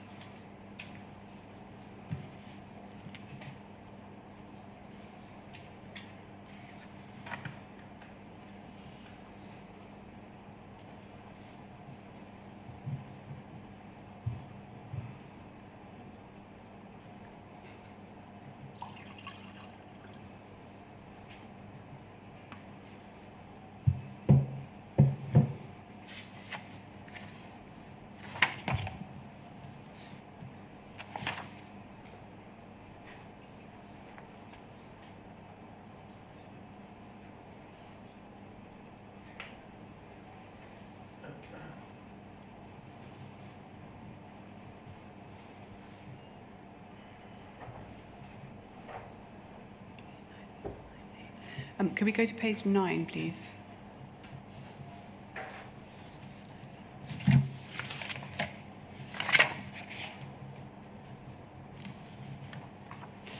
Forgive me, sir. I think on this occasion I do have the wrong reference. So if I have an opportunity, I'll return to it.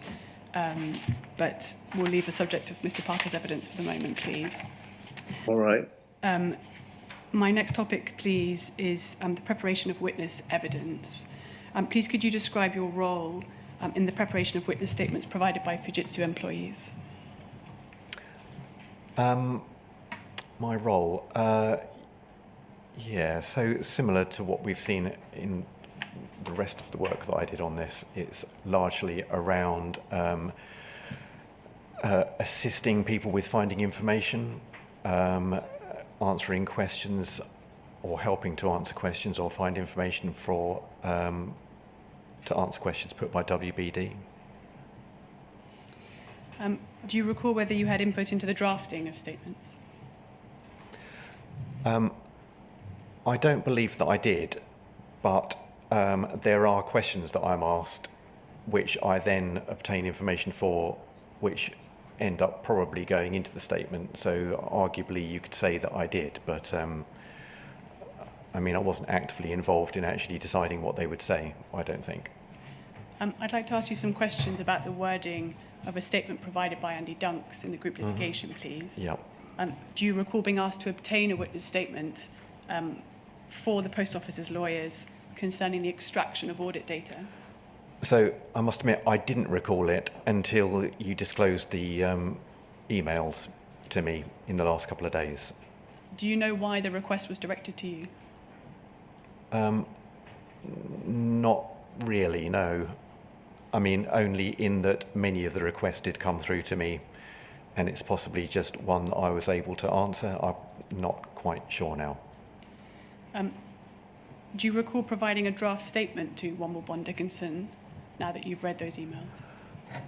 So the draft statement in this case, I believe, was the standard ARQ witness statement. So it was effectively like a templated statement used by the security operations team.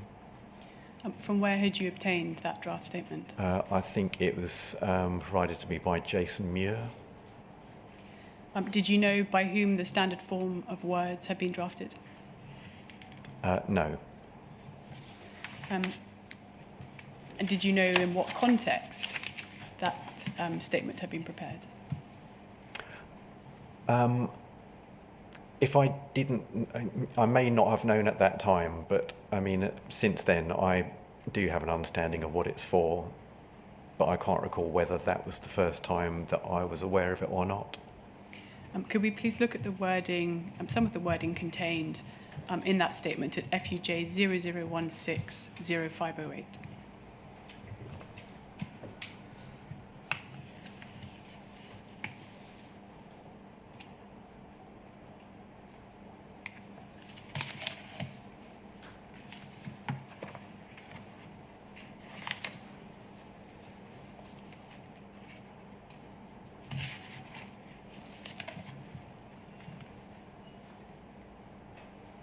Thank you.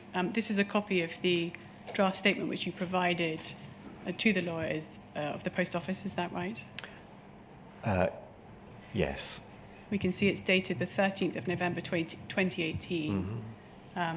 So that's, I think, just the day before you provided it. So presumably you inserted that date. I'm not sure. Possibly not. Just to orient ourselves, please, if we look at the first paragraph of the draft statement, it reads, I've been employed by Fujitsu Services Ltd on the Post Office account since the 11th of March 2002 as an information technology security analyst responsible for audit data, extractions and IT security. I have working knowledge of the computer system known as Horizon, which is a computerized accounting system used by Post Office Ltd.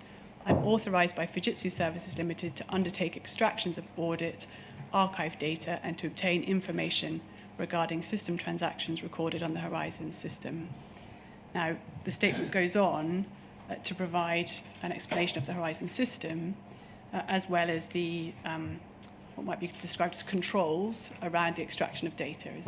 Is that correct? I think so. The section of the statement I'd like to ask you about can be found at the bottom of page 4, please, and on to page 5.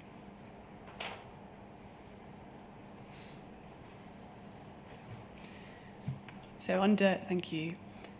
The last two paragraphs read, a request was received on the 3rd of October 2018 and asked for information in connection with the post offices at Castleton, Spencefield, Newport and Fleckney. I undertook extractions of data held on the Horizon system and followed the procedures outlined above. I produced a CD containing the required data. Now, was that information that you inserted? Do you recall? No, I don't think so. I think that WBD specified what they were asking for, and this was basically inserted in order to provide the information requested. Whether I inserted that in there or not, I don't know. It may well have been Jason Muir. It goes on to say, there is no reason to believe that the information in this statement is inaccurate because of improper use of the system.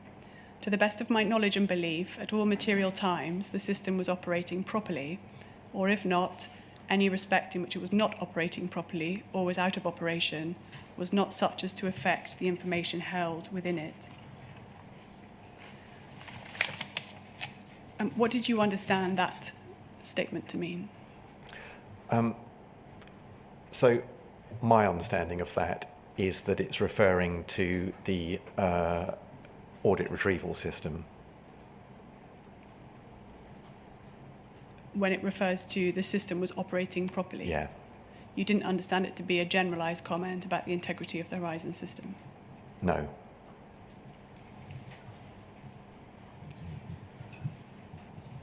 After providing this initial draft, you liaised with Womble Bond Dickinson to clarify the wording of the statement. Do you agree with that?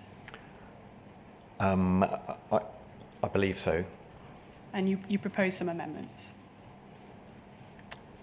You can look at the email Did chain. I? It's at FUJ 00160649, please.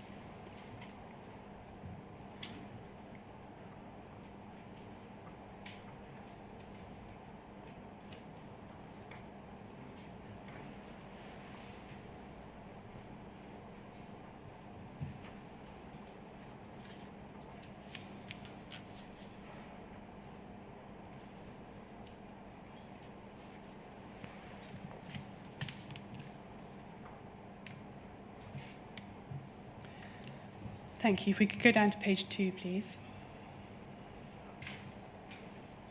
To the bottom of that page, please. So here, this is just one example, but here you say, Lucy, section now reads as follows and attached, and you propose effectively some amended wording to the paragraph we just looked at. Does it need to be signed today, or can that be done on Monday? Right. Now, was that redrafting done by you or by someone else? So I think it's I think there's another, either below this or another email that specifies what it is that they're looking for. So I think this is effectively just putting into the statement what's been requested. I think I'm not suggesting that you were necessarily making a decision as to what information should be contained in it, but you were actually doing the drafting. Is that fair? Based on the information that's being fed. I must say, it's not what I would refer to as doing the drafting, but I mean, I inserted some words into it at somebody else's request. Yeah. Okay. Before we move on, please, to our final topic, at the top of this page, we have an email from you. Forgive me. At the top of page 1, we have an email from you to Ms. Bremner about the extraction. Forgive me, we can see the middle of the page, 16th of November 2018. You say, Lucy, attached is the scan of the witness statement signed by Andy Dunks and the same in Word format. Just to clarify, Andy's confirmed to me that the first retrieval was supplied to WBD on CD and to Gareth by loading to a laptop. The second request was supplied to Gareth on a CD, but not to WBD, so factually the statement is correct. This is in relation to the method by which the data was supplied. What I want to ask you is this: why was it that Gareth Jenkins was being supplied with the audit data extracted in relation to the lead claimants? I assume it's because he was being asked to carry out some analysis on it. Thank you. Our final topic, please, before a couple of clarifications. You've indicated in your statement that the process of disclosure by Fujitsu was not supported by appropriate legal advice and oversight. Is that right? In my opinion, correct. Now, we've seen in the documents to which I've referred you today that Chris J, a senior member of Fujitsu's legal team, attended meetings and was copied into emails to requests for information and to responses. Is that fair? Yes, but I think a relatively small number from what we can see in many of the other emails that we've looked at. He's not included. He was quite closely involved in the early stages of disclosure. Is that right? In the early stages. Particularly in resolving issues around the claimant's access to Kel software and Fujitsu's intellectual property rights. I think that's right. I think he was involved in the discussion around the non-disclosure agreement, for example, yeah. And he continues to be copied into emails. I accept not all emails, but he continues to be copied in emails throughout the period, does he not? I'm not sure whether that's true. I mean, without looking at it and investigating it, I couldn't give you a definite answer off the top of my head, but my impression is that he wasn't closely involved with the process. Some, latterly, not all. particularly.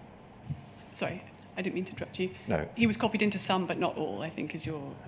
That's my recollection, and that's what I believe that I see from emails that I look at, including many of the ones that we've looked at here today and that you've shown me over the last few weeks. Yeah, correct. When you say that you feel that that you weren't given appropriate advice and oversight, is that specifically directed at Mr. J? No, I mean, I don't think it would have mattered who it was, but maybe the Fujitsu legal department generally. So it's not a specific, it's not about a specific person, it's about Forgive me, I don't mean role. to imply it's personal, but he obviously had some oversight. You're saying it wasn't sufficient oversight.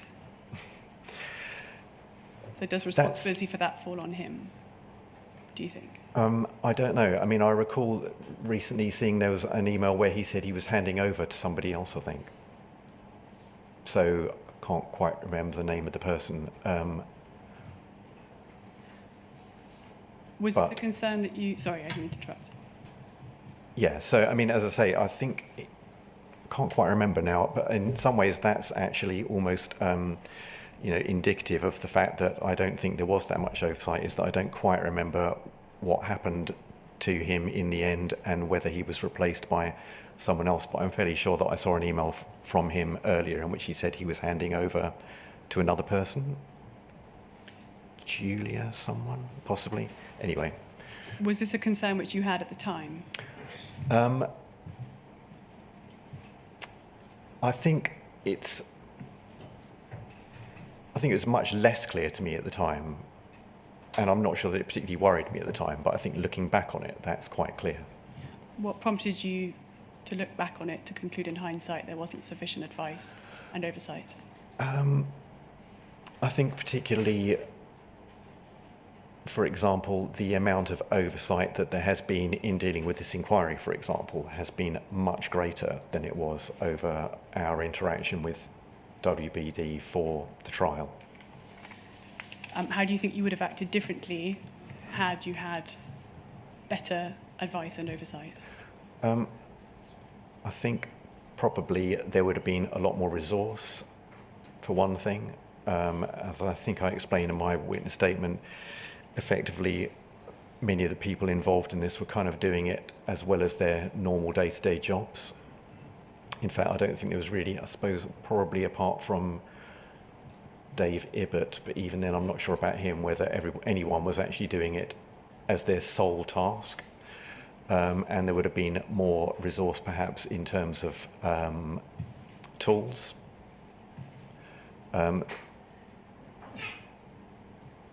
And just the ability to actually do a greater amount of investigation and information gathering, and to be sure that we had all of the information that was available. I mean, in some ways, of course, yeah. No, that's... Thank you. I have some very short points of clarification which I've been asked to raise, and which I'll do briefly now, if I may. During and after the group litigation, did you liaise with external lawyers other than Womble Bond Dickinson? After the group litigation. The reason I ask this specifically is that... In any context, you mean? So did you receive and deal with requests for disclosure from a Scottish law firm known as BTO Solicitors? Do you have any recollection of that? Possibly. I vaguely think I've heard of them, so I may have done, but I don't recall. You're not able to provide any details in relation to that disclosure? Not without looking it up, potentially. No, I don't remember that. Do you recall whether you disclosed any documents directly to the Crown Office or the Procurator Fiscal Service in Scotland? I don't believe so. So I have been asked questions in relation to those bodies, but via Peters and Peters, I think, for Post Office. Whilst you were dealing with document disclosure in the context of the group litigation, did you receive any advice or instruction about retaining documents for any of the following purposes? Firstly, use by the Criminal Case Review Commission? Not directly, no. And secondly, compliance with the ongoing duty of disclosure in criminal proceedings, whether by the CPS or... I don't think so. Do you recall there being any discussions about documents which you provided to the Post Office's lawyers being used in connection with any criminal proceedings or appeals? No. And in your role as document manager, have you been asked to locate and retain the scripts that were used by Fujitsu Helpline? I have been involved in that question, yeah, but I recall not being able to do that. So unsuccessfully if I was asked to be involved in it. Thank you, sir. With the exception... Sorry, excuse me 1 minute. Yes.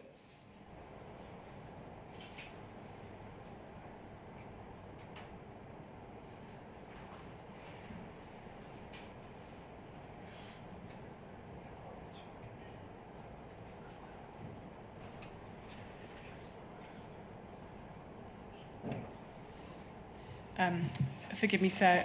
With the exception of Stephen Parker's evidence, that would conclude my questions. There are some of the recognised legal representatives would like to ask questions.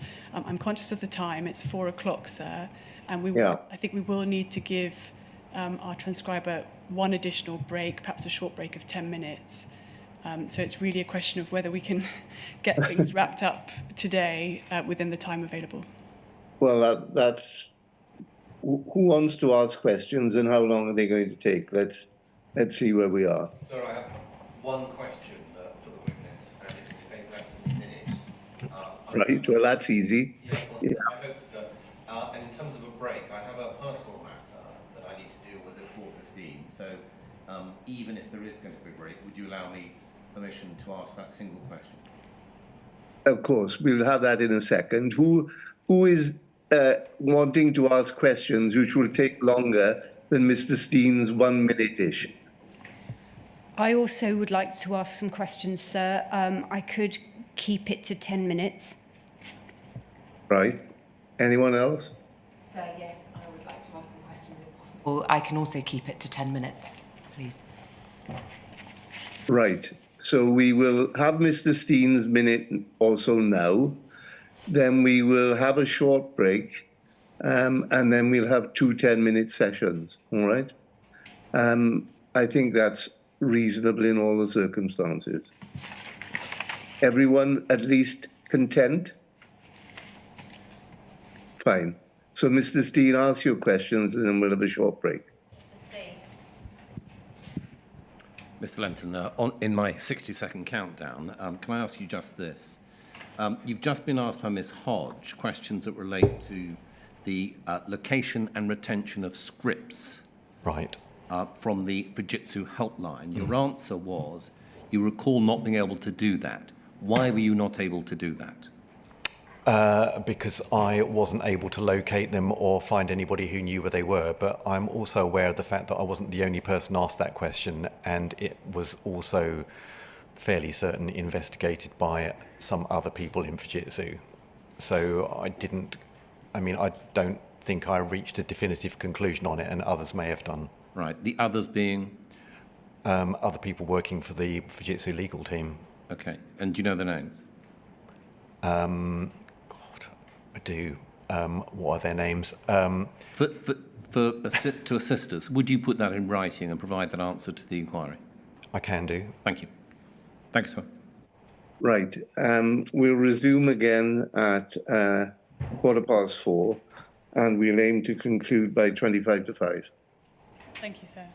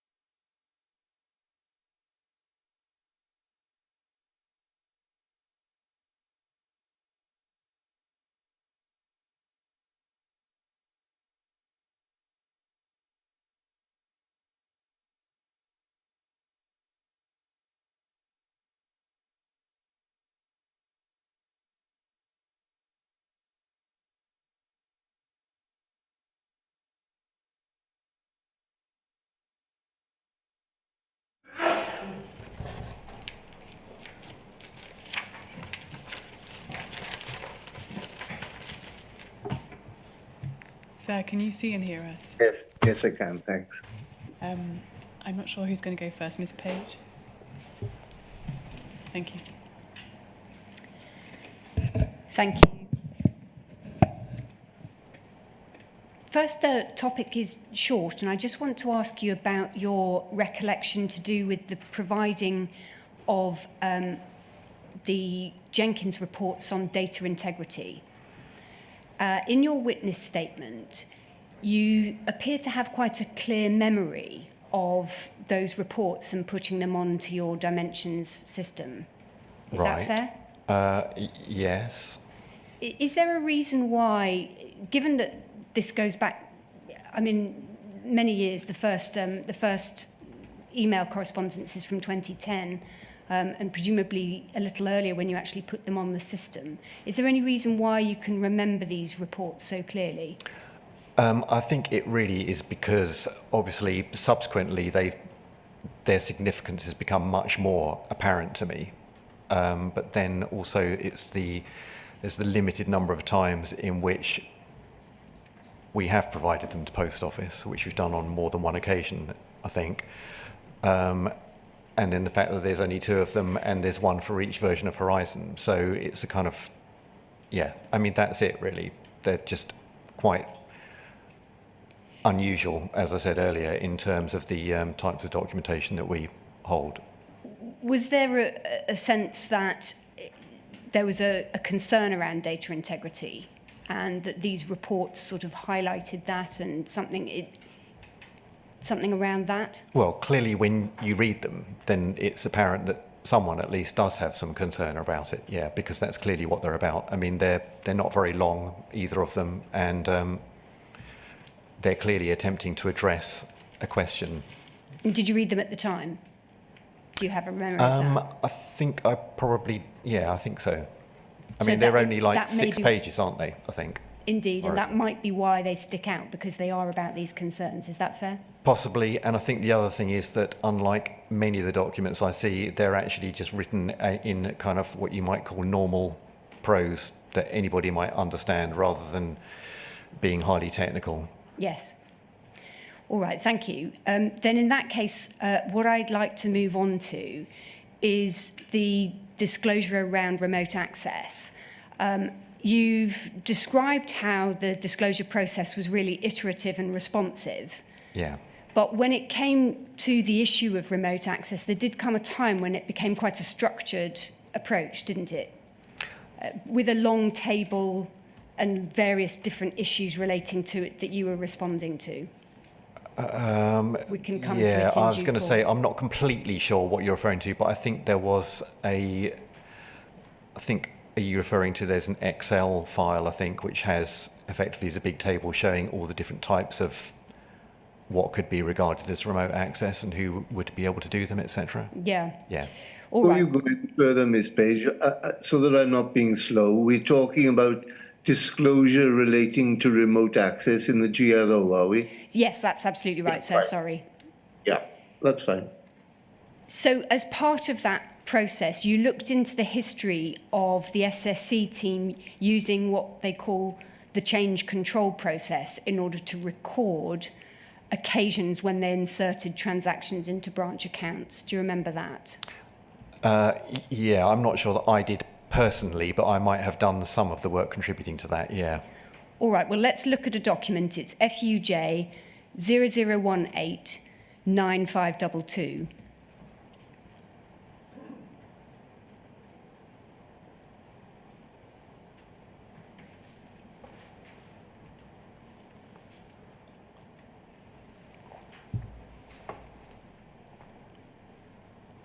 And if we can scroll to page 3 when it comes up, please.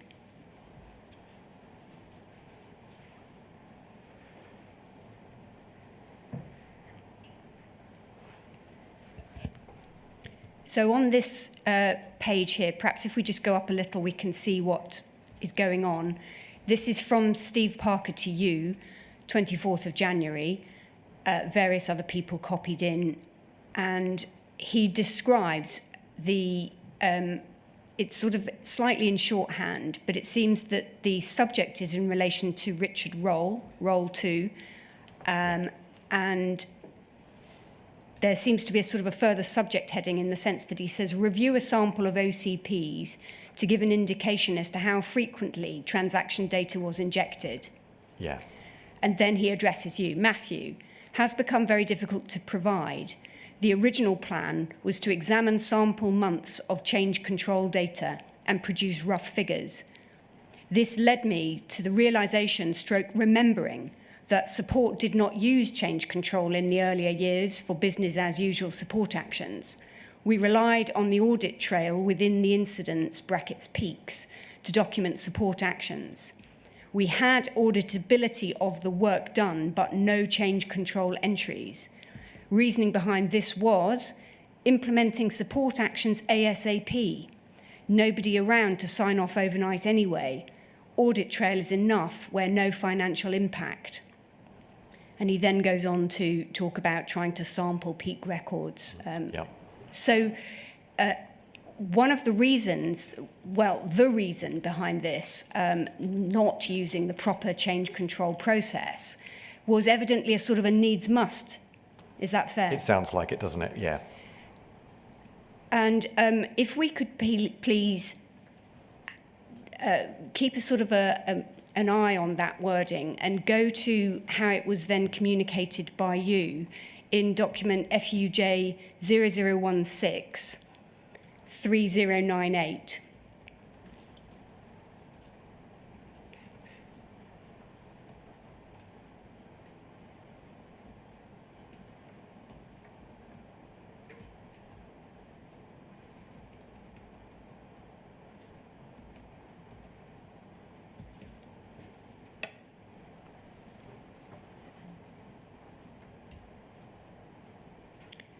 And this is quite a long email train. If we go down to, first of all, page 3, just to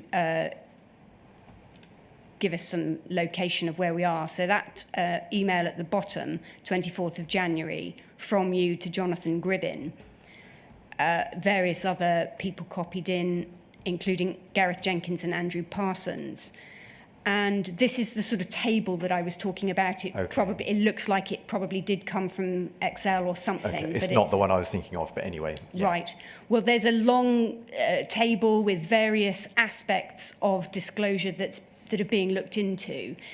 If we scroll all the way down, please, to page 10, we can look at the bit which follows the email that we were just looking at from Steve Parker.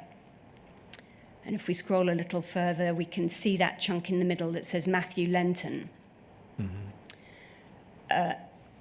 And the header there is the same as we saw in the email from Steve Parker. Review a sample of OCPs to give an indication as to how frequently transaction data was injected. And then you've inserted the description, but slightly different wording. This is proving difficult to provide, same. The original plan was to examine sample months of change control data and produce rough figures. Then, slightly different, as Pete Newsome already discussed with you, this led to it becoming apparent that support did not use formal change control in the earlier years for business as usual support actions. So that's gone from Mr. Parker saying that he actually remembered that they didn't use formal change control in the earlier years. Do you think that was properly communicated? I must admit, to me, I'm not sure there's a big difference in those two things. I mean, it became apparent to us looking at this question as a result of Steve Parker remembering or whatever it was that he said. All right, well, let's go a little further down. We relied on the audit trail within the incidents, (peaks), to document support actions. We had auditability of the work done, but no change control entries. And then we assume that the reasoning behind this was to allow implementation of support actions ASAP and the audit trail being good enough where there was no financial impact. So that really is a slight softening, if you like, of the needs must wording that we saw in Mr. Parker's email. Do you think that's fair? Well, possibly. I mean, the meaning is almost the same, I would have said, isn't it? What we don't see there is the reference to there just simply being no one around on the overnight desk. There is still this attempt to assure and provide assurance, but there is a sort of a softening. Would you accept that or not? Possibly. I mean, yeah. All right. Well, then just this. The answers that you received from Mr. Parker about what the SSC team were doing and those needs must actions that they were taking, the wording that you've used was more or less conveyed to Mr. Degar Robinson KC, and that was in the context of him having said that answers around this issue, and if it were true that the SSC were not using change control processes, it would be, quote, disastrous for the case. And I'll give the reference so that those interested can look it up. We don't need to go there now. Poll 0041 6010. So evidently this answer was considered important by the person in charge of the litigation. Was there ever any comeback, ever anything further to you, or anything that you know of to Mr. Parker on this subject? Not that I recall specifically, no. No. All right. Well, thank you very much, Mr. Okay. Lenton. Those are my questions. Thank you, Ms. Page. Thank you, sir. Good afternoon, Mr. Lenton. I ask questions on behalf of Gareth Jenkins, and I want to ask you some questions about Fujitsu's work in the context of the GLO proceedings, if I may. You've been asked some questions earlier today about Mr. Jenkins's role, and you said, essentially, that there was a team of people who would help to analyse the information in order to answer questions from Womble Bond Dickinson. Right. And he was one of these people because of his long-standing expertise and knowledge in Horizon. Yep. Is that right? Have I paraphrased that correctly? I think so, yeah. Thank you. But you weren't told anything specifically about his role other than in those terms. Is that correct? No, not really. I mean, obviously I knew him fairly well in any case.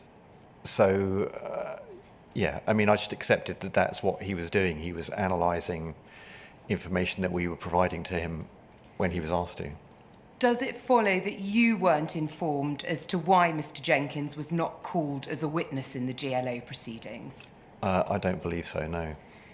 And were you ever told by WBD or Poll not to direct queries to Mr. Jenkins unless this was unavoidable? No. You've also been asked about why Mr. Jenkins, who was not himself a GLO witness, was being asked to feed information and evidence to individuals who were witnesses from Fujitsu. Right. And I think Mr. Godseth was mentioned in particular in the context of that question. And I think your answer was that you would not necessarily characterise it in that way. Do you recall that? Correct, yeah.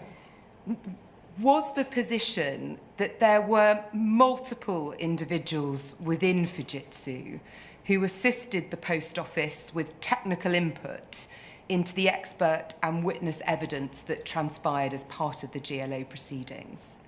Yeah, and in fact there were people in that immediate virtual team who weren't witnesses, such as John Simpkins and Mark Wright. Yes, indeed, within the 6 that you have identified. And is this right, that these individuals were performing tasks such as providing analysis on material like peaks and kells, answering questions from WBD on discrete technical issues? Sorry, you're nodding. Correct, yes. Thank you. Yes.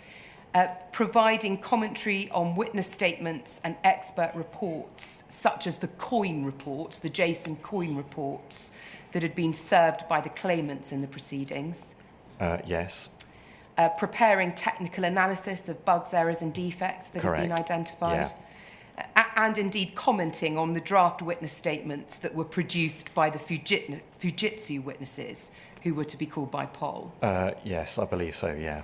And you, as you've said, identified 6 individuals who were part of that team, but I think you've made clear that that wasn't an exhaustive list. No, that's right. There were other people who also worked on the post office account who were consulted about various matters, correct? Thank you. So is it fair to say that Mr. Jenkins was one of a number of Fujitsu personnel, or to use your phrase, a team of people, who performed these tasks, including commenting on witness statements? Correct, yeah. And indeed, is this right, that it would have been practically impossible for one person in Fujitsu to perform that role because of its sheer scale, but also the multiplicity of expertise that it demanded? That's correct. So I recall, for example, that I think we'd split up all of the I'm trying to remember the phrase that was used, but all of the issues that came out of the supplemental report of Jason Coyne were split among the members of that virtual team, yeah. You've identified one of the 2 examples I'm going to come to, right. The 22 bugs that Jason Coyne identified. And I think there were more than that originally, actually, that they were asked to analyse, yeah. Thank you. Before I come on to those examples, is this also right, that this process that was going on within this team was collaborative? People were working together on these tasks? Yeah, correct, yeah. And I say it was collaborative partly because there was a fundamental principle of peer review within that team. People would review each other's output. That's correct, yeah. And also there was sometimes something in the form of a dialogue between people of different expertise within Fujitsu. So, for example, someone might say, this is a question that's better placed within the SSC. It would be forwarded to someone like John Simpkins. He would feed back and it would all enter the mix. I think that's definitely true, yeah, because, I mean, I think that the issues weren't just kind of randomly divided up among people. They were depending on who was seen as being more expert in that area, yeah. Thank you very much. If I can then go to 2 examples, I'll take your example first, if I may. I think what you're referring to is the exercise that was conducted in May 2019 of effectively dividing up the 22, or I think it then transpired 29 bugs that had been identified by Mr. Coyne amongst individuals within this team. Right. Do you recall that? Yes. I'm not going to take you to the email just because of time, but for everyone else's note, it's FUJ 000-81836. But do you recall an instruction from Pete Newsom, which was communicated to the likes of Dave Ibbott, Steve Parker, Mark Wright, John Simpkins, Torsten Godseith, and Mr. Jenkins, effectively saying we need to divide up this list of bugs. Each one needs a lead person. Yeah. Do you recall that? There will then be a process of consolidation and peer review. Do you recall that being the process? I believe so, yeah, and I believe that I actually tracked the progress on each of them, yeah. I'm grateful. So you were effectively administering that process. Helping to keep track of what was going on, yeah. Thank you. Can I then go to a second example, which I suggest is indicative of this collaborative way of responding to the GLO proceedings? And if we do go to this document, please, it's FUJ 001795541. And just while that's being brought up, this is in the context of Torsten Godseith's first draft statement in September 2018. If we can go right to the bottom of this chain, please.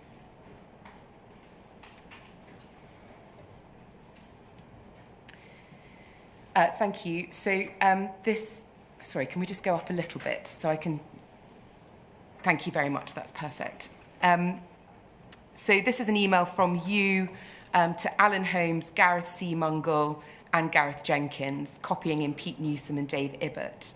Alan, Gareth S. and Gareth J. Please see attached Torsten's draft witness statement. He has asked that the 3 of you review it and provide any feedback or clarifications. Moving down, note that currently the draft has been provided to Torsten by WBD based on a previous statement with yellow highlighted sections where WBD are asking specific questions. And as you can see, Torsten has made amendments in track changes and added comments. If we go to the next email in that chain, please. Thank you. The following day, the 21st of September, Pete Newsom says, WBD have asked for a response today, if at all possible. Let me know if you can't do this. Just as a side note, was it often the case that Fujitsu were being asked to respond to requests by WBD within very tight and pressurised timeframes? Yeah, that happened quite often, yeah. Thank you. And also, of course, this is an example, isn't it, where technical input is being asked for but from Alan Holmes and Gareth Seamungle, who aren't in your shortlist of 6 people. Correct, yeah. Thank you. If we can scroll up then, please, to the next email in the chain. So we see Alan Holmes provides a version of the document with comments. And then if we scroll up, please. I think the 2 Gareths are being asked then to build on that as a base, so add their comments into Alan Holmes's document. Yeah. If we can go up then, please. An email from Gareth Jenkins. I've just got back in. I'll certainly add to Alan's comments. Not sure if I can finish this afternoon, depends how long it is. I'll look after lunch. And then up, please. Gareth Seamungle, I think at this stage, has added his comments. So ask Gareth Jenkins, are you okay to build on top of this version, please? And then if we go up to the next email, please. From Gareth Jenkins, later that same day, I've finally gone through it all. Attached is the version with everybody's comments. There are a couple of my comments that suggest that Gareth S. may like to add clarifications, but I see he had not picked up on those areas.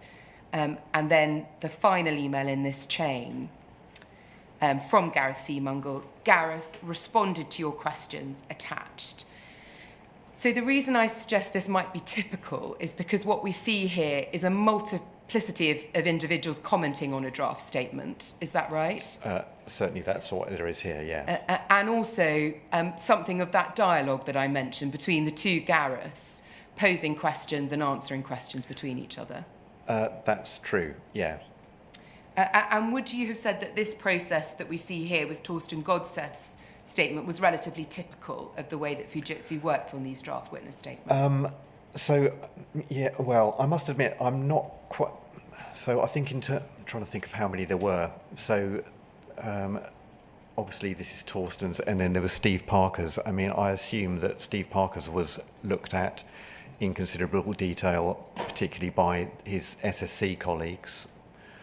And I think the Andy Dunk's witness statement we've already looked at, and that was very short and was more or less pre-written, as it were.